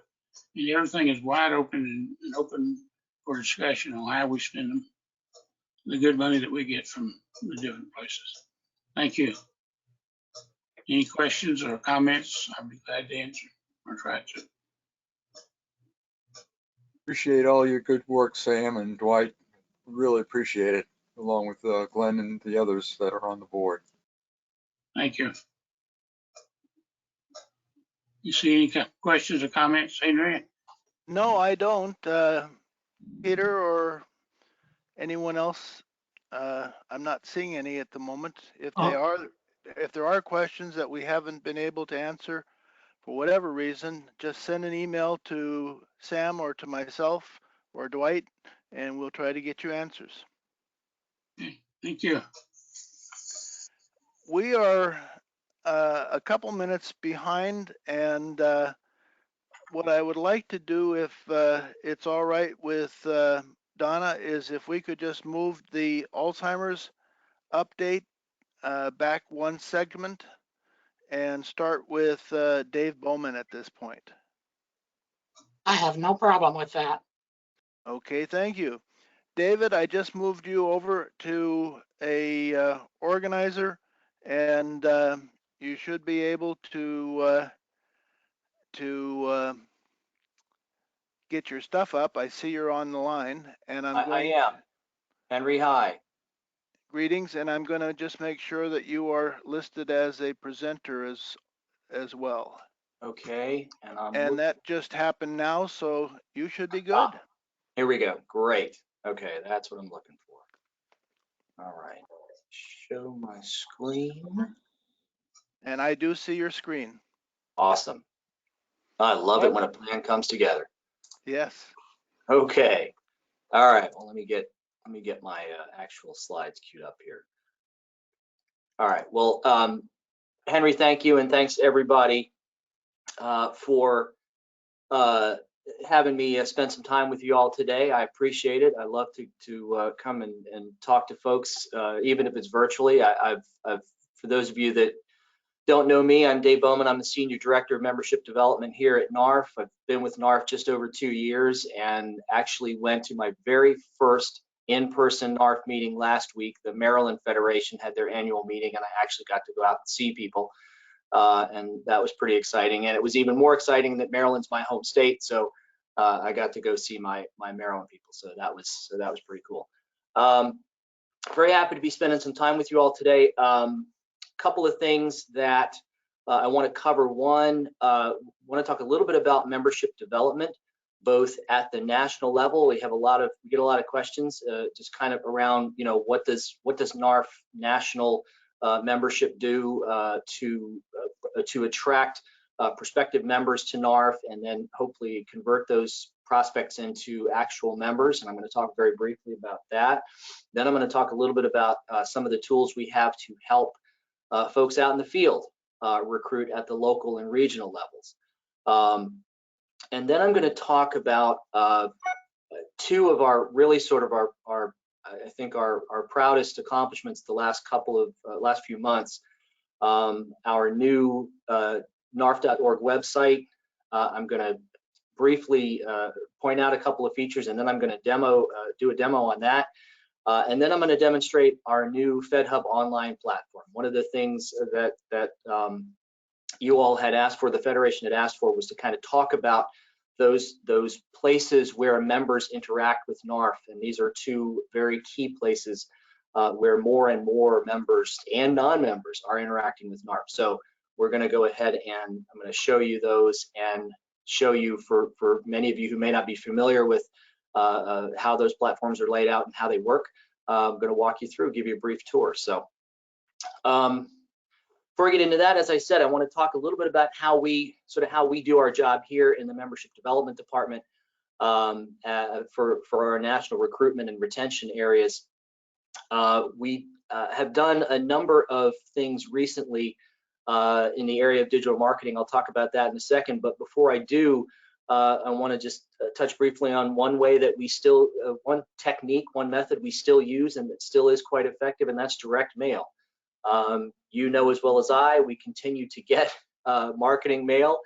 It continues to come every day. It's evolved. It looks different. And it has a little different feel to it sometimes, but it still gets response, and it's still effective, and it's cost effective. So we continue to do direct mail campaigns, typically to folks that are already in our prospect list.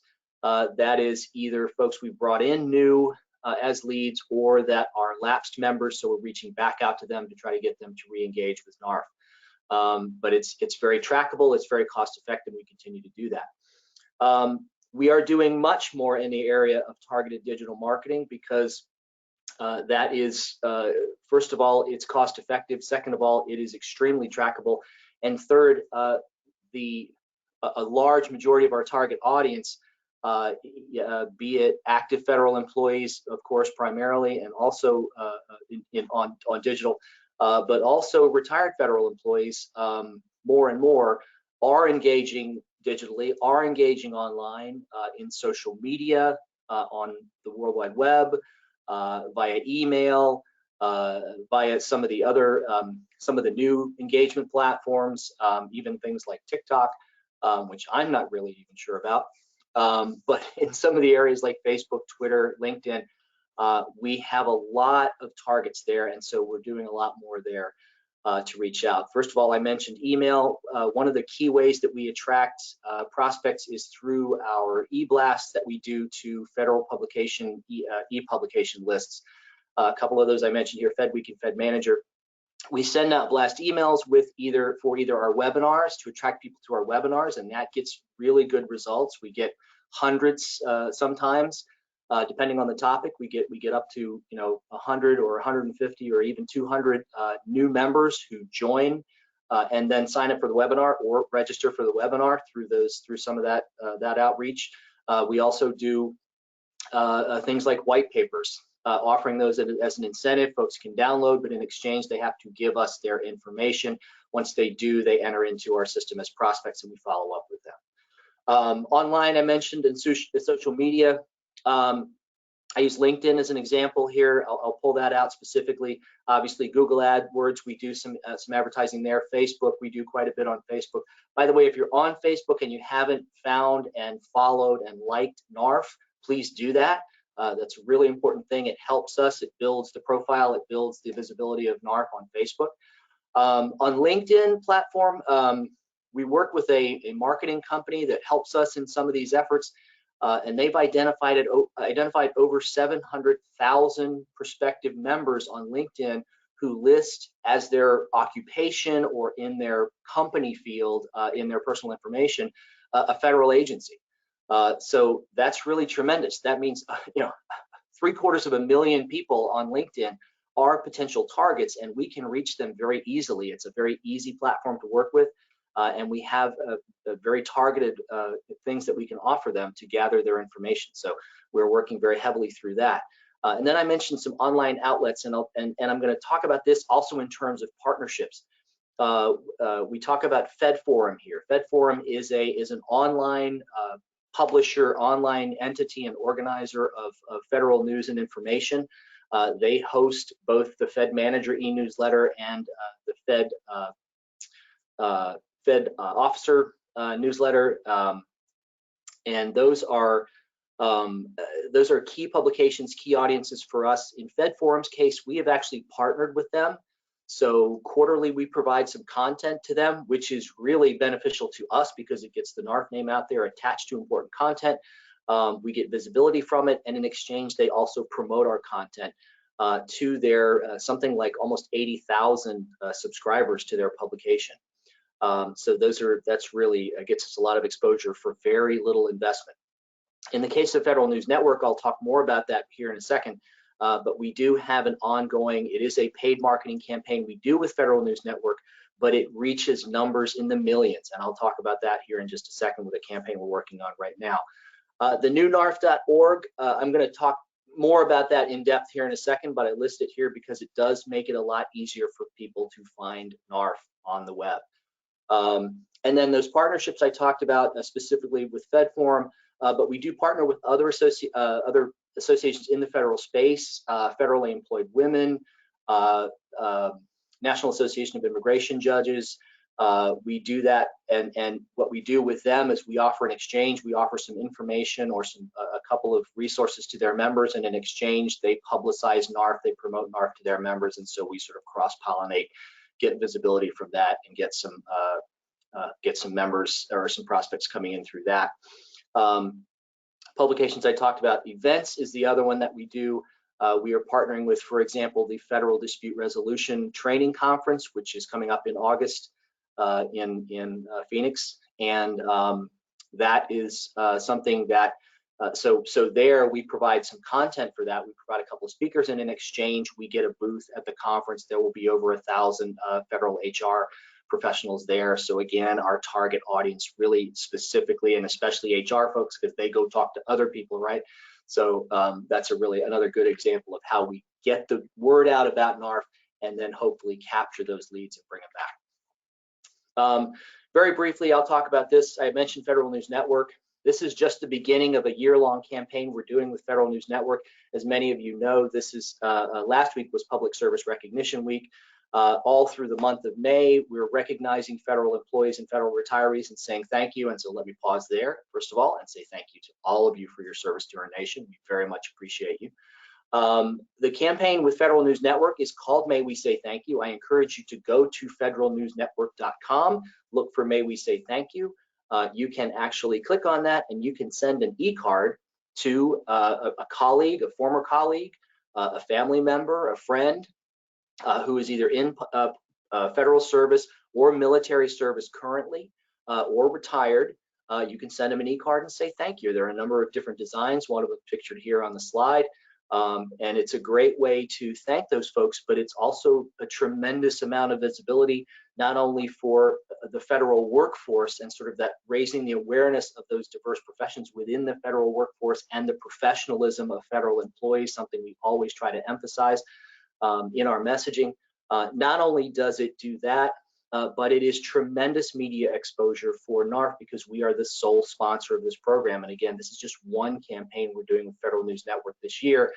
But to give you an idea of how much exposure we will get simply from this one outlet, the media exposure for NARFE is something like from Federal News Network. Their online exposure hits 3.5 million impressions per month. That is 3.5 million visitors to their various digital platforms.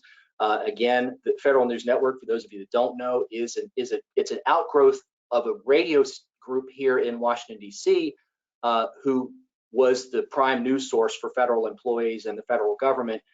They have gone nationwide now, and they have access to millions of people via digital. not only digital on the web, but also digital audio.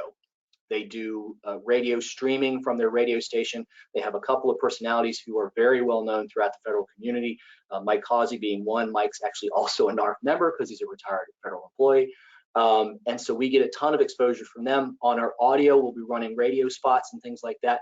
We'll get exposure to 1 million people a week that will listen to Federal News Network's audio feeds. And then their e-newsletter, where we'll get some key mentions, goes to 100,000 people a day. Again, all of these are either federal employees, federal contractors, or federal retirees. So tremendous amount of exposure, frankly, for a very cost-effective campaign. So these are the kind of things we're doing at the national level to put NARFE out there. On the local level, of course, you all at the local level are really our feet on the ground, our troops on the ground. As the membership development guy here, I first of all thank you for any and all efforts you do to spread the word about NARFE. We need you, we appreciate you, and we really do want to give you the tools you need to keep doing what you've been doing, to keep putting the word out there. The previous presenter mentioned how there hasn't been a lot of activity because of the pandemic, obviously, and we appreciate that. But we are seeing more in-person events popping up. We are having more requests for resources and tools to hand out at in-person events, so that's good.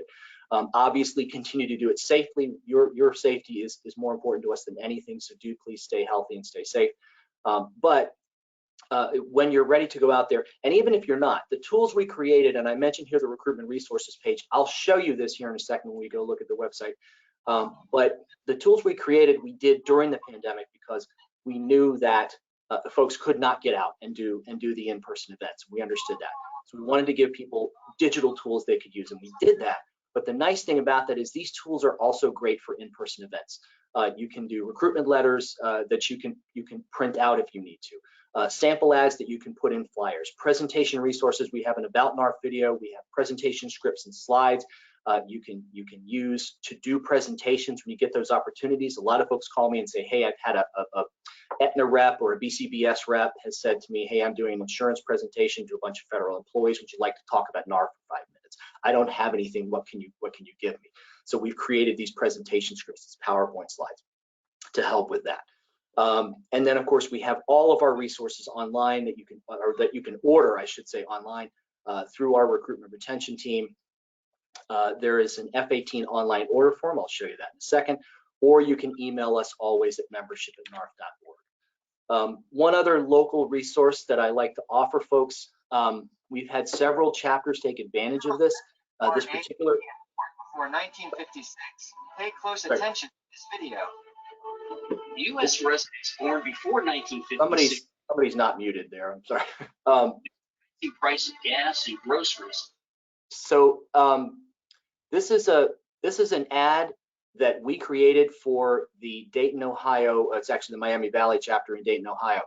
My friend Mike Webb is the chapter president out there, and he reached out to us and said, hey, we have an opportunity to purchase an ad in the Skywriter, which is the newspaper at the Wright-Patterson Air Force Base. For those of you who are old Air Force people like me, you know that Wright-Pat is the engineering base for all of the Air Force, and there's over 10,000 DoD civilian engineers that work on that base.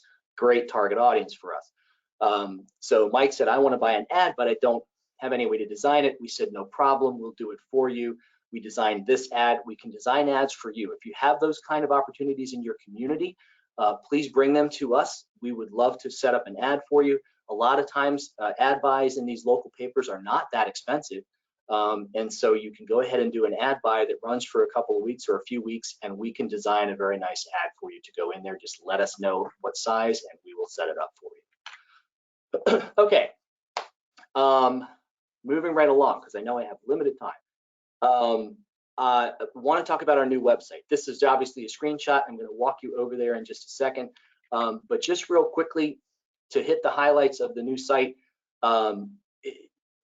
basically everything is new about the website. We soft launched it last year. We really completely shifted everything over in the first quarter of this year. So now it's fully up and operational. And it really is much easier. It's much more easy on the eyes. It's much easier to navigate. and it just has a better design, a better layout. It's better organized. We've structured it better. You can find things more easily. And we're actually continuing to work on that, by the way. We're continuing to group things more easily and to help you with the search function to help you find the resources you're looking for. And I'll show you that in a second. It's optimized so that search engines out there now find it easier. The old site was not optimized. We were not being found by search engines like Google or Yahoo or Bing or any of those. It was not being found. So we weren't getting exposure from non-members that we really desperately need. Now it is, and we are seeing it's easier for us. We can capture information. Our brilliant communications team has set it up and set up web pages that can capture people's information. If they're a non-member, they come in, they're looking for something that we are offering as an incentive. We can say, sure, you can have this white paper, you can download it, but first you need to give us your information. They give us their contact information, we put them on our prospect list, we follow up with them, we launch campaigns immediately to reach back out to those people and talk about the rest of the benefits of NARFE membership. We have seen from this optimization a very significant increase in traffic. We are seeing a lot more traffic to the website and coming in from outside sources, outside search engines, non-members, we assume, many of them coming, looking for something federal benefits oriented and finding NARFE, and that's exactly what we want. So let me, with that, jump over to the website and walk you very quickly through a little tour here. So when you come to the site, of course, you will need to log in. The site is to get to the member resources. You'll need to log in. Your login button is up here on the right. You probably recognize the standard NARFE login here. I've already entered my username and password. Again, if you have trouble with your username and password, you don't remember, you can click here. This will walk you to some resources. It'll kind of help you to find that. And if you don't, you still can't figure it out, you can click on NARFE, you can email loginhelp@narfe.org. That's login, LOGINHELP, all one word, @narfe.org. And one of our folks will be glad to help you. In fact, that'll be Jackie Bryant in my office, and she'll help you. So we're going to go ahead and sign in with our username and password. Now, this login I'm using is for a regular NARFE member. So I'm going to show you the things that you can see. Again, we typically have a promotion, the first thing they see, and we tend to do either the upcoming webinar or something big that's going on. FedCon will share this billboard space. Some of the other initiatives and things that we have going on will swap into the space. The space gets swapped out regularly. But then as you scroll down, you can see very well organized. These are most of the key things that NARFE offers. Advocacy, our federal benefits. We do have something special going on right now since it is public service recognition time, where you can share your story of your federal experiences. And we would love to hear from you. We've had folks filling this out pretty regularly. It gives us a chance to capture these stories, and then we put them out there and promote them to, again, raise the visibility of the federal workforce in general and the contribution that feds make. And then, of course, we also highlight our chapters here, talking about how to get connected with chapters. I'll walk you over to that here in just a second. Next up, of course, our FedCon event coming up in August, our every other year event conference. We're all looking forward to that, to actually going to a conference in person in Scottsdale towards the end of August. We've got a great program, and you can learn more about that here. Legislative action, when things are being considered, like there's a WEP GPO bill right now that's gathering sponsors. If you want to reach out to your local representative and ask them to support that bill, you can do that here. FedHub, here's the link to FedHub. We'll look at that in a second. And then latest news, of course, and then some very nice, usually, testimonials down here. So let's go back up real quick. Let's go to the Federal Benefits Institute, for example. And this is everything that FedBen offers. So let's look at things like resources and information, webinars. It talks about all of the different webinars and takes you to the webinar archives, resources and information. Contact your federal benefits expert. You have questions about your something going on with OPM. We've had a lot of instances recently of folks calling the Federal Benefits Institute because they're having a hard time getting through to OPM, or they're having a hard time, OPM's late processing their paperwork.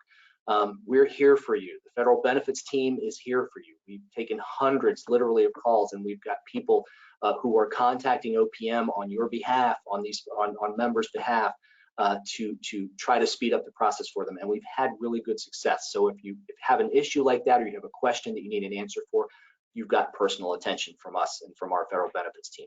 And you can go here to learn more about that. I'm actually going to pop up to the menu real quick, because the other place that I find is easy to navigate is using the menu. So you can also come up here. I'm looking at Federal Benefits Institutes on the menu now, and now I can see webinars. So if I click this, this is going to give me the 2 upcoming webinars, the descriptions for those, and I can register for those there. But let's say I'm a member and I want to look back at one of the webinars that I saw previously.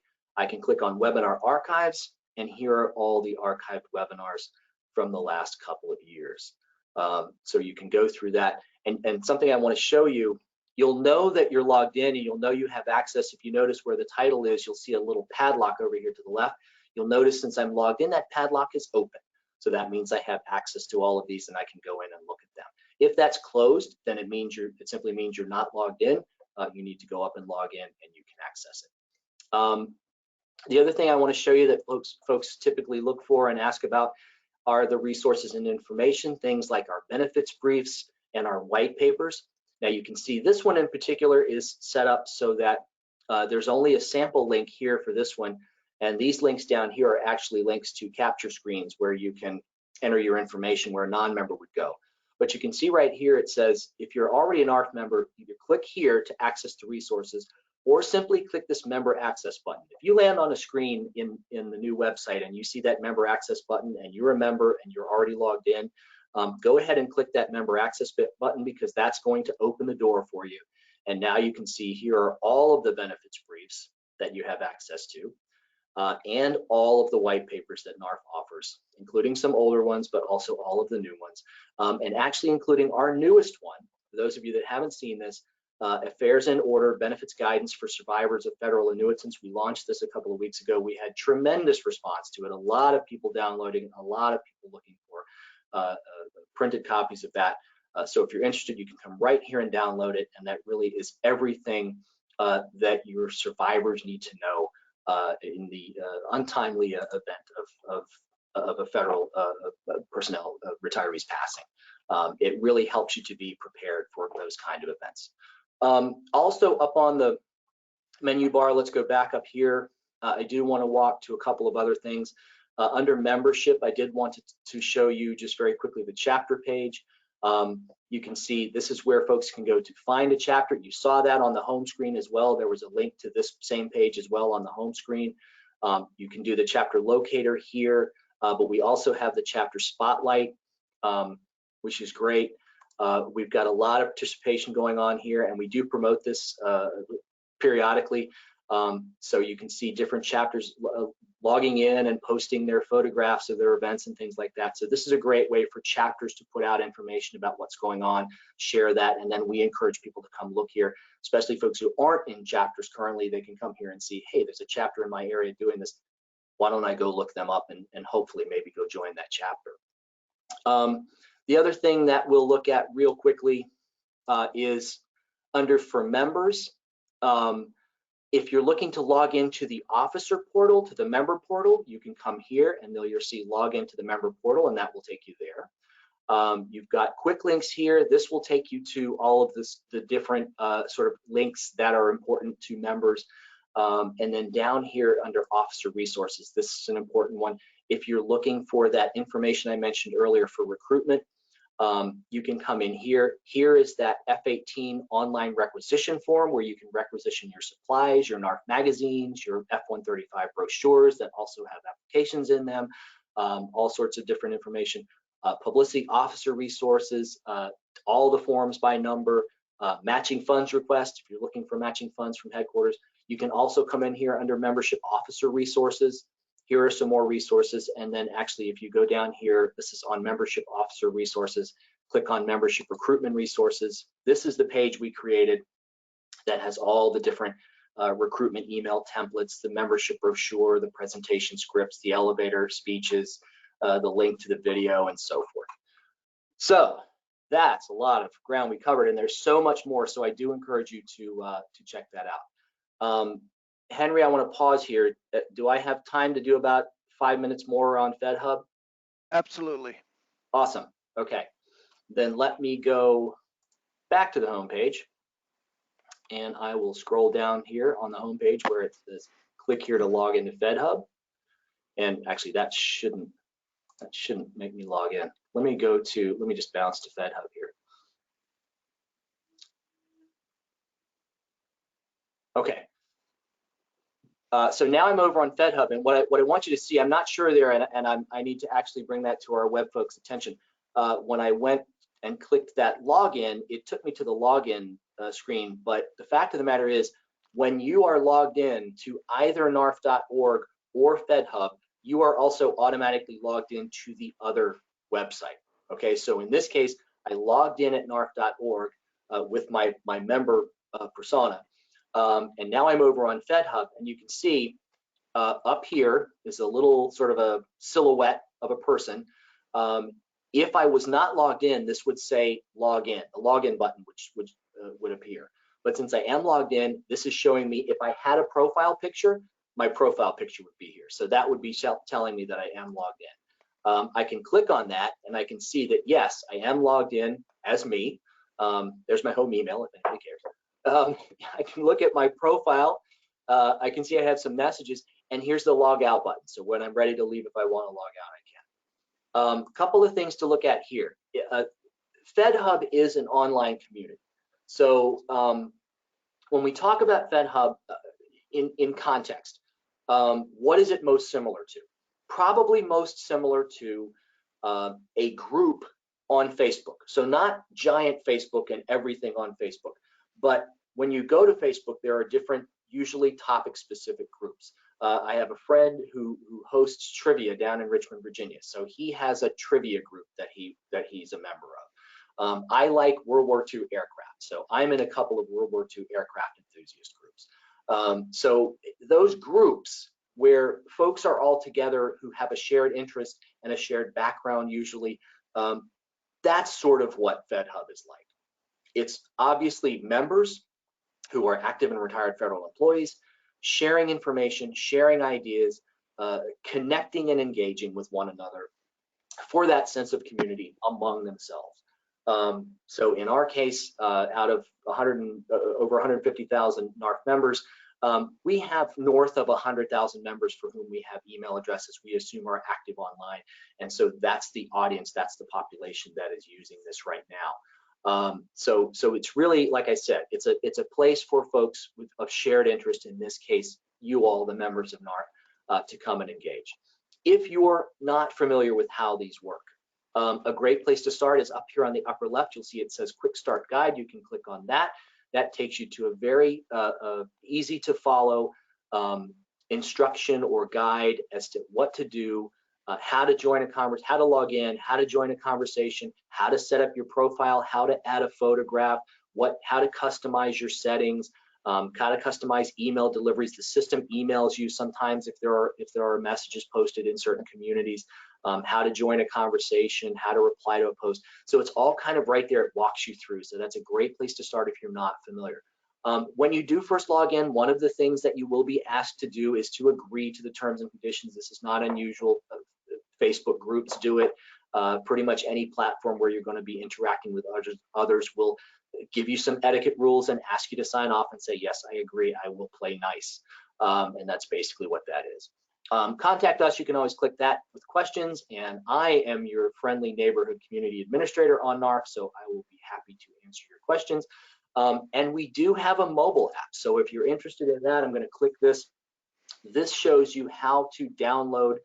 It's actually the Connected Community application. You can get it either through the Apple Store or through the Google Play Store if you're on the other platform, the Droid platform. You can download this app. You can pull up FedHub in the app, and you can follow FedHub. It will notify you when you get posts in communities you belong to. You can post into it and so forth. And again, this little instruction guide shows you how to do that if you are interested in that. So I'll take you back to the home screen real quick. There we go. And the first thing I want to show you is just, you can come in here and FedHub tells you in the communities that you're a member of or in the open forum what the latest posts are. So the latest activity will always display up on your homepage when you come here. So you can see the latest 5 posts in any of the communities in which you're a member. You can also see recent discussions over here. But the easiest way to participate is, first of all members are members of what we call the open forum. So the open forum is the main area. Every NARFE member is automatically enrolled in the open forum. You can come in here at any point. You can see, actually Robert has posted some things. We've been going back and forth, some different things. OPM, if you haven't heard this, OPM Services Online have got a new, they're changing some of their access, their logins to increase security. We're going to be putting some more information out about that, but there's been some posts and some traffic about that. But if I want to post something different, I can click here, and just as a good starting point, I can click post to this discussion. If I have something I want to talk about, this is how I do it. I click that, I type in my subject line, and usually I do encourage people, make the subject line really something that people will recognize. Put the subject out there so that it's easily trackable and easily searchable. Because the other nice thing about FedHub is you can search it and find the topics that you're looking for. It's really intuitive and it does a really nice job. The search function is excellent, and it will pull up. I'll show you that in a second. But you can come in here, type in your subject. You can type in your message. There's a signature block that goes on it.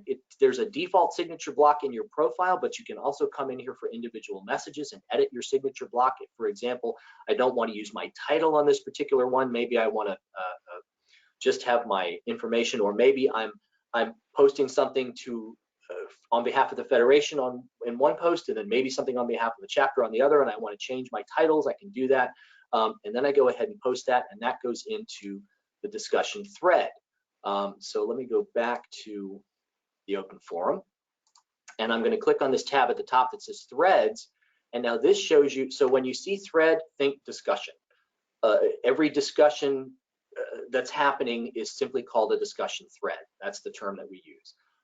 So this lists all of the threads, and you can see in the open forum there have been quite a few, 179 different discussion threads since it started. This tells you the number of replies to the thread, to the original post. Things like, again, it can be anything from here's the WEP GPO thread, here's the leadership thread. So there's a whole bunch of different things that you can discuss here, and you can scan through this and see the different discussions. And if you see one that's interesting, you want to join it, you can click on that thread, you can jump in and engage with people and talk to them about that particular topic. The other area that we give to engage out, so the open forum is very broad, it can be anything, right?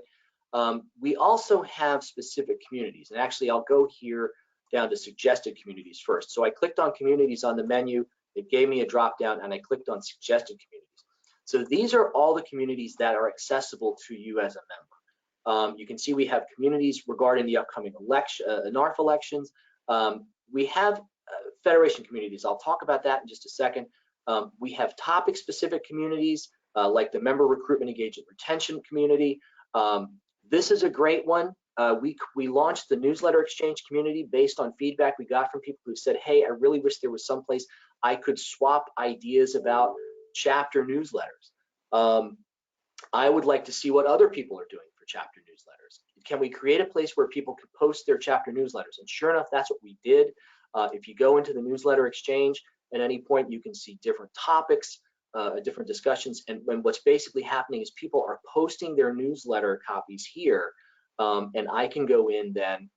This also has, so here in this particular group, in this particular community, you can see there's the home, the discussion will show you the discussion threads, but here also is a tab that says library, and every community has a library, and if I click on that library tab, it will show me all of the different content, and here are the different newsletters that folks have posted. Or in this case, here's maybe meeting minutes from a recent meeting that they put in their newsletter. But here is the Chapter 439 newsletter. Here's the Johnstown chapter newsletter. Here's Madison's newsletter. Here's the Colorado Federation newsletter. So you can go in and look at the different newsletters and see different designs and just hopefully maybe get some new ideas. So that's a great example of one of the topic specific communities. The last thing I want to show though is something that's fairly new, and it's not fully engaged yet. We're not fully operational yet, but we are in a pilot phase. And you can see here, there's NARFE Florida. Here's the New York Federation. Here's the Virginia Federation. We have 6 federations that have agreed very kindly. Some folks from those federations agreed to help us get our federation communities off the ground. Because in addition to connecting folks nationally, we want to help people connect locally and regionally. And this was always one of the goals of FedHub, was not only to connect all of our members at a national level, but to help regions, to help federations, and to help individual chapters connect with their members online. So people could connect here and eventually maybe connect in person if they want to. And I'll show you something in a second that will help you along with that. But really to help make those connections locally and regionally, and again, especially to raise the visibility of the chapters and hopefully get more people to engage with the chapters. So when we go into NARFE Florida, Florida was one of the first ones that launched, and so far they have had, if you see here on the discussion tab, they've had 57 discussions. This has been up like 3 weeks. They've had a lot of discussion activity. They've had good activity around specific topics like COLAs, and things like that. But they've also had, and this was exactly what we had hoped. Let me go over to the discussion threads here, and let me just find one here. I think this is one, or actually no, let me go to this one, Nassau County chapter. You know, this is somebody who is not, it looks like, currently a chapter member, or possibly they could be a member of another chapter and they've moved to this area now, but they're asking, is there a Nassau County chapter? If yes, please provide meeting details. And so they've posted this, and sure enough, here's the Nassau County chapter person, or the nearest, I guess, the nearest chapter to there, has responded and said, yes, here's where we meet at the Pig Barbecue in Winn-Dixie Shopping Center. And they are telling them when their meetings are and when they can reach out. So basically what this is doing is helping people who are interested in connecting with chapters and interested in making those local connections, make those connections. We've got them to engage here, and now they can reach out and contact those local chapters, and they can go attend events, and they can go become a part of that chapter. And that's really what we had hoped it would do. And so we're seeing that activity start out. As I said, we're in a pilot phase right now, but this is very promising. The other chapters that have started, or the other, I'm sorry, not chapters, the other federations that we have up have not quite seen this level of activity, but they are starting to pick up. It is starting to pick up, and we are seeing some more activity. So we're really, really pleased with that. We are going to move on to obviously launch once we get the sort of things ironed out in this pilot phase, which we expect to go probably another 2 to 3 weeks maybe.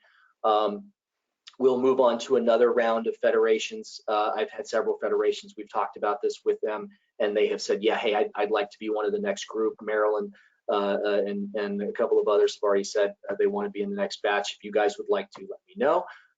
We just need to have someone who's a federation officer that can, we'll set up some training. We'll give you training on how to be an administrator for your state community, and then we'll help you get your community launched. So we hope to have all the federations up, probably, I hope, within the next couple of months. I'd love to have all 50 federations, or 54 federations rather, up.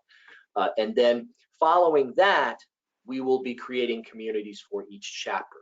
The system already has those chapter communities set up. Right now, we do have one glitch that we're working on with the vendor, we're having an issue with pulling all of the correct members into each chapter. If you know anything about implementations like this, you know nothing ever goes exactly smoothly. So we have just that one thing that's being worked out, but it is a legitimate bug that the vendor has said to us, yes, we know what's causing it. We are going to fix it in the next, they call it an engineering push that they do to fix all the bugs, I guess, at one time. So that's what's going on with that. But we will have chapter communities launching too. Again, same thing. We'll have chapter officers that will, we hope, step up to manage those communities, and we will get those going. So that's FedHub and NARFE.org and all of the sort of membership things that we have going on right now. I appreciate your time. I know I've gone over, but if there are any questions, I'll be happy to answer them. If you would prefer, obviously in the interest of time, there's my email address. I love to get emails from people. I love to talk with members. If you want to email me, if you want to set up a time for a call, or if you just want to email me your question, be happy to help you, because that's what we're here for. So if there's anything, I can answer any questions now, or reach out to me later. I'd be happy to talk. I have a question. I have a Okay, question, Stan Pipkin. When you talked about the OPM, and you mentioned about getting information, what have you. If and you may not be able to answer this right now, but if a person is already filed for their retirement, but they didn't do it while they were working, they did it later on after they actually stopped working, and you've already been assigned a person that's going to handle your processing, and that person sends you an email that says, hey, the best way to contact me is by email, okay? And you send email and you've got no communication in over 2 months. How do you find out where you are? And it's been over 5 months since you submitted your paperwork. Yeah, and unfortunately, that is not a unique story. We're hearing more of that, and I'm going to refer you to the Federal Benefits Institute. If you want to, and I would suggest that you call the 800 number, and it will prompt you. I think it's 2. I think if you press 2, that's Federal Benefits Institute. But it'll tell you press 1 for membership, press 2 for, and so forth. And one of the folks in the Federal Benefits Institute will help you, because what we are seeing is that happening.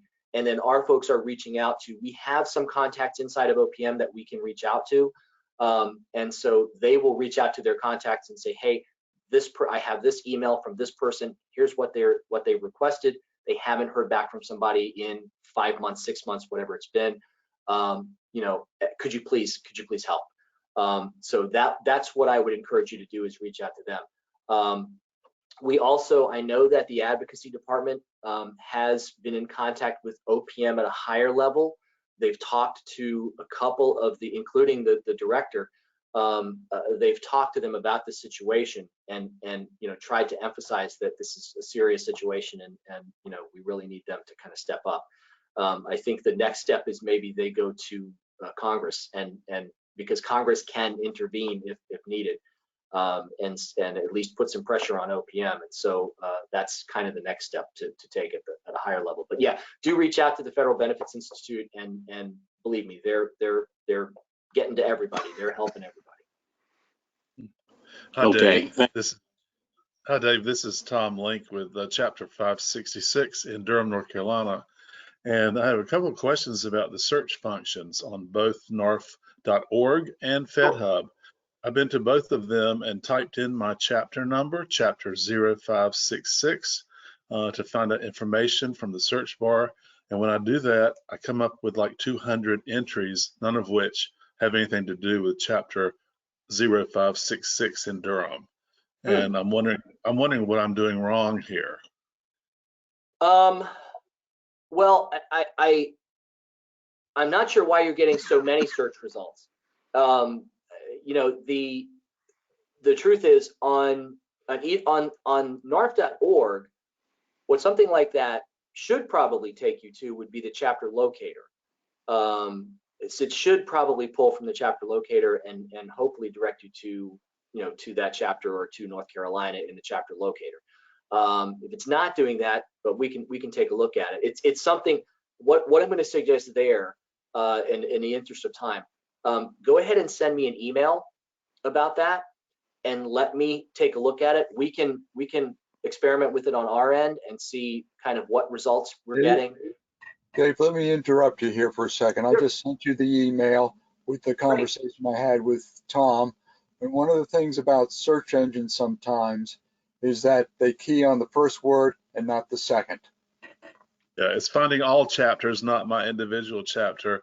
And so anyway, I did actually post a question to the forum at FedHub asking why this was happening to me. So Okay, good, great. Well then, yeah, that helps too. That's we obviously we're checking that constantly. So yeah, let me look into it. But yeah, that's to the person that answered. That's absolutely correct. If it's not, if chapter and then the chapter number together is not really there or is not present as a recognized result, it's going to pull everything that says chapters, and then it's going to pull everything that says that number, and then it's going to pull the individual search terms and list them kind of in order of what appears the most. And so that's kind of what you're going to see. But yeah, and right now I would say, again, individual chapters not necessarily fully represented right now on either of those platforms. But as we, especially on FedHub, as we get those individual chapter communities up, that's how you're going to locate them. You can search that chapter and it should take you right to that chapter community once we get those active. Thanks. Okay. Thank you, Dave. You have always done a great job for us. Thanks, as Henry.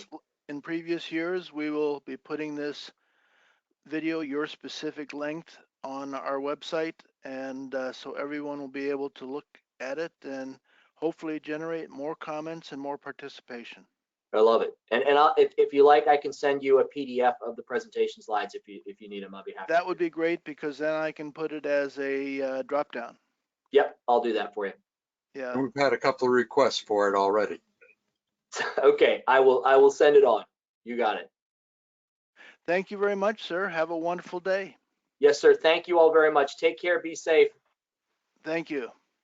Bye-bye. And at this point, I'm going to ask if Donna Shackelford would come back and participate with us in regard to the Alzheimer's report. Hello, Donna. I would be glad to. You're up. Hello, North Carolina. Hello. I'm so glad to be here today and to be with you. And I'm assuming that Peter's going to pull up my report. But in the event he doesn't, I've got it right here. I think I can get it up. It's coming on up, Donna. You see it? Well, I have one up. I don't know if it's what you have or what I have. They're the same. I think I've got yours up right now. So. Okay. It's Alzheimer report spring 2022. Right, right. I'm going to make this brief because I know we're running behind schedule and I don't want to keep Tom or John waiting too long. But I do want to let you know, North Carolina, your total donations for the fiscal year 2022 up through the end of March was $5,452.31. The fiscal year starts 1 July and runs through 30 June. So 2022 would be 1 July of 2021, and it's ongoing, and your cumulative total is at $5,400. Last year, you were second in the nation. Well, this year it's a little slower. It's 15th. A lot of things have contributed to that. Not meeting in person is definitely one of the causes. So don't be disheartened and stay with your donations as much as you can. Send your checks to Vivian. She will definitely forward them and process them. Our total donations for the nation toward our $15 million goal is $14,345,612.68. That's through March of 2022. I don't have numbers for April yet.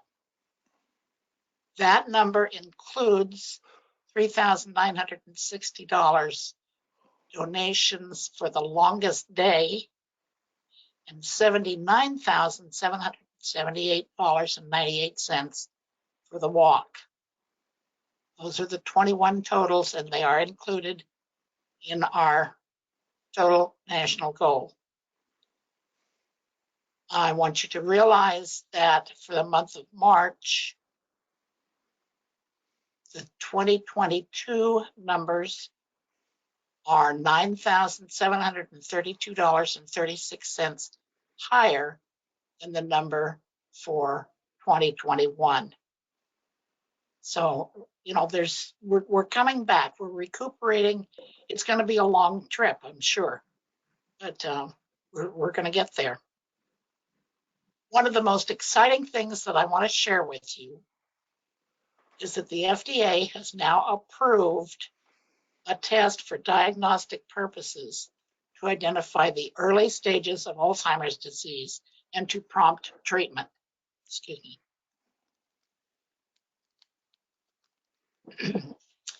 The test is a sample of spinal fluid that can be examined and ranked as to how many tau tangles have been formed.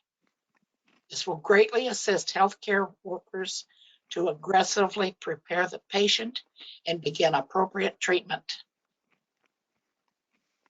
You remember that almost a year ago, FDA approved the Aduhelm treatment for mild cognitive impairment patients. Well, this spinal test will help to identify those patients who are coming into mild cognitive impairment. The sooner we can get those people identified, the sooner we can treat them. It's not a cure, it's a treatment. It will slow down the process, slow down the progress of the disease. So I find that very, very exciting. I also want to let you know we've been yelling for a considerable length of time, asking you to buy Alzheimer's stamps when you go to the post office. A little update on that is that the Postal Service has sold 9.8 million Alzheimer's stamps. As of March this year, they have raised $1.2 million for Alzheimer's research at NIH. The cost for a sheet of Alzheimer's stamps is $15, and that's 20 stamps. For every sheet sold, $3.40 goes to research. The cost per stamp is 75 cents, and 17 cents goes to the cause. That's how you come up with $3.40 going to the NIH Alzheimer's research. So when you go to the post office, please feel free to buy the Alzheimer's stamps.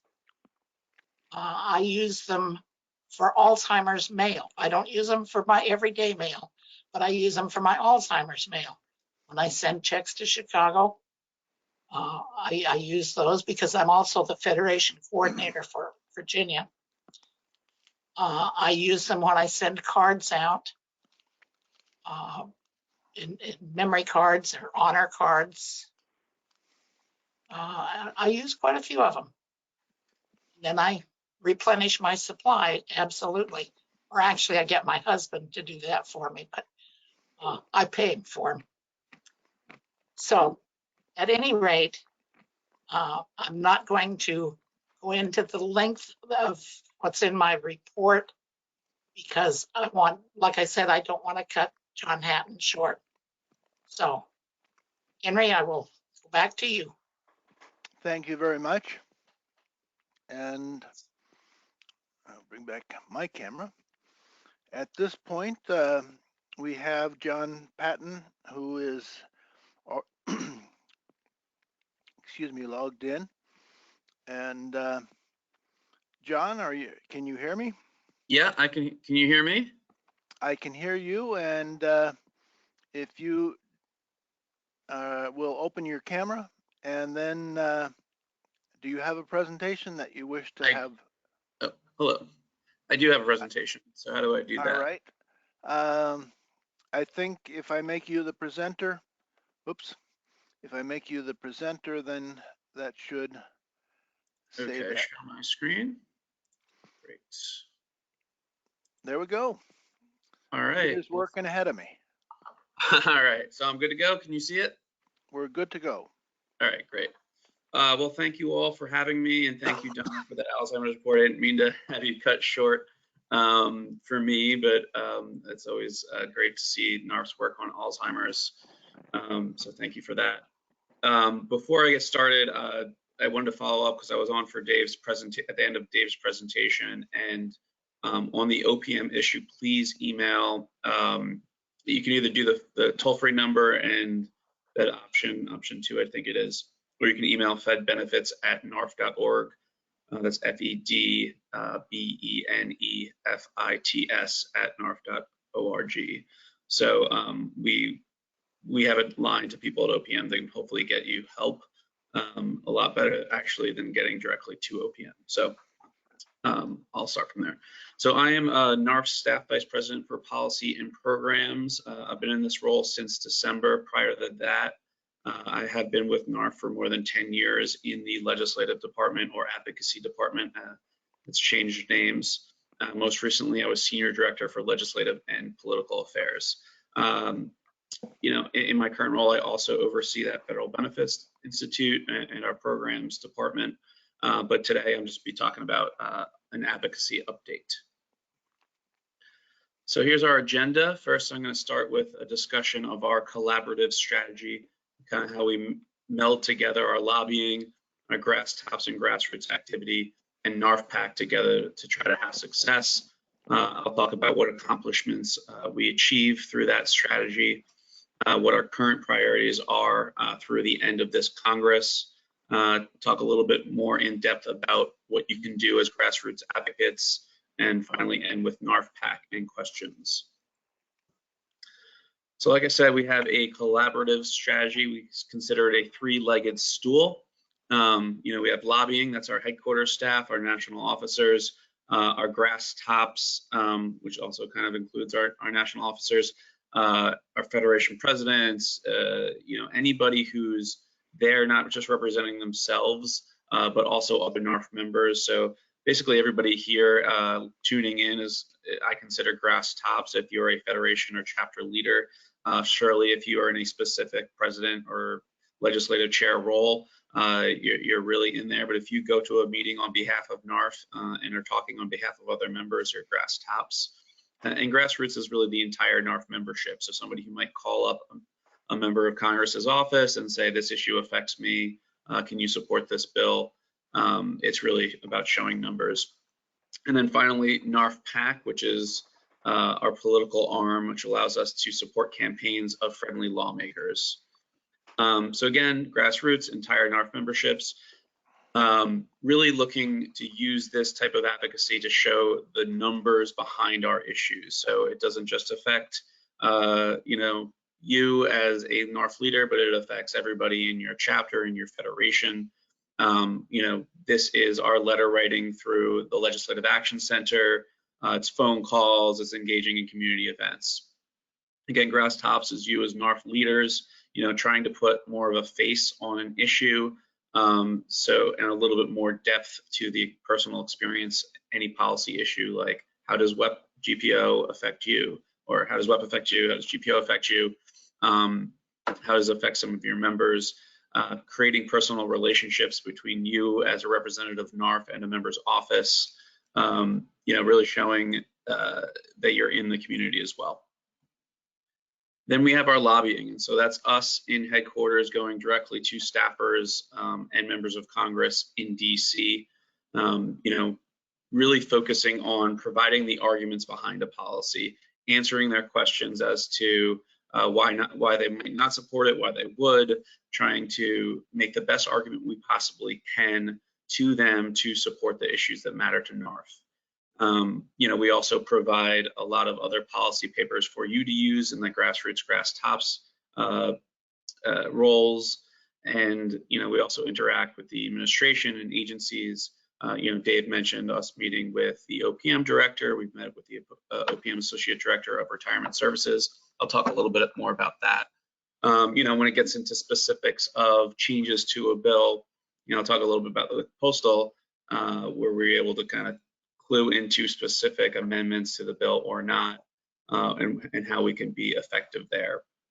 And then finally, NARFPAC, and this helps both our lobbying and our grass tops activities.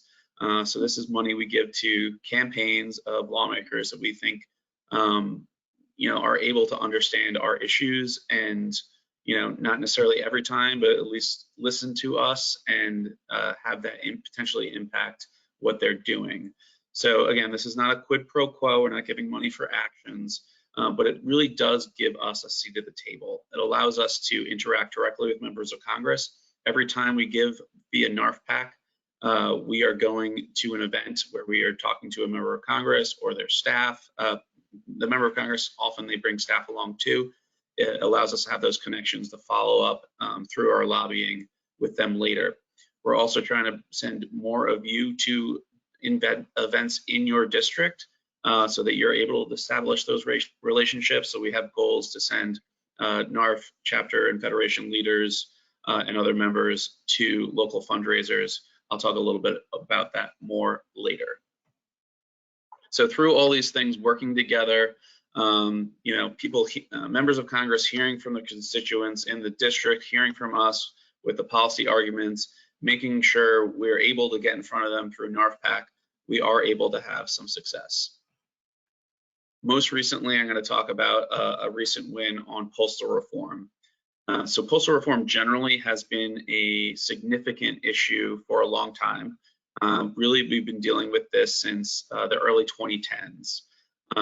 At that time, the Postal Service was having financial issues, and they have been really since. The last major postal reform bill was in 2006. That included a provision to require the Postal Service to pre-fund all their retiree health benefits in 10 years for 75 years out in the future. Now, at the time that bill was passed, they had that money, but then you have a recession hitting, you have a decline in first-class mail due to, you know, increase in internet activity and billing, and, you know, they've really been in a tough financial fiscal situation since then. So Congress is trying to make different amendments to that bill, trying to provide some new reforms, but each year it seemed to fail, not this year. So while we supported certain positive provisions of various postal reform bills over the last decade, we've also had some significant concerns, particularly with changes to federal health benefits, whether that be for postal retirees or for non-postal federal employees and retirees. So going into this current Congress, the leading bill addressed some of our past concerns, and I'll talk about those more, but it included some new ones. And what it really did was split up the FEHB risk pool, creating a new kind of parallel set of postal plans. That did stay in the bill, not necessarily our favorite part of it, but we were really focused on making sure that didn't have an unintended adverse effect on premiums for the federal side, the non-postal side. But we had an uphill climb. There was bipartisan support in both chambers for this bill. Got out of committee, the House Oversight Committee, with you know, unanimous support via voice vote. That's a very partisan committee. It was bipartisan. There was 20 co-sponsors in the Senate, ranging from, you know, very conservative members to very liberal members. Yet we still pushed for some changes to protect federal health benefits. At the end of the day, our concerns were addressed. I'll talk about that next slide. Some additional provisions were included that we supported. They were always part of it. Congress, this was signed into law in April after passing the House in February and the Senate in March with wide bipartisan margins. So what were those key concerns? Number one, previous postal reform bills were requiring postal retirees to take Medicare Part B to keep their current health coverage. Now, I know a lot of people have Part B. It is often good when paired with FEHB. You have very comprehensive coverage, but you're paying two sets of premiums. So it costs a lot in premiums, less money out of pocket later. What we had a problem with this in the bill is that you're reversing a choice the retiree already made, as opposed to giving them a new choice. And you're saying you have to pay additional premiums through Part B to keep that earned health insurance. We had a problem with that, for postal retirees, but also for the entire federal community, where, what if you can do this here, what other changes can you make to federal health benefits in retirement? We shouldn't be turning back the clock after you've already retired. So we really pressed on that. The bill that was introduced this Congress fixed that issue, thanks in part to, again, everything working together. The members of Congress were hearing from their voters in district. They were hearing from us on the substance of the arguments, and we were able to get in front of people with NARFE. The way they fixed this issue was, again, splitting the risk pool, trying to give the Postal Service some savings through Medicare integration. And so they still have requirements to enroll in Medicare going forward. Not necessarily in love with that, but it does provide carve-outs for current postal retirees that, you don't have to take Medicare if you decided not to. You will have a special enrollment period to enroll in Medicare after there's a 6-month period in 2024 prior to the start of this program. So that's a new opportunity to, change a decision you made in the past. However, the way this was done originally was splitting up the risk pool in such a way that, leaving a more costly risk pool in the federal side. We had concerns based on the structure, raised those concerns with the committee, raised those with OPM. We asked, we didn't have the data. We could only look at the structure and say, this doesn't look right to us. But we did push for OPM to do actuarial analysis of the bill. They did. It confirmed our concerns. It showed that, premiums probably would go up on the federal side. So eventually Congress responded to that. They changed the bill. They came out with new analysis that looked at it and said, it looks like it's going to actually reduce premiums on both sides. So it was a big win. Again, everything working together. A couple other provisions in the bill: repeals the mandate to pre-fund retiree health benefits. That sounds like a good thing. Get the money in there, make sure they have the funding to pay those health benefits that you've earned. It turned out to be a very counterproductive policy because it was asking for too much money up front, stopping the Postal Service from making needed investments. It also codifies 6-day delivery standards. So, there's not cutbacks in Postal Service. Things like prescription drugs can be delivered on Saturdays going forward. For our active federal employee members, we support market rate federal pay increases. Unlike cost of living adjustments to federal annuities, which are baked into law and go automatically, these need to be authorized every year, either by the president or Congress or some combination. So in the beginning of this year, federal employees got a 2.7% pay increase. That's at parity with the military, based on recent changes in private sector wages and salaries. That's the standard we're looking for. Just keep it there, whatever that number is, based on what the Bureau of Labor Statistics looks at. This year, Biden's budget includes a 4.6% increase for 2023. We expect that to go into effect. It's not definite yet, but both of those are NARFE wins. We also focus on executive branch relations, regardless of the administration. Obviously, we need to have a good relationship with OPM, or at least be in contact with them. We had 2 meetings with the OPM director. Ken did, NARFE's president, as the director, once as a nominee. In January, we met with the new associate director of retirement services to express some of our concerns, and we have continued contacts with OPM and OMP staff. So we don't just do that for our own edification. We do that to highlight NARFE member concerns. I know somebody on this call already, said they have a lot of problem getting in touch with OPM. Well, we're hearing that every day in calls to NARFE through our Federal Benefits Institute. We're hearing of problems where somebody will call, report the death of their spouse who is a federal annuitant. They are then owed a survivor annuity. So OPM is very quick to stop that original annuity, but very slow to start up that survivor annuity, where now somebody's going without income for that length of time, up to 6 months, we've heard. Impossible to get through to OPM. and their service issues in terms of changing, starting a survivor annuity, or changing your FEGLI option, or changing your FEHB. If you can't get through to them to fix these things start to snowball onto each other. So trying to highlight those concerns, not just to OPM. We've also written letters to Congress recently to talk to two key committees, the authorizing committees in the House and Senate, and the Appropriations Committee that control funding for OPM, trying to get them to have a little bit more oversight into these issues. We do think they need to modernize to eventually kind of improve those services. So we've supported funds for technology modernization. The last appropriations bill includes transfer authority from a working capital fund for IT investments. They have to apply for those funds, but it gives them that authority to do so. Other ways we support OPM modernization, the last administration had proposed eliminating and reorganizing OPM. We opposed that effort, thinking it went too far, but did recognize that it did have need for reforms. Through that opposition and looking to improve, language was included in the National Defense Authorization Act to require the National Academy of Public Administration, NAPA, to look at OPM, do a report on it, provide some recommendations. We supported that language. That report came out last year in March. OPM responded in September. Now we're trying to keep an eye on how OPM is doing implementing some of those recommendations.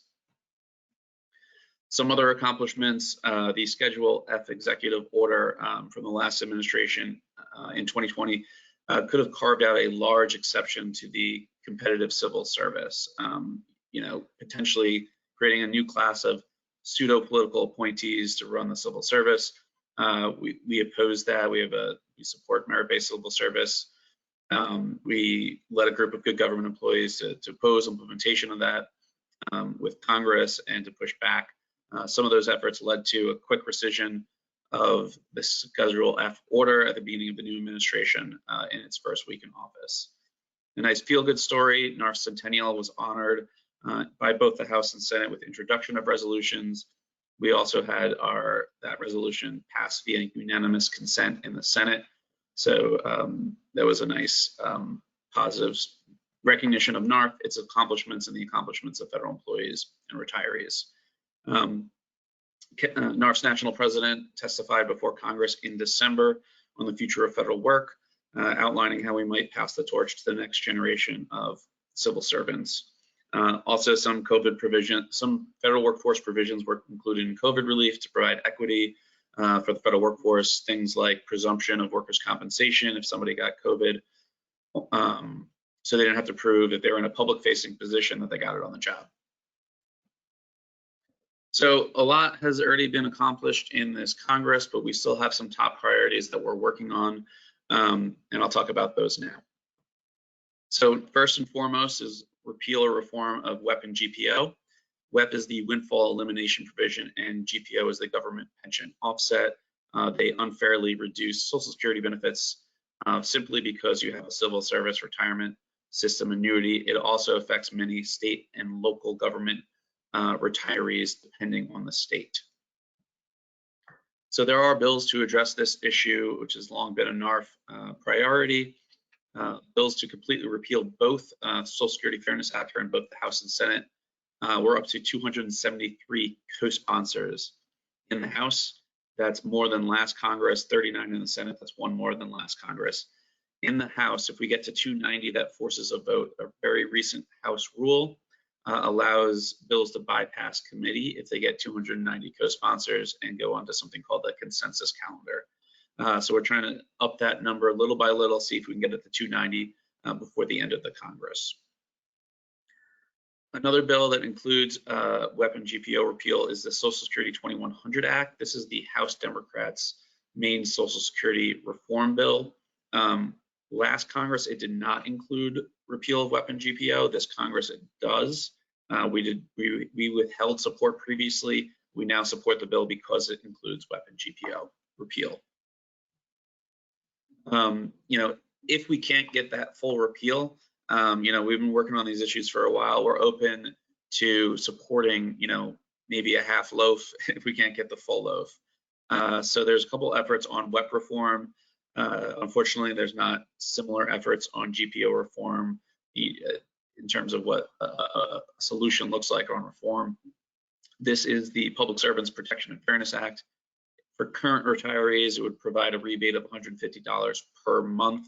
And then going forward, you would get the better of the old formula or a new one, up to 187 co-sponsors. Now, less co-sponsors, but this is sponsored by the chairman of the House Ways and Means Committee, Richard Neal.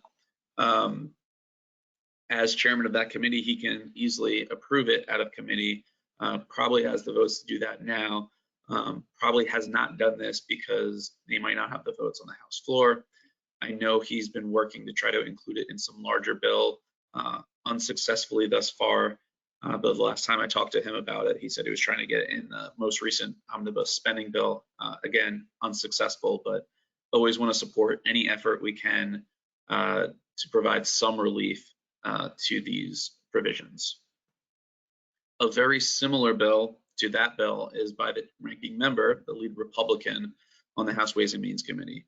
Now, again, very similar bill. It provides rebates for current retirees or reduced, increased benefits for current retirees, a new formula going forward. The main difference is that this bill, at some point in the future, you only get the new formula. So there's a small fraction of people that would be worse off with this new formula. It's proportional. It gets rid of the exemption if you don't have a non-covered pension, things like that. So, at some point, some people will be worse off. That is unacceptable on the Democratic side. On the Republican side, the Neal bill would cost some money, and over time, this bill too would cost some money over 10 years, but it is deficit neutral, or actually reduces deficits to Social Security Trust Fund over the 75-year period. So very similar bills, but just a little bit off on those two principles. It's tough because both those leaders want to do something about this, but they haven't been able to find a compromise yet. So what can you do to help? Well, first, check and see if your representative is a co-sponsor, if your senator is a co-sponsor of these bills. If they're not, ask for a meeting. As a NARFE leader, ask for a meeting with them or their staff to discuss the issue. Ask your members in your state to send messages to members via the Legislative Action Center. Same for the WEP reform bill. So please do this. We're trying to target people who are not yet co-sponsors on these bills, seeing if we can increase those numbers. Your help makes a big difference. The other main issue we're still working on is trying to get more accurate COLAs for seniors. There's really two issues here. There's one is how COLAs are kind of calculated. Right now, they use something called the CPI-W. That was what was in place in the 70s when automatic cost of living adjustments came into effect, but it only measures prices as experienced by urban wage earners and clerical workers. What we would prefer is something that measures prices experienced by seniors. So if healthcare is going up at a higher rate than the cost of other goods, well, this CPI-E would measure that appropriately and would show over time higher inflation.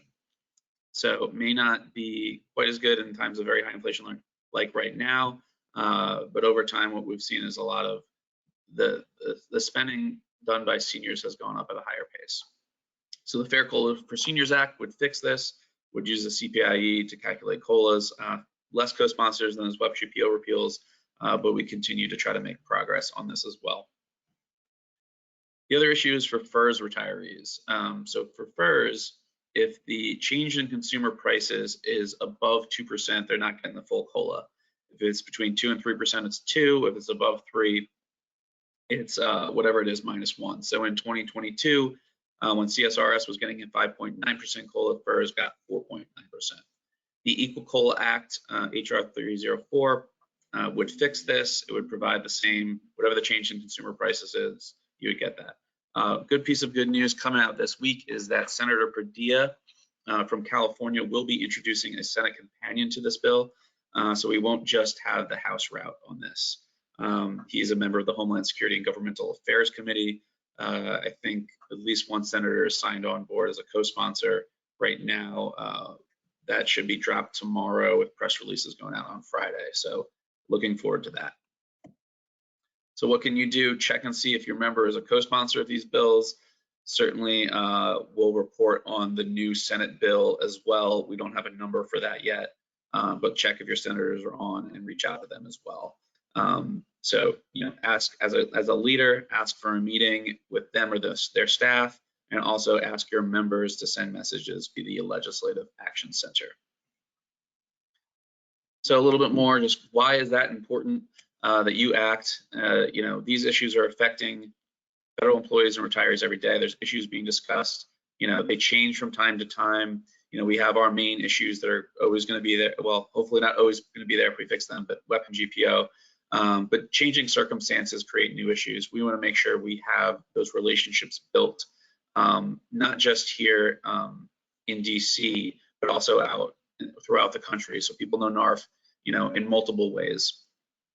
You can put a face on the issue. We can only do so much here by ourselves. We have to show that we're not just talking, because we have this personal view. We have to show that this is a view that reflects our members, that reflects what you care about, and then for you to go talk to your members of Congress and reinforce that is extremely important.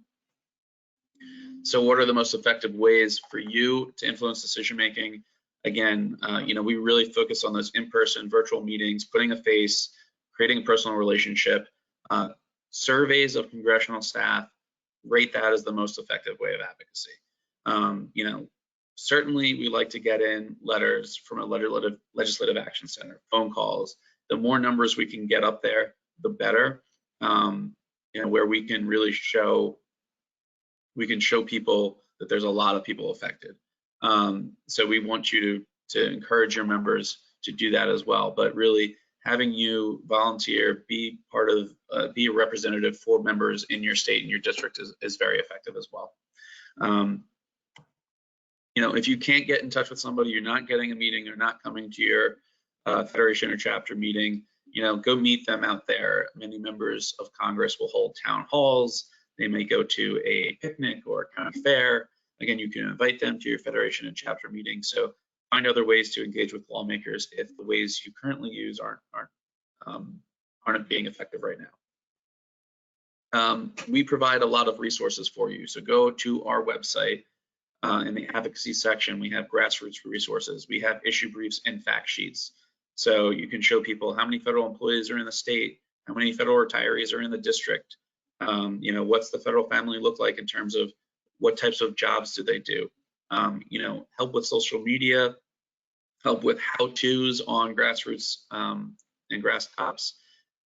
Resources. We also have once every 2 years at the beginning of the Congress, our legislative training conference. We'll be holding that again, where we get really in-depth training on how to be a grass tops advocate. We love to track what you're doing, so we know where we can, where do we need to put our resources, where we need to encourage people to reach out. So we're able to track if you send a letter through the Legislative Action Center. We're able to see that so we can see, 50 members sent in letters to this office, or we got nothing into this office and we want to meet with them. And we need to try to focus some more efforts on reaching this member of Congress.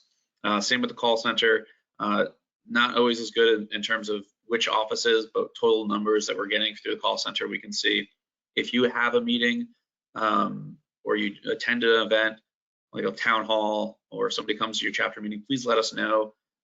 So we know that as well. It's another way for us to track how things are going.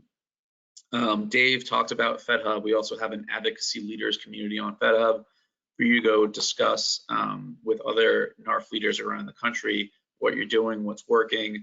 Let us know where you've talked to people. We're trying to get more content on there and more discussion. Again, if you have any questions, email us at advocacy@narfe.org. I'm also providing my email address at the end of this presentation. Last thing on the agenda here is NARFE PAC. Like I said, this is a hugely important part of our advocacy. This is money we get to contribute to campaigns. It shows we have a political presence in DC. A lot of the reason I would say members of Congress may know NARFE is because of NARFE PAC. That's probably their first introduction, and then we get them connected to NARFE leaders in the state. have them reach out as well. It gives us that extra platform to see somebody, create a relationship, go to an event, say hi, mention that there's this issue we care about. We will have to go follow up via lobbying, to the staff in the official capacity and really talk about what matters and add some depth to it. But PAC really creates the connections that we need to make our case. So because it's so important, we have goals to make sure we're raising money, make sure we're dispersing money so we make those connections, doing pretty well towards those goals. The last goal here, I think, is very important. We've had this goal for a few Congresses now, and it takes a lot of work to coordinate with the campaigns and to coordinate with you on the ground going to the events, but I do think it's very valuable to show members of Congress that there's NARFE members in their district that are involved on the political side as well, and also creates those connections. It helps you learn a little bit more about the process and be more involved as well. And I think people who do take advantage of this, who are willing to go to these in-district fundraisers, generally we get good reviews and they have good experiences. So I encourage you to work with us to try to get you to some of these events. A little update on North Carolina in terms of our contributions into NARFE PAC. Sustainers, those are monthly givers, so you're committing either via credit card or your annuity to give some amount per month. So you can contribute via the website. We always have a coupon in the NARFE magazine. We send direct mail solicitations to members, basically 4 letters a year, kind of mailing and a follow-up in February, March, and another one in June, July. You can also call us at headquarters. We're happy to help too. If you give, we offer you pins to show recognition for your support. Thank you. If you are a NARFE PAC supporter, it is very important to our efforts. If you give monthly, you get a special sustainer pin. A new option I mentioned in terms of the sustainer program is you can now give via your federal annuity. So go to the NARFE PAC member homepage, go click on become a NARFE PAC sustainer via federal annuity. That'll direct you to fill out a form on our website, which then will allow us to have the information to match with contributions that you make through OPM. So the next step is then to go to OPM Services Online. You can choose NARFE PAC via drop-down menu and give that way. So it saves us money on credit card fees, makes it a little bit easier in terms of not dealing with canceled credit cards and things like that. Please take advantage of this option if you can. With that, I will take questions. That's great. We'll try to limit it to 2 hours of questions. All right, folks. Questions for John Hatton? John, would you take your video and send it out to each one of the chapters? Because I think it's really, really good. And let's everybody know exactly what's going on. Oh, well, thank you very much. I really appreciate that. And I'm happy to share the presentation with people and yeah, certainly want us to get that information out. The PowerPoint and any video you have, we would be happy to add it as drop-down downloadable material in addition to the segment that we put on the web. Great. Questions? A question about you raised something in terms of dealing with OPM, and they're not the easiest organization in the world to deal with. And this is as the spouse of the annuitant, not the annuitant myself. Yeah. You mentioned a delay in payment and switch from annuitant to survivor annuity. Yeah. When that happens, does OPM make a catch-up payment, or does it just start metering the money in and forget the money that didn't get deposited? No, they do have to make a catch-up payment, so you do get that money back. But going without any income for 6 months seems to me to be not a burden that anybody should have to take on. And there's costs to that in terms of potentially needing to take on loans to make ends meet. So yes, people do get their catch-up payment, but unlike when you apply for your initial annuity, where you often get some interim payment, there's no interim payment in these delays. And I was able to get some more kind of stats on how they're doing, and it doesn't look like their average processing is too bad, but I think it's situations where maybe they're missing a document and maybe it was already given in the initial retirement application, like a marriage certificate or something. And maybe it's easy enough for somebody to get that to them, but if you can't even get in touch with OPM and find out what they need, that's causing some of these delays. And so we've been able to help people get in touch with them, make sure we're able to resolve it. But part of the problem, I think, in some of these issues where it takes a really long time is that lack of communication with OPM, so you can't even fix the issues that are holding things up. Okay, thank you. Welcome. Any other questions?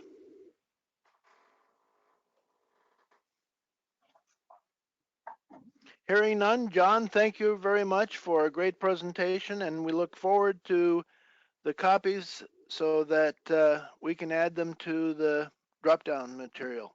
Thank you very much. Thank you. And at this point, we have time for there's a 10-minute break. And my suggestion is that if you can do it, you keep it to 5 and come back. I'm going to have a tape of the chapters who donated to the event, and also the Blue Cross and Aetna material. So it's now on my clock, it's 3:08. So if we'll see you at 3:15. Henry, real quick, just so you know, I did contact OPM about my question I had with Mr. Bowman. Yep. And exactly how he said that they would take, my information and contact OPM and all. And so that's exactly how he stated what happened. And that's exactly what happened when I called him. So just to follow up on that I did call, and it just as Mr. Bowman stated, that's what the NARFE benefit experts have done. So, I got an emotion. Thank you. Great. Yeah, I know from having listened to him and been part of many meetings since he came on board that he's got a lot of good information to part out to us, and we can all learn from it. Yes. All right. I'm going to get this other video on here. I need to activate my desktop.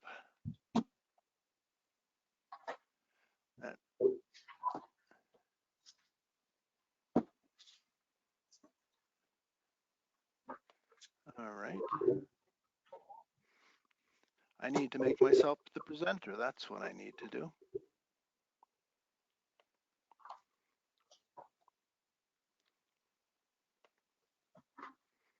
And show screen. And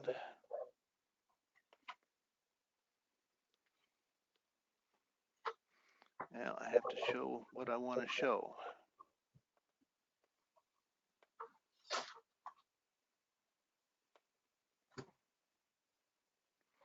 All right, I want Power DVD.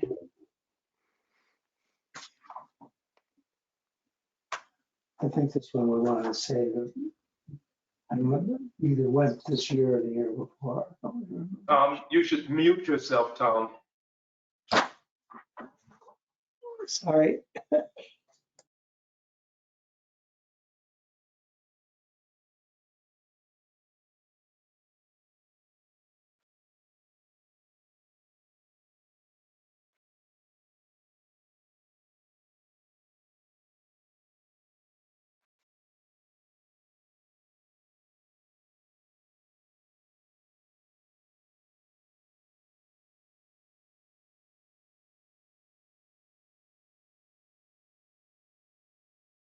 Are you seeing something now, or have I blocked it out?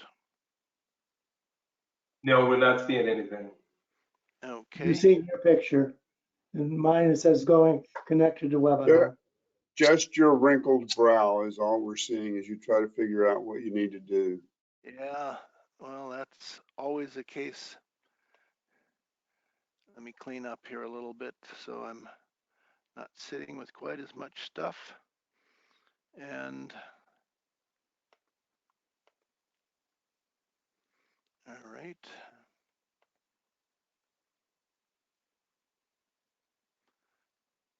All right, I'm not used to seeing that. All right, and it says,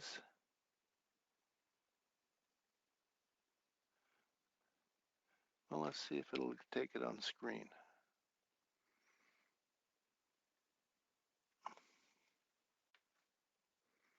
All right, can you see it now, Dwight? I see a blank screen right now. Black screen is all I see. Just a blank screen. That's it. Wow. All right. I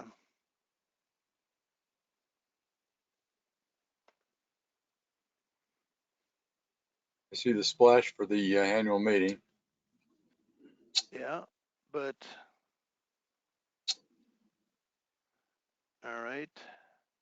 Are you Henry, seeing? Yes.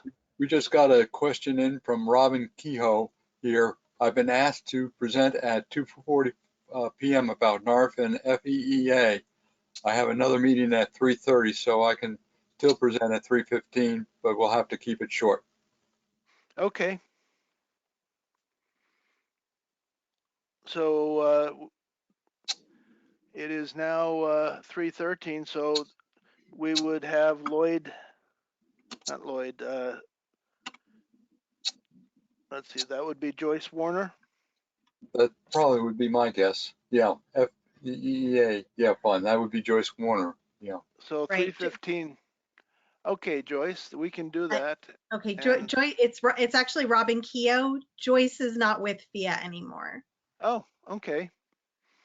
No, well, welcome aboard. Thank you.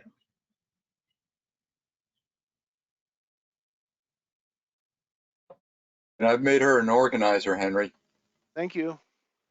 I'm just trying to clean up here, so I have something that I wanted to play, and it's just not doing it. So, all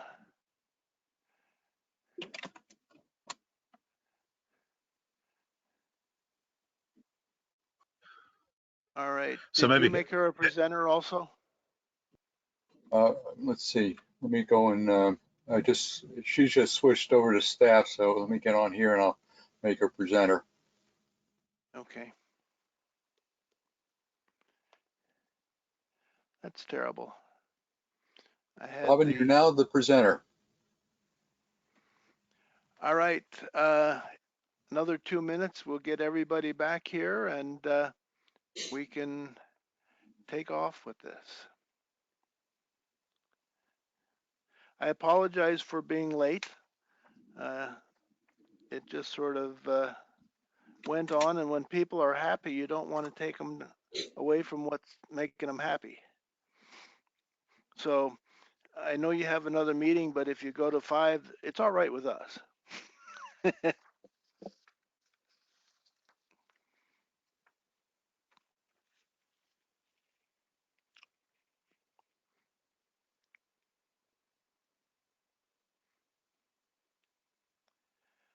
All right.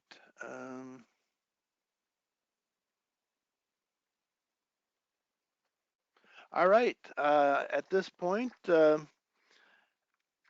we have, and I drew a blank on your name for the moment, but is going to talk about the Federal Employees Education and Assistance Fund.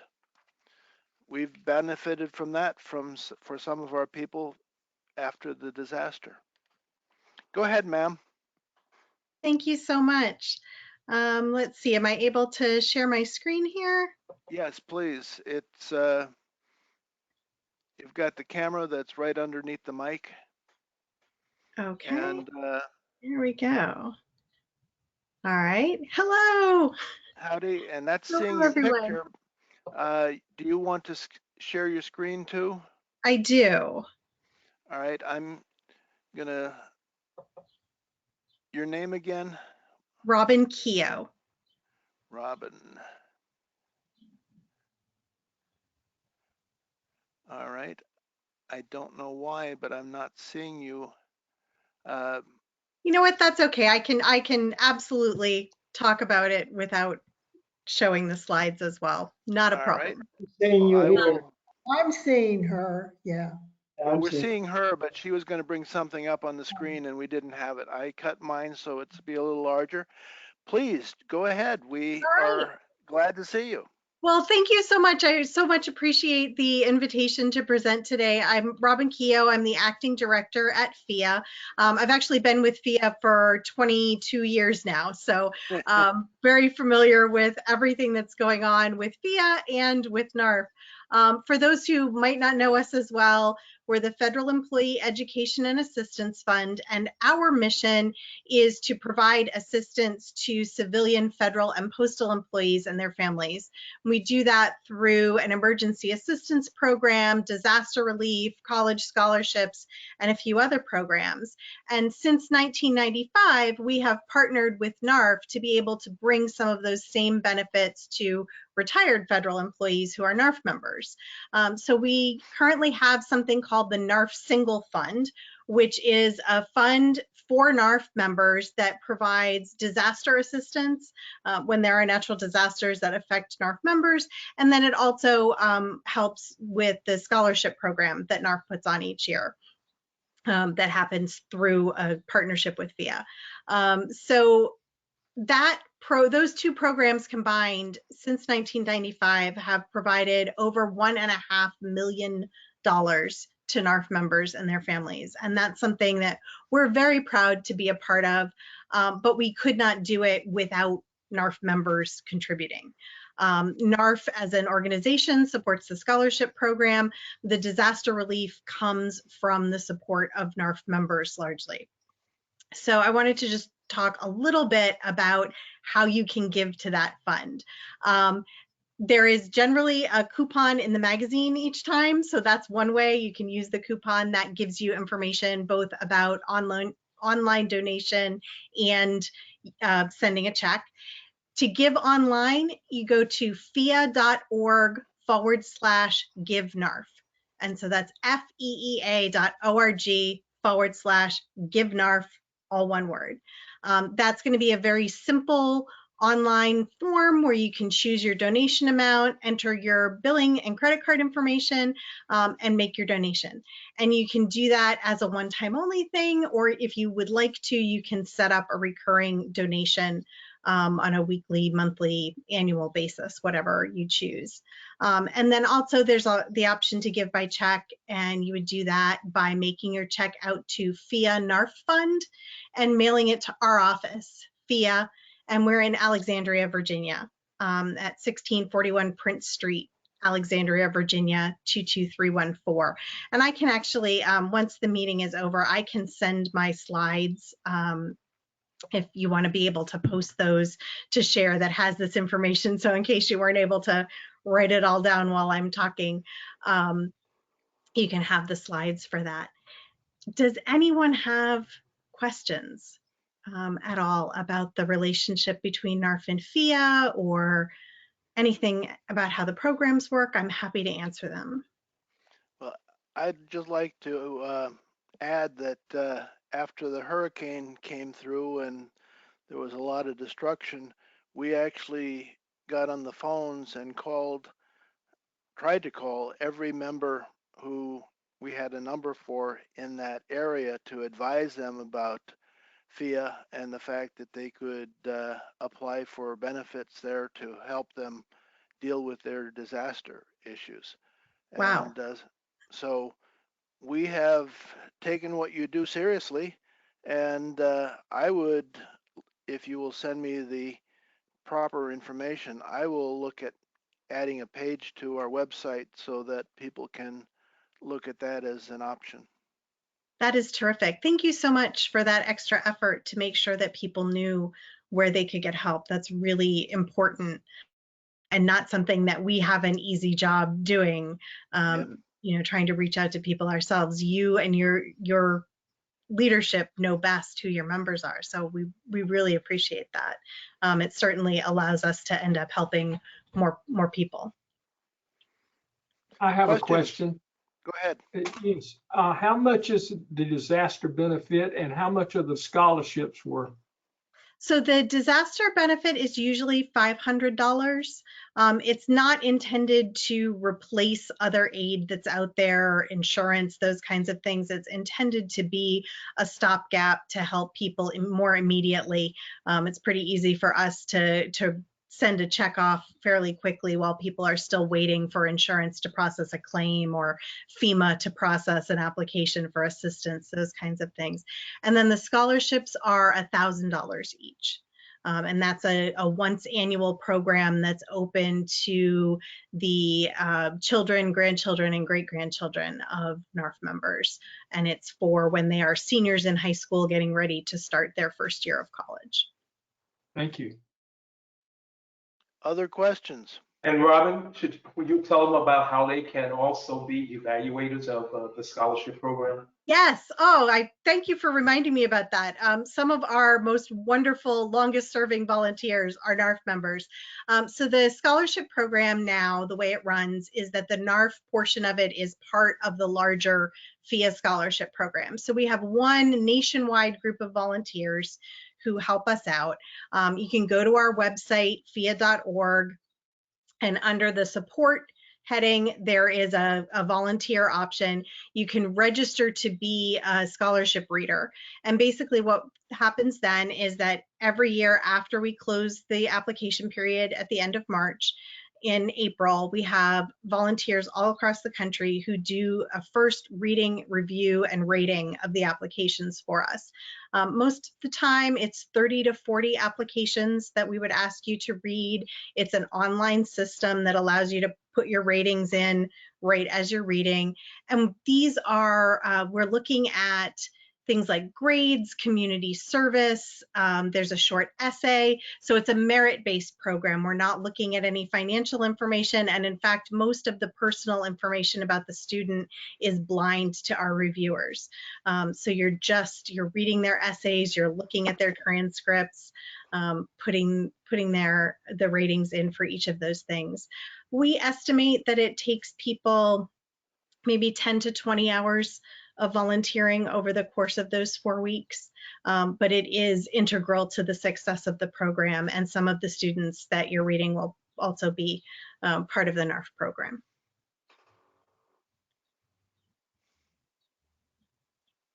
Any other questions?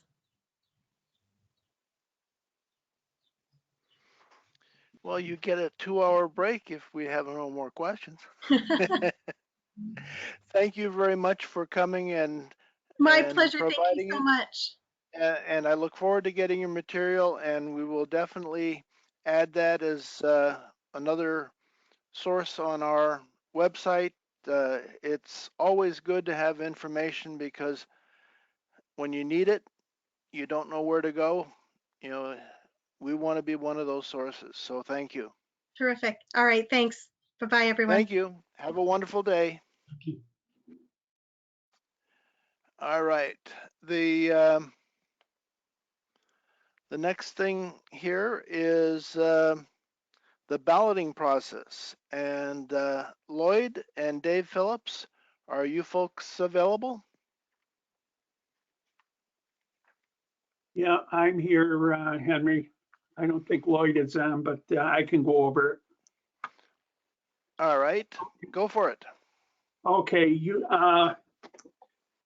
we have been working on the 2022 ballot on the ballot and teller committee, and Lloyd Geisert is our chair, Sue Hawkins, Peter Eckhoff, Chris Huber, and I am the advisor from the committee. And we've updated the ballot. You can see here, this is what it'll look like. This is where your name badge or your name and the address and stuff will go. We're working with the printer. I've got to check to make sure our addresses and everything are accurate.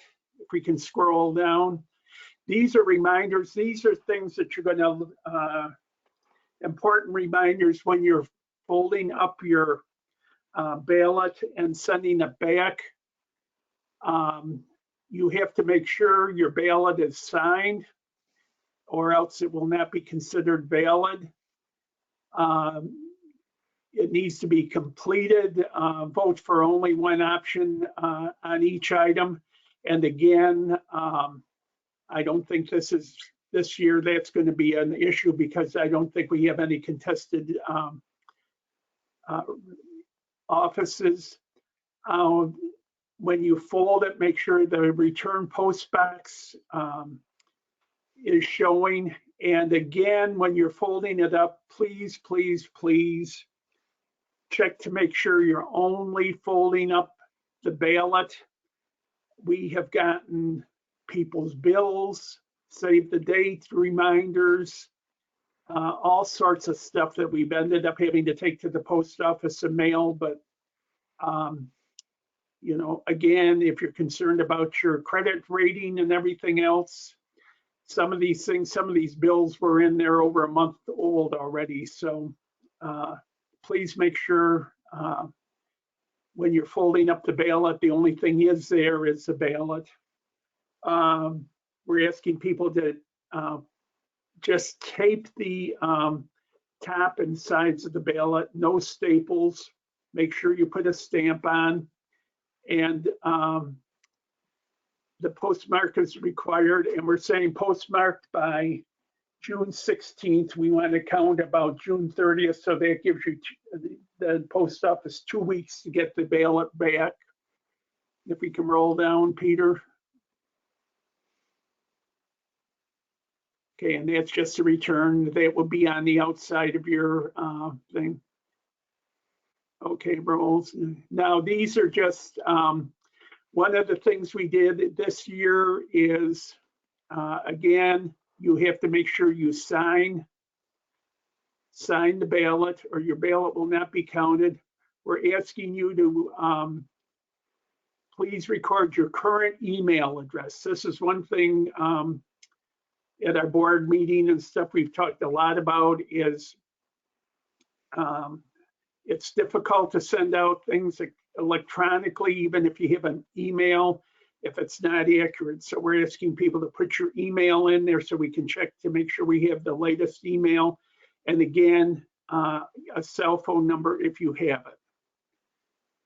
And this is the ballot here. Robert went over the bylaws and things. At the top, we're asking you to adopt or reject the budget. The budget this year is $28,100, as Sam said. And then on the left is the officers. One thing the board did approve, we put a line in where there's no candidate for a write-in candidate. And the main thing is, like in any organization, when you put in a write-in candidate, please make sure you check with that person that it's okay to put their name in. We're asking, you know, just out of courtesy, and again, that they meet the qualifications. They're a NARFE member, chapter or national.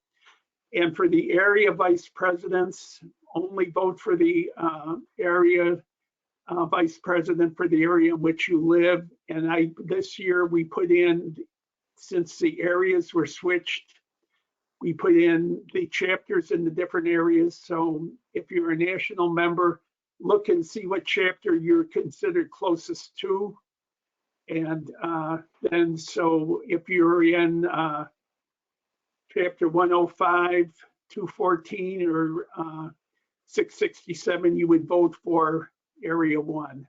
If you're in 720, which would be Salisbury, you'd vote for area 2, and so on.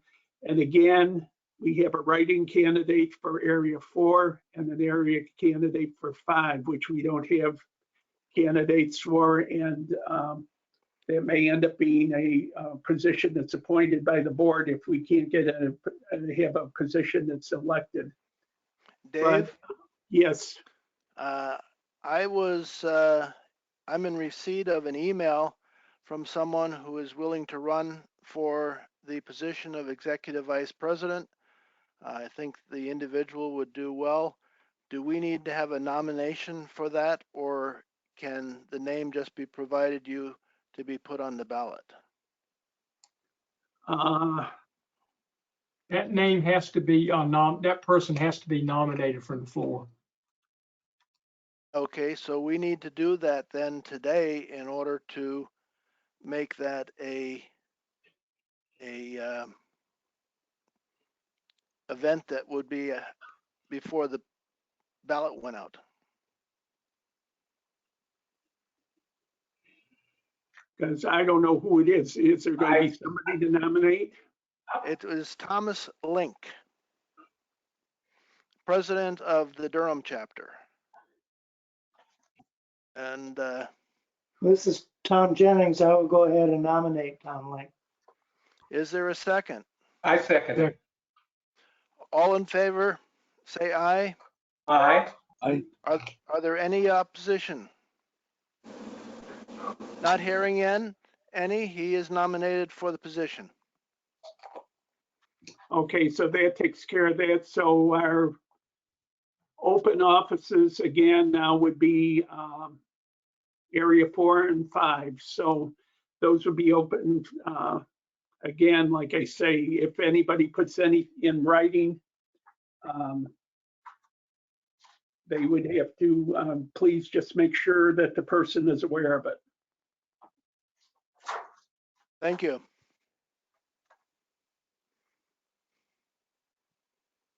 And I think that's about all I have on the ballot.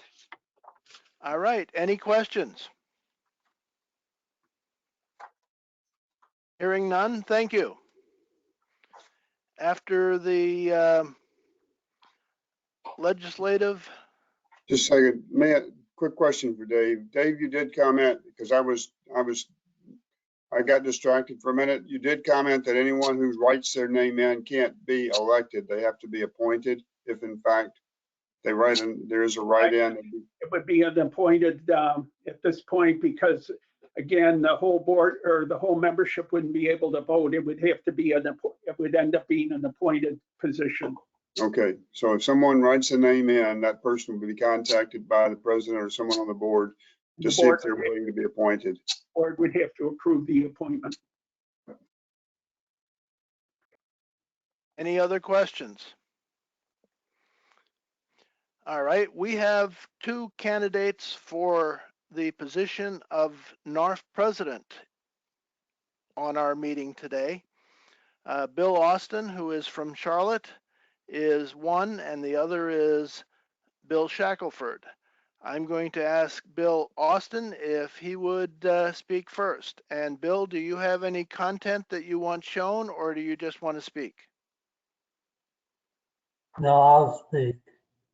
Just speak. All right, well then, if you would open up your camera and give us the opportunity to say hi, and we'll look forward to hearing. I would ask that you try to keep it to 15 minutes. And I'm saying the same to Bill. If you want to do less, that's your decision, but we'd ask that you keep it to 15 minutes or less. All right. Can you see me now? Yes, I can. Good. And I'm going to zoom out.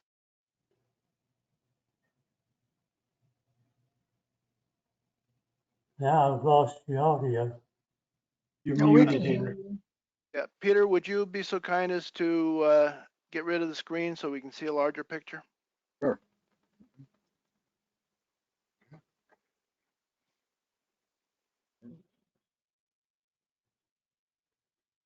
I still see your screen. Oh, hang on a sec. I'm sorry, Henry. Hang on a sec here. Excuse me? Come here a minute. There it is. Oh, maybe they got it. There we go. We got a full picture now. Thank you. Go ahead, sir. All right. Well, good afternoon. I am Bill Austin, and I'd like to be your NARFE National President. I'll tell you a little bit about my background. I'm an Army veteran, a postal employee who started as a letter carrier and retired as a district manager.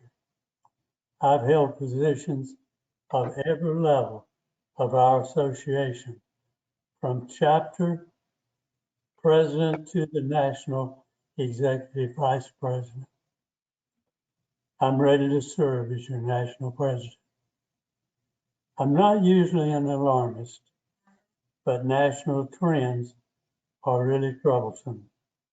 Membership is down, chapters are closing, national finances are strained, and local politics has left the building with the loss of chapters. I could tell you about many troubled positions that I've turned around during my career. That's what propelled me into positions at the highest level of the Postal Service. I use those management skills to create and implement the Silver Circle while serving as your NARFE National Vice President. As I said, NARFE is in trouble. We can no longer delay taking corrective action. We must move quickly to restore our association. I have a plan to reinvigorate NARFE, and this is the short version. We should reorganize and refocus the federations, especially the legislative program. We should negotiate the return of federal union retirees to NARFE membership, and we must right-size NARFE financially. Mistakes of the past must be rectified, and dues increase is just out of the question. One last point. I have experience leading NARFE and 25 years of postal management. I believe I can make a difference. I'm really so concerned about NARFE and our financial situation that I will serve without accepting a salary. I ask you to vote for Bill Austin as your next national president. And if you have questions, I'm available. Thank you. Does anyone have questions? I have one question.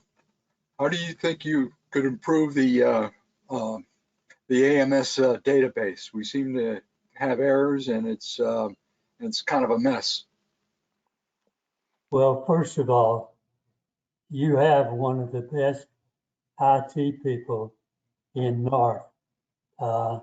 He's a young man that was there when I was their executive vice president. And Dan, it's amazing what that young man can do.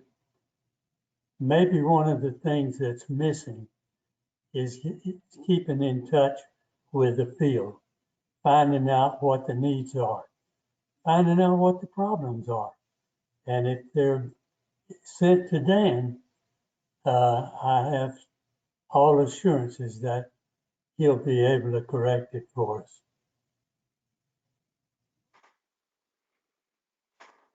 Thank you.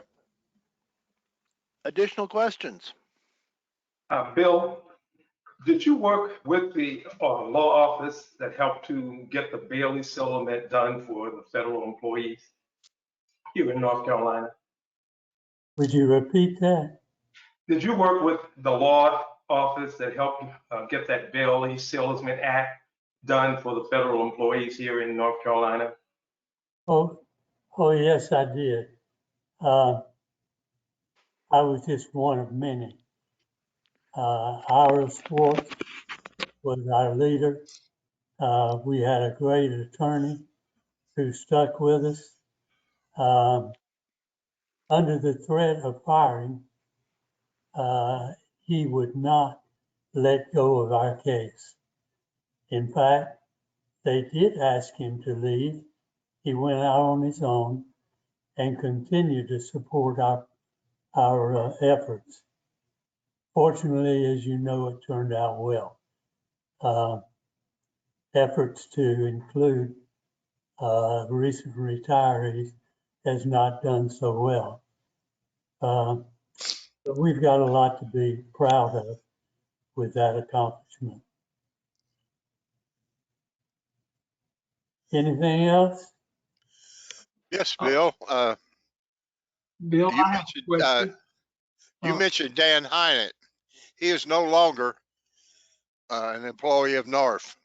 He's not. No, he's not. Then He I'm gonna was, have to get reacquainted. he left some was time fired ago. a couple of years ago. So that leaves us with no IT person.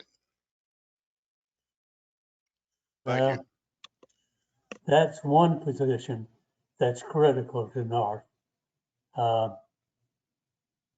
I'm sorry to hear Dan is no longer with us. Other questions? I heard I have a another one. question, Bill. Yeah, if you aren't going to take a salary, will you be residing at your house there here locally, or will you still intend to move to the DC area? Yes, thank you for asking. And I think it's something, whether I'm elected president or not, it's something we really need to look at. There's no reason to have an executive director and a president that's housed in DC. It's a confusing situation at best. The employees will have a problem knowing who to answer to. My idea is for the president to be the chairman of the board, which he already is, and that they should reside at home. That'll save two things. One, the moving expense of going to DC, but two, it'll save the person that's elected. I don't know whether you realize it or not, but the vast, at least half of a person's salary is used to pay for housing there in DC. At least that was the case when I was there. And if that's not bad enough, if you're coming from a state like North Carolina or Florida or several others, a number of others, you have to bring your pension with you. And if you come, pay 50% of your salary for a resident, and then the state of Virginia take their share out of a pension, which you hadn't been paying anything in taxes for. That's too much to ask of people. I've often, well, not wondered, it's obvious. All of the presidents, vice president, all the national officers, I should say, generally come from the East Coast. Why is that? Because people on the West Coast and in Middle America are at a point at their age that they, as a retiree, that they can accept moving to DC, uprooting from their families. I think it would be good for NARFE if my proposal of working from home would be accepted. Now, it can be done just like we're doing now. You could have a lot fewer members on board. It would just be the board. But, oh, geez, you get me started and I won't know where to quit. I watched Dan Bowman's presentation, and I've got to say, it was an excellent presentation. The one thing I found that was missing were the results. Now, the fact he's found a place where we can communicate with 1 million retirees, that's certainly a plus in his direction. But it's hard. It's of no use to shut the barn door after the cows have all got out. Well, the cows are out for NARFE. Years ago, we started something called the CARE. I say we, it was done before my time in headquarters. The CARE package brought in all the federal unions, and we began to share with them the way we took care of our NARFE members, what we did for them. They observed what we were doing and thought, this is a great way to keep members. And so they began to convince most of the federal unions, began to convince their members that they were going to take care of them from cradle to grave. Over the years, they have begun depleting our membership by not sending their members to us like they used to do. Part of my program, if you heard it, we've got to negotiate with those unions. We've got to let them know NARFE can't keep doing the work and let them take all of the credit money. So I'm not sure how we'll come out, but we need to start a negotiation with the union, federal unions, about taking back some of our membership. Might be an associate membership. I don't know what we might come up with. Whatever we come up with is better than what we have at the present. Because even if you meet those millions of retired federal employees through Skype, whatever, the problem is they're already associated with a retirement group. So somehow we've got to convince those other retiree organizations how important NARFE is to them. I hate to say it, but if they don't, one day they're going to find out, and it's not going to be a very favorable situation for either of us. Anything else? Any other questions?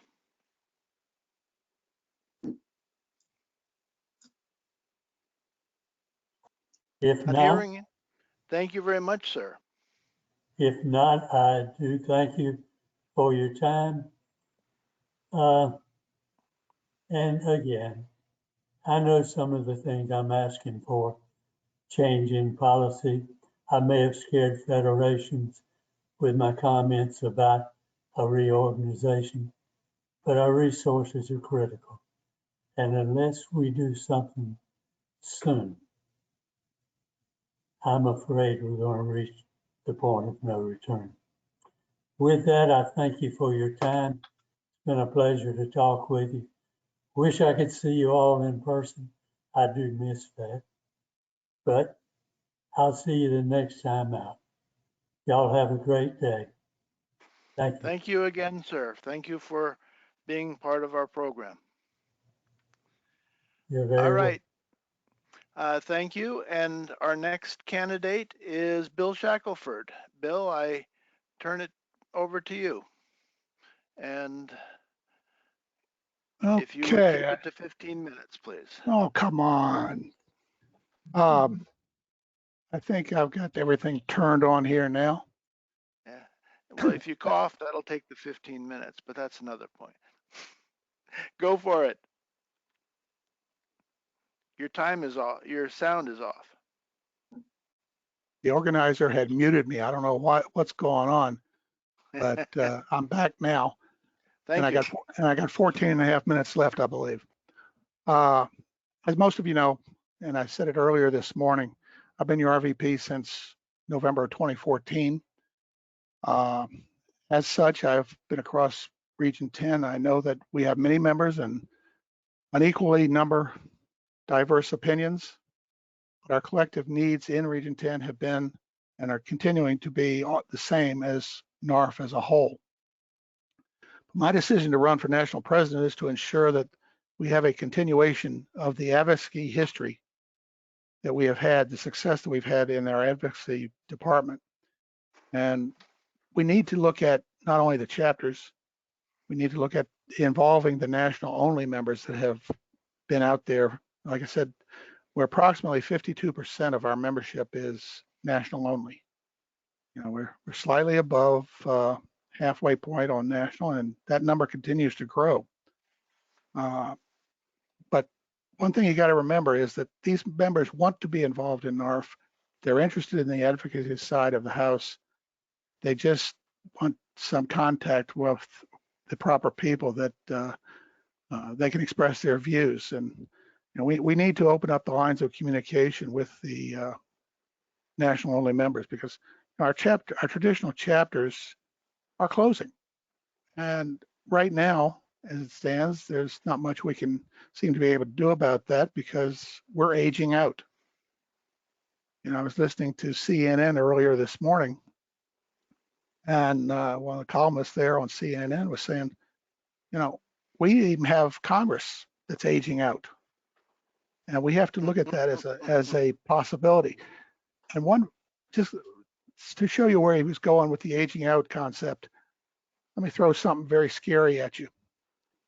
If the 2024 election was a repeat of 2020 with the former occupant at the White House and the current one, both of them would take office being over 80 years old. So we need to be looking at the Gen X and the millennials to be bringing them in order to establish the lifeline that NARFE needs, that the advocacy side of NARFE needs very, very much. I believe that my leadership positions that I've held over the years will equip me with that broad and deep understanding of the challenges and strengths that we have. Been a member since October of 2005. In fact, I can tell you that I actually joined, or maybe I should say I was signed up as an active member. I was still working. But the story goes, you know, and you've all heard it before. I retired in January of 06. And I was just laying around in February, and the boss lady comes to me and says, come on, we're going to our NARFE meeting. Well, my response was, what is NARFE? And look where it got me. But on the national level, I've served as, at the 2012 National Convention, I was the chair of the Timekeeper Committee. I was the chair of the Bylaws Committee from 2013, 2014, co-chair of the Future of NARFE Committee during that same time period. Returned back to the 2014 National Convention as the chair of the Bylaws Committee. In 2016, I was on the Executive Director Search Committee. At the present time, I'm the only remaining member of that committee that is still on the National Executive Board. And I've been on the 2021 Strategic Planning Team, and I'm currently still serving as the chair of the Membership Advisory Committee. Of course, like I said, I've been your RVP since 2014. Served all positions within the Virginia Federation and many positions in my local chapter.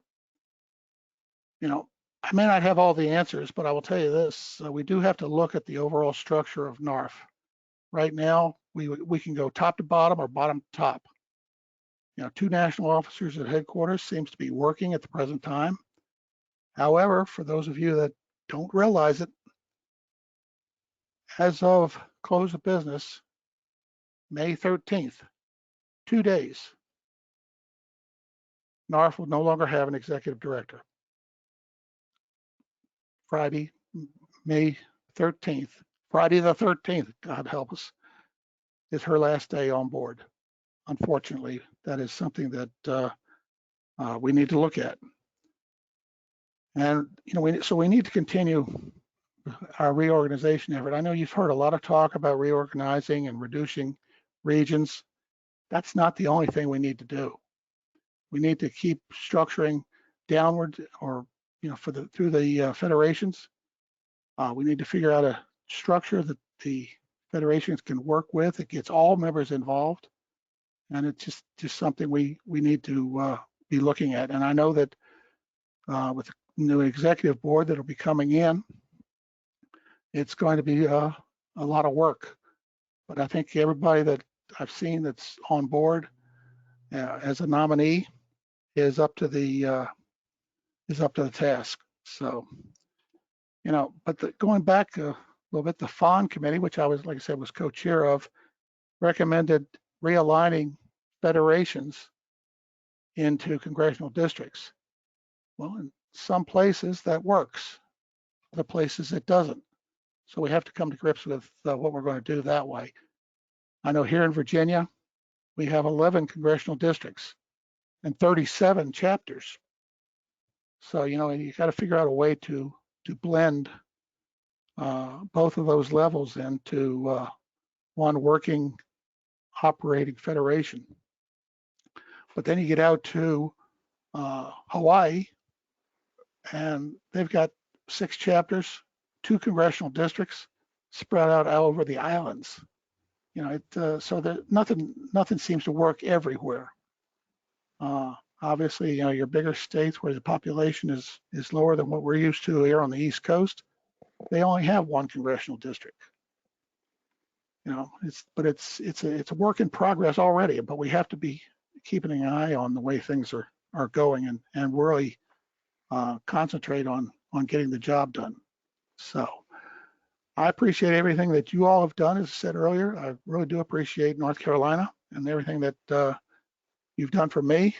And I do hope that you will continue to keep me in your minds and move me up the line. So I know Peter's there. So Peter, I'll answer your question right now. AMS, as a system, it may or may not be what NARFE is needing. You know, it may meet all our needs. I know that one thing that is missing is a database manager. They're currently conducting a search to, as far as I know, the last I heard, Dave Bowman was putting together that criteria for a database manager. 1 person, 2 persons, hey, whatever NARFE needs, we need to be looking at that. So I think, and if AMS is not the answer, the current configuration advisory board is looking at other options. But we can't switch from one system to another without making sure the new system works. And I think we can go back to June of 2019. We flipped the switch from ORM, OAM to AMS, and we're still waiting for the data to catch up with us. Yeah. You know, I will tell you that, you know, when it comes to membership, I'll tell anybody, you know, use the M112 that's online. It's a starting point. I will agree to anyone that wants to say it's not complete, it's not correct all the time, but it is a starting point for potential members and getting them on board. So that's why I say there's probably some possibility that AMS would meet our needs, but we don't have the right person in place running it right now. So any other questions? Thank you, Bill. No problem. Hi, Bill. Hi, Bill. This is Tom Link. And Yes, I wanted to ask you a couple of questions. One, if elected to national president, will you need to move to DC? And secondly, how can we attract active federal employees to join NARFE? Well, let me take the second question first. I think the answer to that, Tom, is FedHub. I think the reaching out to agencies and getting them that way is going to be able to bring in active employees, and at least we need to get it out there to let them know what NARFE is all about. That's the big thing. You know, Robert Allen was talking about billboards on the side of the road. Okay, great. You know, that's fine. But we still, whatever method we use, we've still got to get these active employees aware of what NARFE is and what NARFE is doing for them. Now, question number 1, I like it right here where I'm sitting. And with this, with my election, if I am successful, it puts us in a position where we can look at the needs of what the national president needs to be doing. But Tom, I'll be honest with you, no, I'm not going to move because I only live 22 miles from headquarters. Not that I really want to get back into Washington, D.C. rush hour traffic, but hey, I'm close enough. I can hopefully work right here from this room a little bit and be at headquarters when and if is necessary. And I know, all, like I say, it's all a trial and error, a hybrid situation that we could develop and just see where it goes. You know, it might be the 2-year term that would establish a new normal for the NARFE national president. Thanks very much, Bill. Sounds good. Hey, Bill, this is Jim Cosey from the Calabash chapter. A couple of years ago, NARFE was talking about selling the headquarters building. Has there been any of an update on that? No, sir. The pandemic kind of put us in a twist there. We had it on the market. The asking price was, I believe at the time was $8 million. So if anybody has an $8 million check they want to send up my way, we'll give you a building. But because of the pandemic and the lack of activity going into the building, we took it off the market. There was the firm that had it did bring a couple of interested parties, but nothing ever came of it, except we did have one offer that somebody made at I believe it was 6.2 million, and that contract had a clause in it where either party of the clause could cancel within a 60-day or 90-day time frame. And while NARFE might have been interested, the original person that made the original company that made the offer backed out for reasons that I do not know. As it stands right now, the building committee that was just recently working on it came to the NEB with 3 different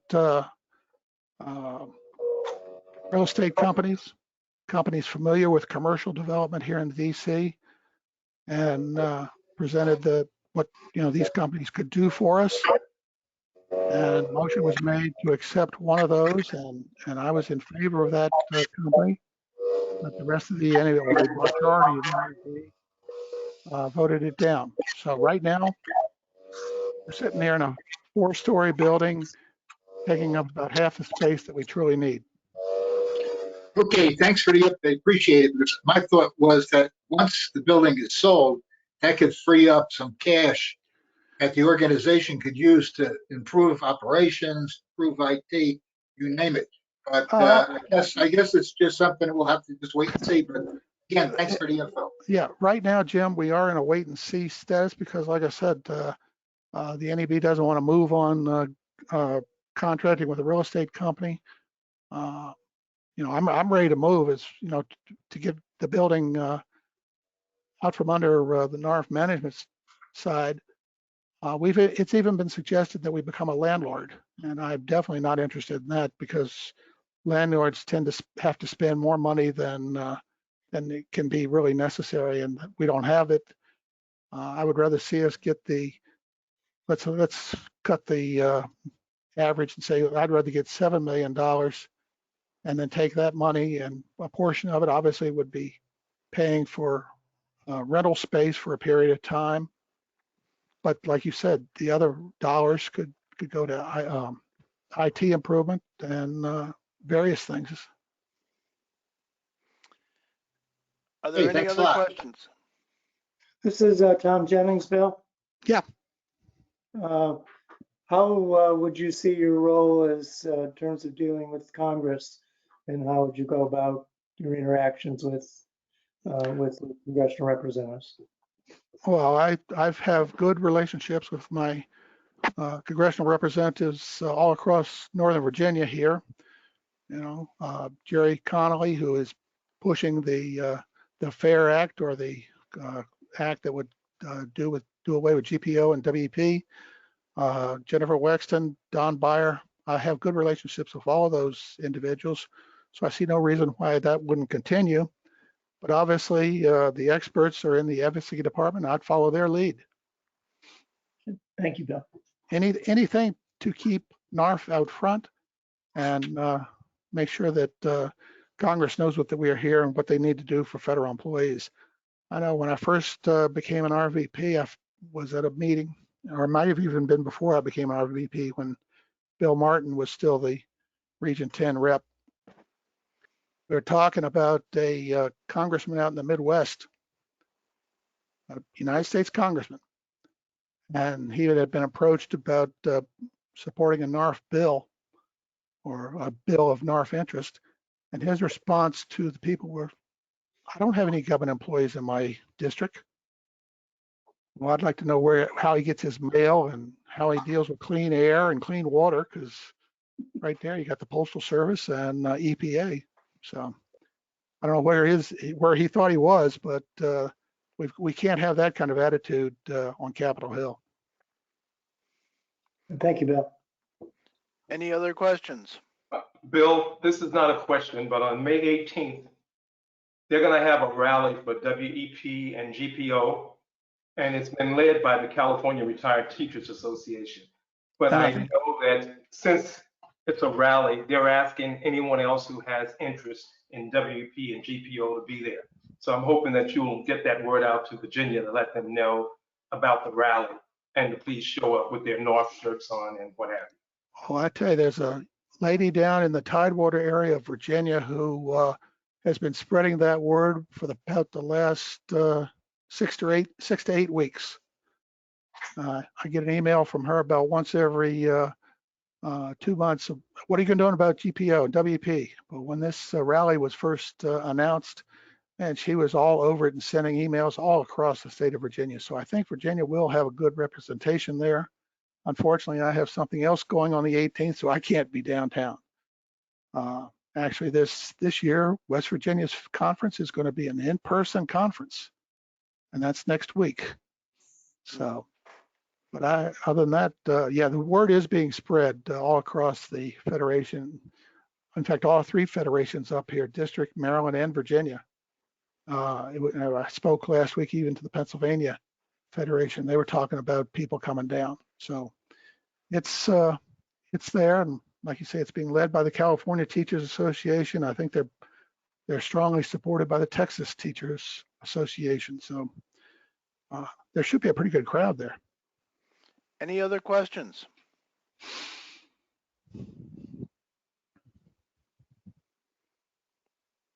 All right, not hearing any. Thank you very much. Yes, sir.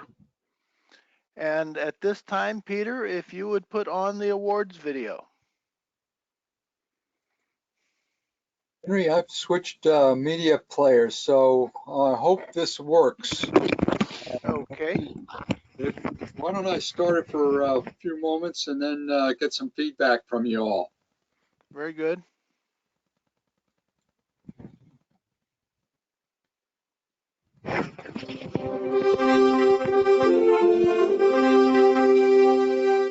I'm not seeing it. Hang on a sec. Yeah, let me, yeah, I got to make myself the presenter here. And get the. You want me to do that for you? I've got it, just hang on a second. That's Robert there. Hang on. Actually, I'm not seeing you on the list. Huh. I'm on this list here. Let's see. Okay.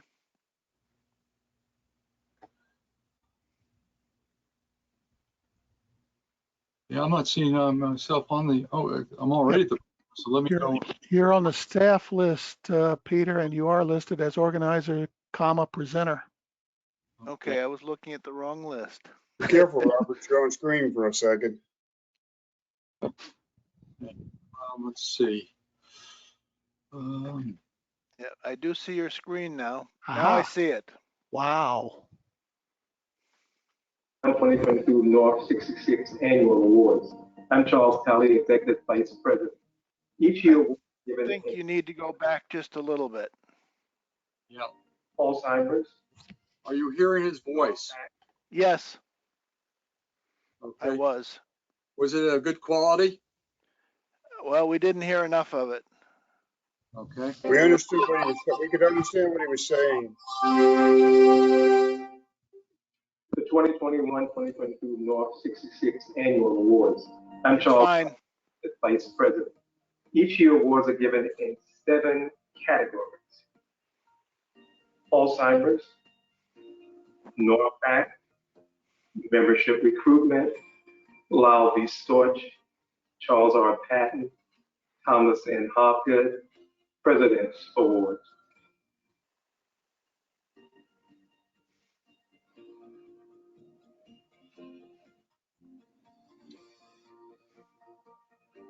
Alzheimer's Award. One award is given to the chapter which donated the most money. A second award is given to the chapter which donated the highest donation per capita. The chapter that donated the most money to Alzheimer's is the Carolyn C. London Durham chapter, 0566. The chapter that donated the highest per capita to Alzheimer's is the Carolyn C. London Durham chapter, 0566. Our thanks to everyone who donated to the Alzheimer's Fund.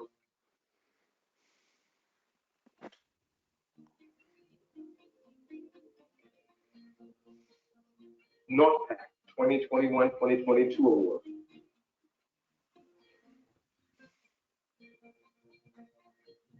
NORP's Political Action Committee protects members' pay and benefits by raising and allocating funds to help elect members of Congress who support the federal community. Contribution to NORPAC also have built strong relationships with lawmakers, a key component to winning legislative fight. Make an investment in protecting your earned benefits by supporting NORPAC today. The NORPAC Awards. One award is given to the chapter which donated the most money. A second award is given to the chapter with the highest donations per capita. The chapter with the most money donated to NORPAC is the Raleigh chapter, 0192. The chapter with the highest per capita donation to NORPAC is the Wilton chapter, 0979. Thanks to everyone who donated to NORPAC.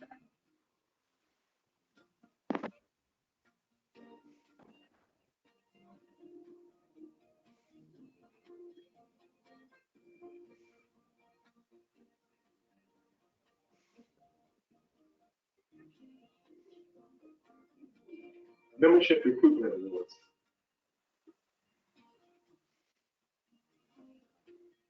NORPAC awards members for their recruiting efforts.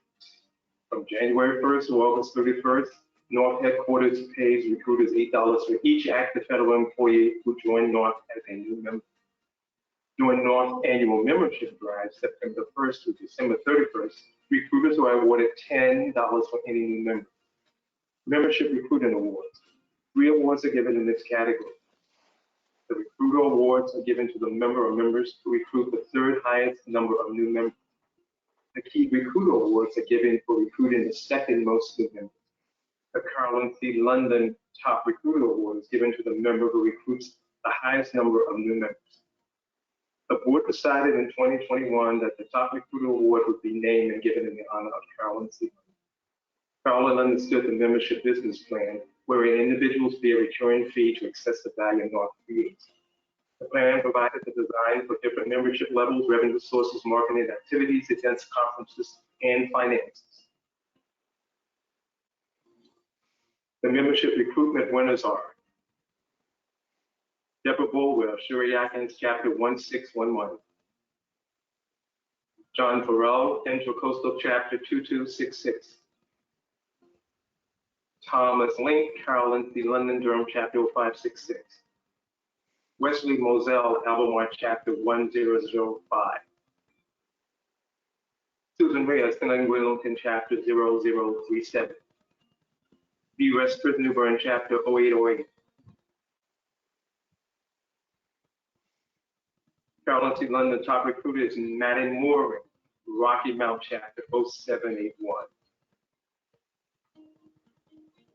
Many thanks and congratulations to all NARFE recruiters.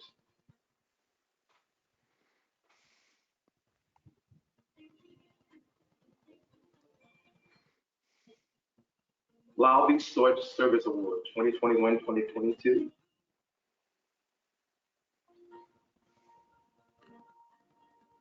The Lobby Storage Service Award is given to a member for service to NARFE and the member's local community. The 2021-2022 Lobby Storage Service Award is shared by Charles Chaz Pierce and Judy Pierce of the Wilmington Chapter 0337. Chaz and Judy had devoted more than 20 years of service to NARFE and the Wilmington community. Two notable achievements. Chaz and Judy led the chapter in 2000 to create an endowment at the Cape Fear Community College. They conducted the initial fundraising from our members to establish this fund, which provides a scholarship each year for nursing or other healthcare students. They both have periodically conducted a drive for our members to add to the fund, which now totals over $55,000. Chaz and Judy served as wish granters for the Make-A-Wish Foundation. This involved working from the beginning of the process until the end when the wish came true. Among other wishes, they've arranged for several children to go to Disney World. For another family, they had an above-ground pool installed. Congratulations to Chaz and Judy for their outstanding contribution.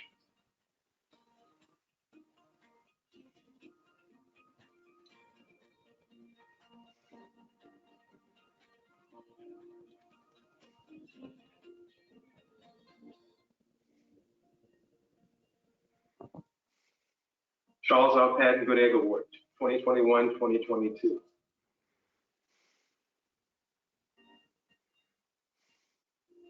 The Charles R. Patton Good Egg Award.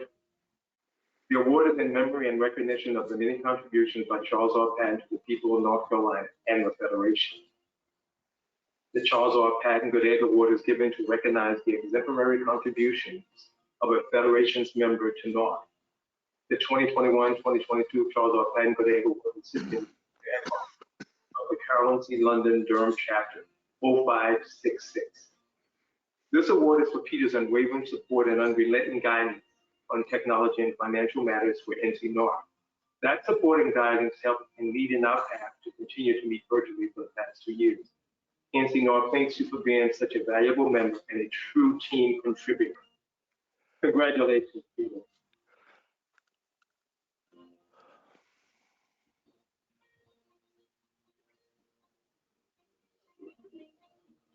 Thomas M. Hopgood Legislative Advocacy Award 2021-2022.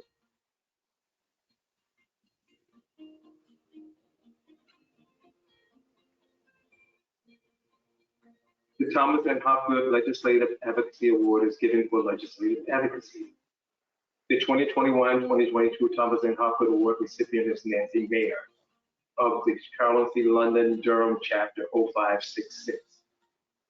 Nancy is the embodiment of these quotes. Never doubt that a small group of thoughtful, committed citizens can change the world. Indeed, this is the only thing that has marked with me. I learned a long time ago the wisest thing I can do is be on my own side, be an advocate for myself and others like me. Maya Angelou. I am only one, but still I am one. I cannot do everything, but still I can do something. And because I cannot do everything, I will not refuse to do something that I can do. Helen Keller. Our lives begin to end the day we become silent about things that matter. Martin Luther King Jr. The more you can offer influencers a chance to be helpful and to have a platform for sharing their latest books, the more high quality content you'll be able to create with them. Nancy is always vigilant of the legislative activities locally and nationally. He provides effective strategies for grassroots efforts to engage candidates and elected officials. Congratulations, Nancy.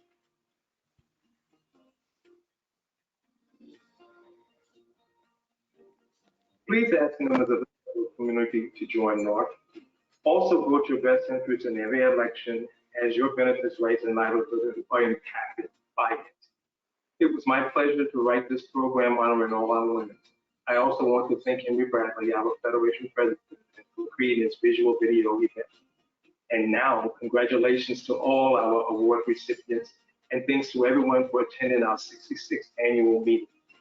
Remember your ABCs. Always be communicating North Mission to everyone, especially the federal community. Now the presidential awards and a few brief words from our Federation president. We will conclude with our grand prize draw. Thank you again for attending the 66th annual meeting.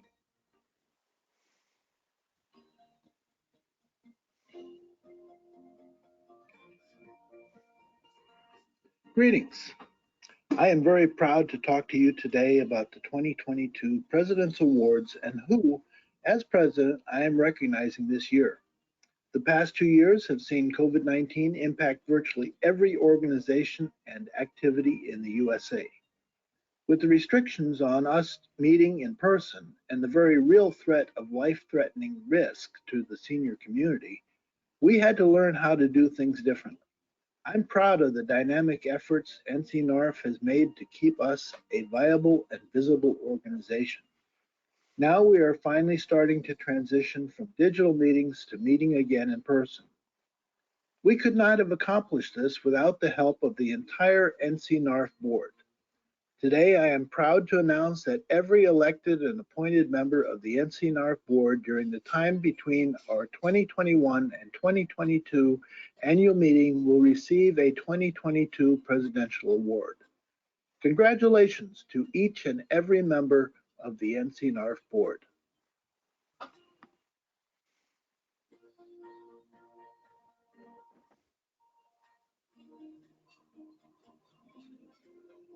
As we close this award section of our 2022 annual meeting, I want to express my profound best wishes to every one of our winners.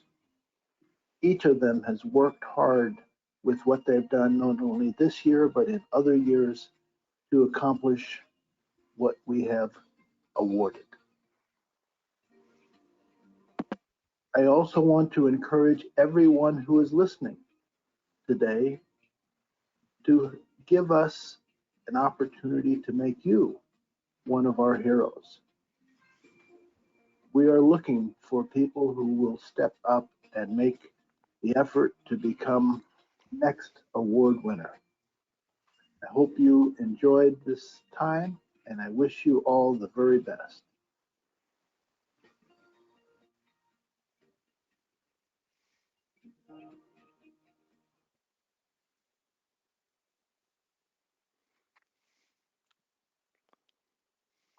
That's the end of it.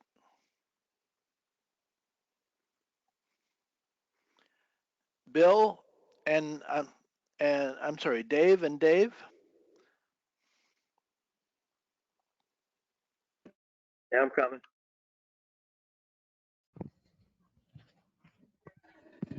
Okay, you want the other awards for the grand prize? Yeah, Dave, but before we give the prizes away, I talked to Henry, and I'm gonna speak just a minute about sustainers in our NARFE pack. You know, as John Hatton, you know, he spoke on the benefits of the pack, mentioned sustainers. Can you see that pin?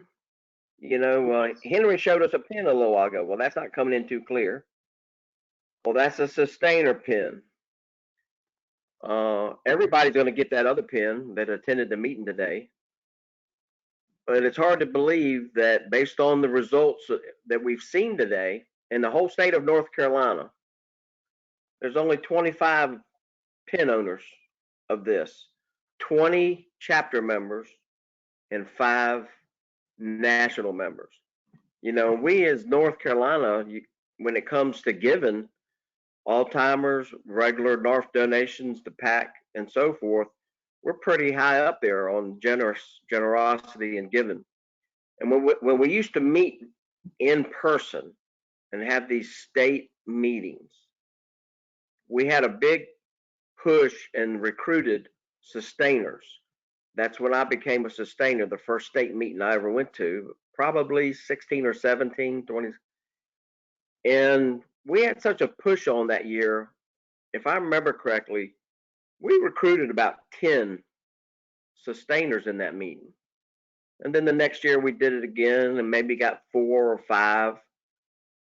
And to now think that we only have 20, I would just, the reason the sustainer money is so important to the PAC is the leaders, the administrators, the planners, when it comes to knowing how much money they have to be able to give to, you know, congressmen, senators, the legislators, you know, they can send note cards out and they're fundraisers, but they don't know how much money they're going to get from that.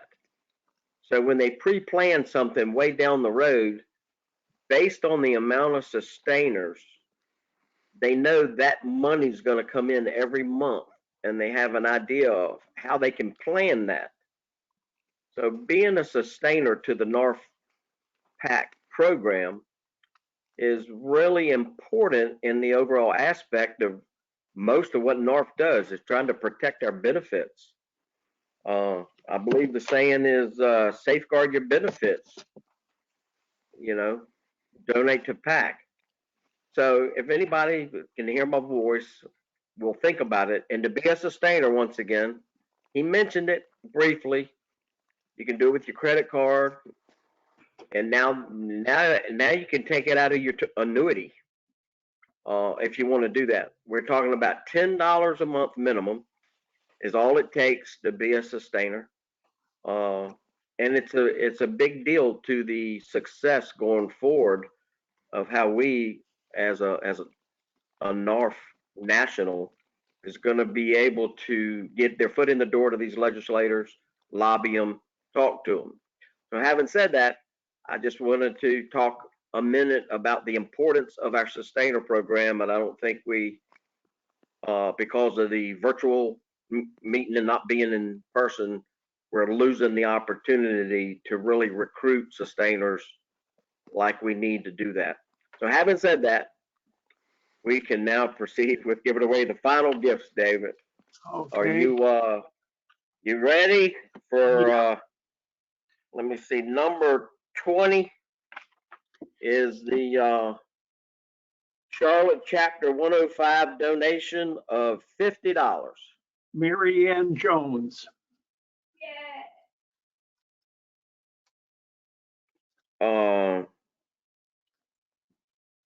Prize $25 from Chapter 211. Warren A. Smith. Another $25 from Chapter 211. Roger Quincosis. All right, our number 23, this is $50 from our Salisbury Chapter 720. Howie Lohr. You know, and I just talked about how generous the North Carolina folks are. And if you remember, Salisbury 720, we gave away like 4 $50 prizes in the first half, and now we're doing it again. So Salisbury Chapter 720 really gets an attaboy for the amount of donations they made to make this giveaway successful. So 24, Salisbury 720, another $50. Vivian Bayer. Another $50 from Salisbury 720, our 25. Mark Sepick. And the final Salisbury 720 $50 award is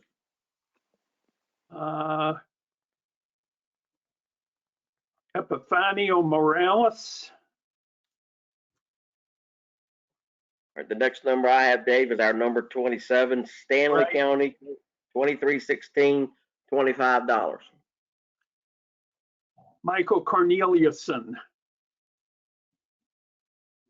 All right, this next one, number 28, if you look there, Dave, that's the First Flight Chapter. You got the wrong, I don't know if it makes a difference. That's the one I pointed out to you. 2206. 2206, yeah. Of all the ones you had to pick wrong, it was mine. So that was an easy catch for me. $25 from the First Flight Chapter. Bree Sansoda. and she is a member of 2206. New Bern 808, $25. Jenny Witt.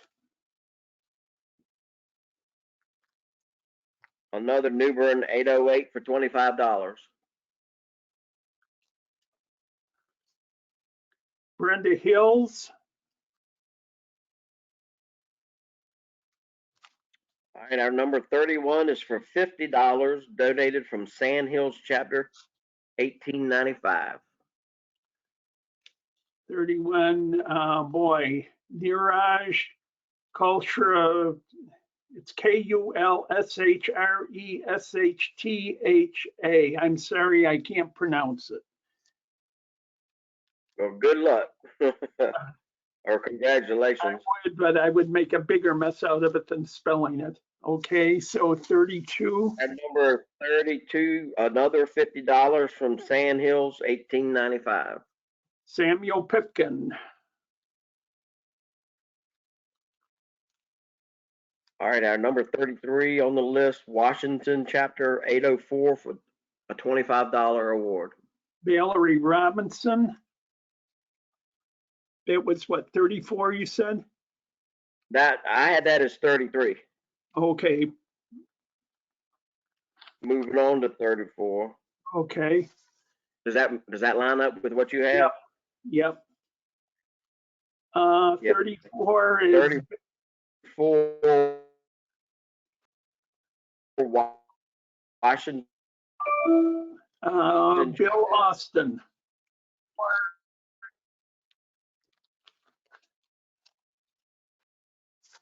Say again. Bill Austin. $4. All right, now our number 35 is Patrick Harkin. moving on to number 35 from Durham 5.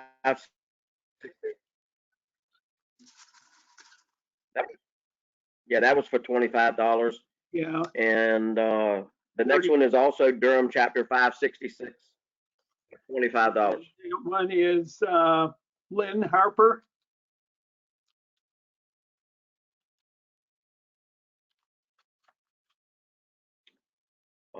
The next one is the Raleigh Chapter 192 for $25.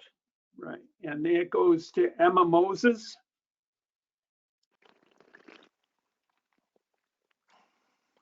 And we have Raleigh Chapter once again 192 for $25.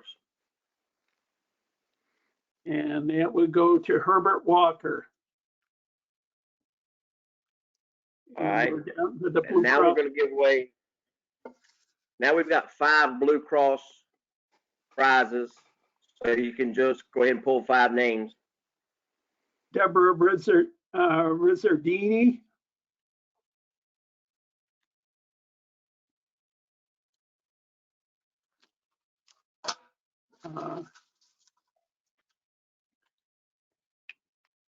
Gertie Lewis.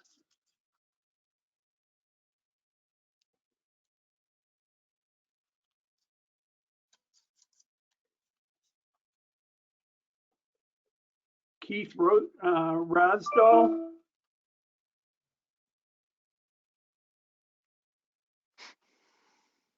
And William Guyton.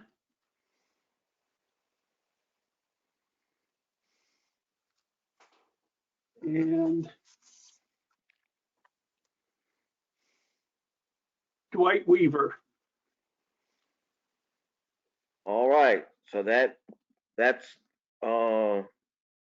ends the prizes in those awards, and now we have the fine grand prize drawing. Yeah, and in the pool. This is everybody. For clarity, the grand prize drawing, everybody, whether you've won a prize or not, is back in the running for this prize. Okay, and the grand prize goes to Gerald Harvey. I thought I had ranged that where I was going to win it. Well, you know, best plans go astray. Okay, that's it. Thank you. That's it. I guess, Henry, we're back to you, buddy. All right, thank you very much. It's been a full day, a lot of great information. I wanted to talk to you just for a very short while about concerns that you're too old to work anymore. You've done too much. And I want to talk about a lady who just passed away in the last week or so. Her name was Beulah Lada.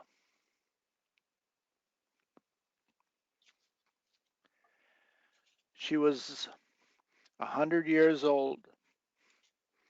And I remember seeing her in the Durham chapter, and at 98, she was still the service officer, pushing F-100s and going out to give stuff to schools. She was collecting stuff and buying supplies for schools. She was a remarkable individual, lived to be 100. And I think there are few of us in this organization who are close to that. If we use her as a model of what we can accomplish, I think the ability to move in the other direction with NARFE is there. Don't sell the organization, the leadership, or yourself short. We can make things happen. Thank you for attending the 66th annual meeting, and I look forward to seeing you again soon. Henry, may I say something, please? Sure, go ahead. I'm glad you brought up Beulah, something I've been thinking about. And I would like to suggest to the North Carolina Federation Board that you would consider an annual award for a Federation service officer. Service officer is a very important position in NARFE, in the chapters, in the Federation. And I would ask you to consider the Beulah Lada Federation Service Award as an annual award.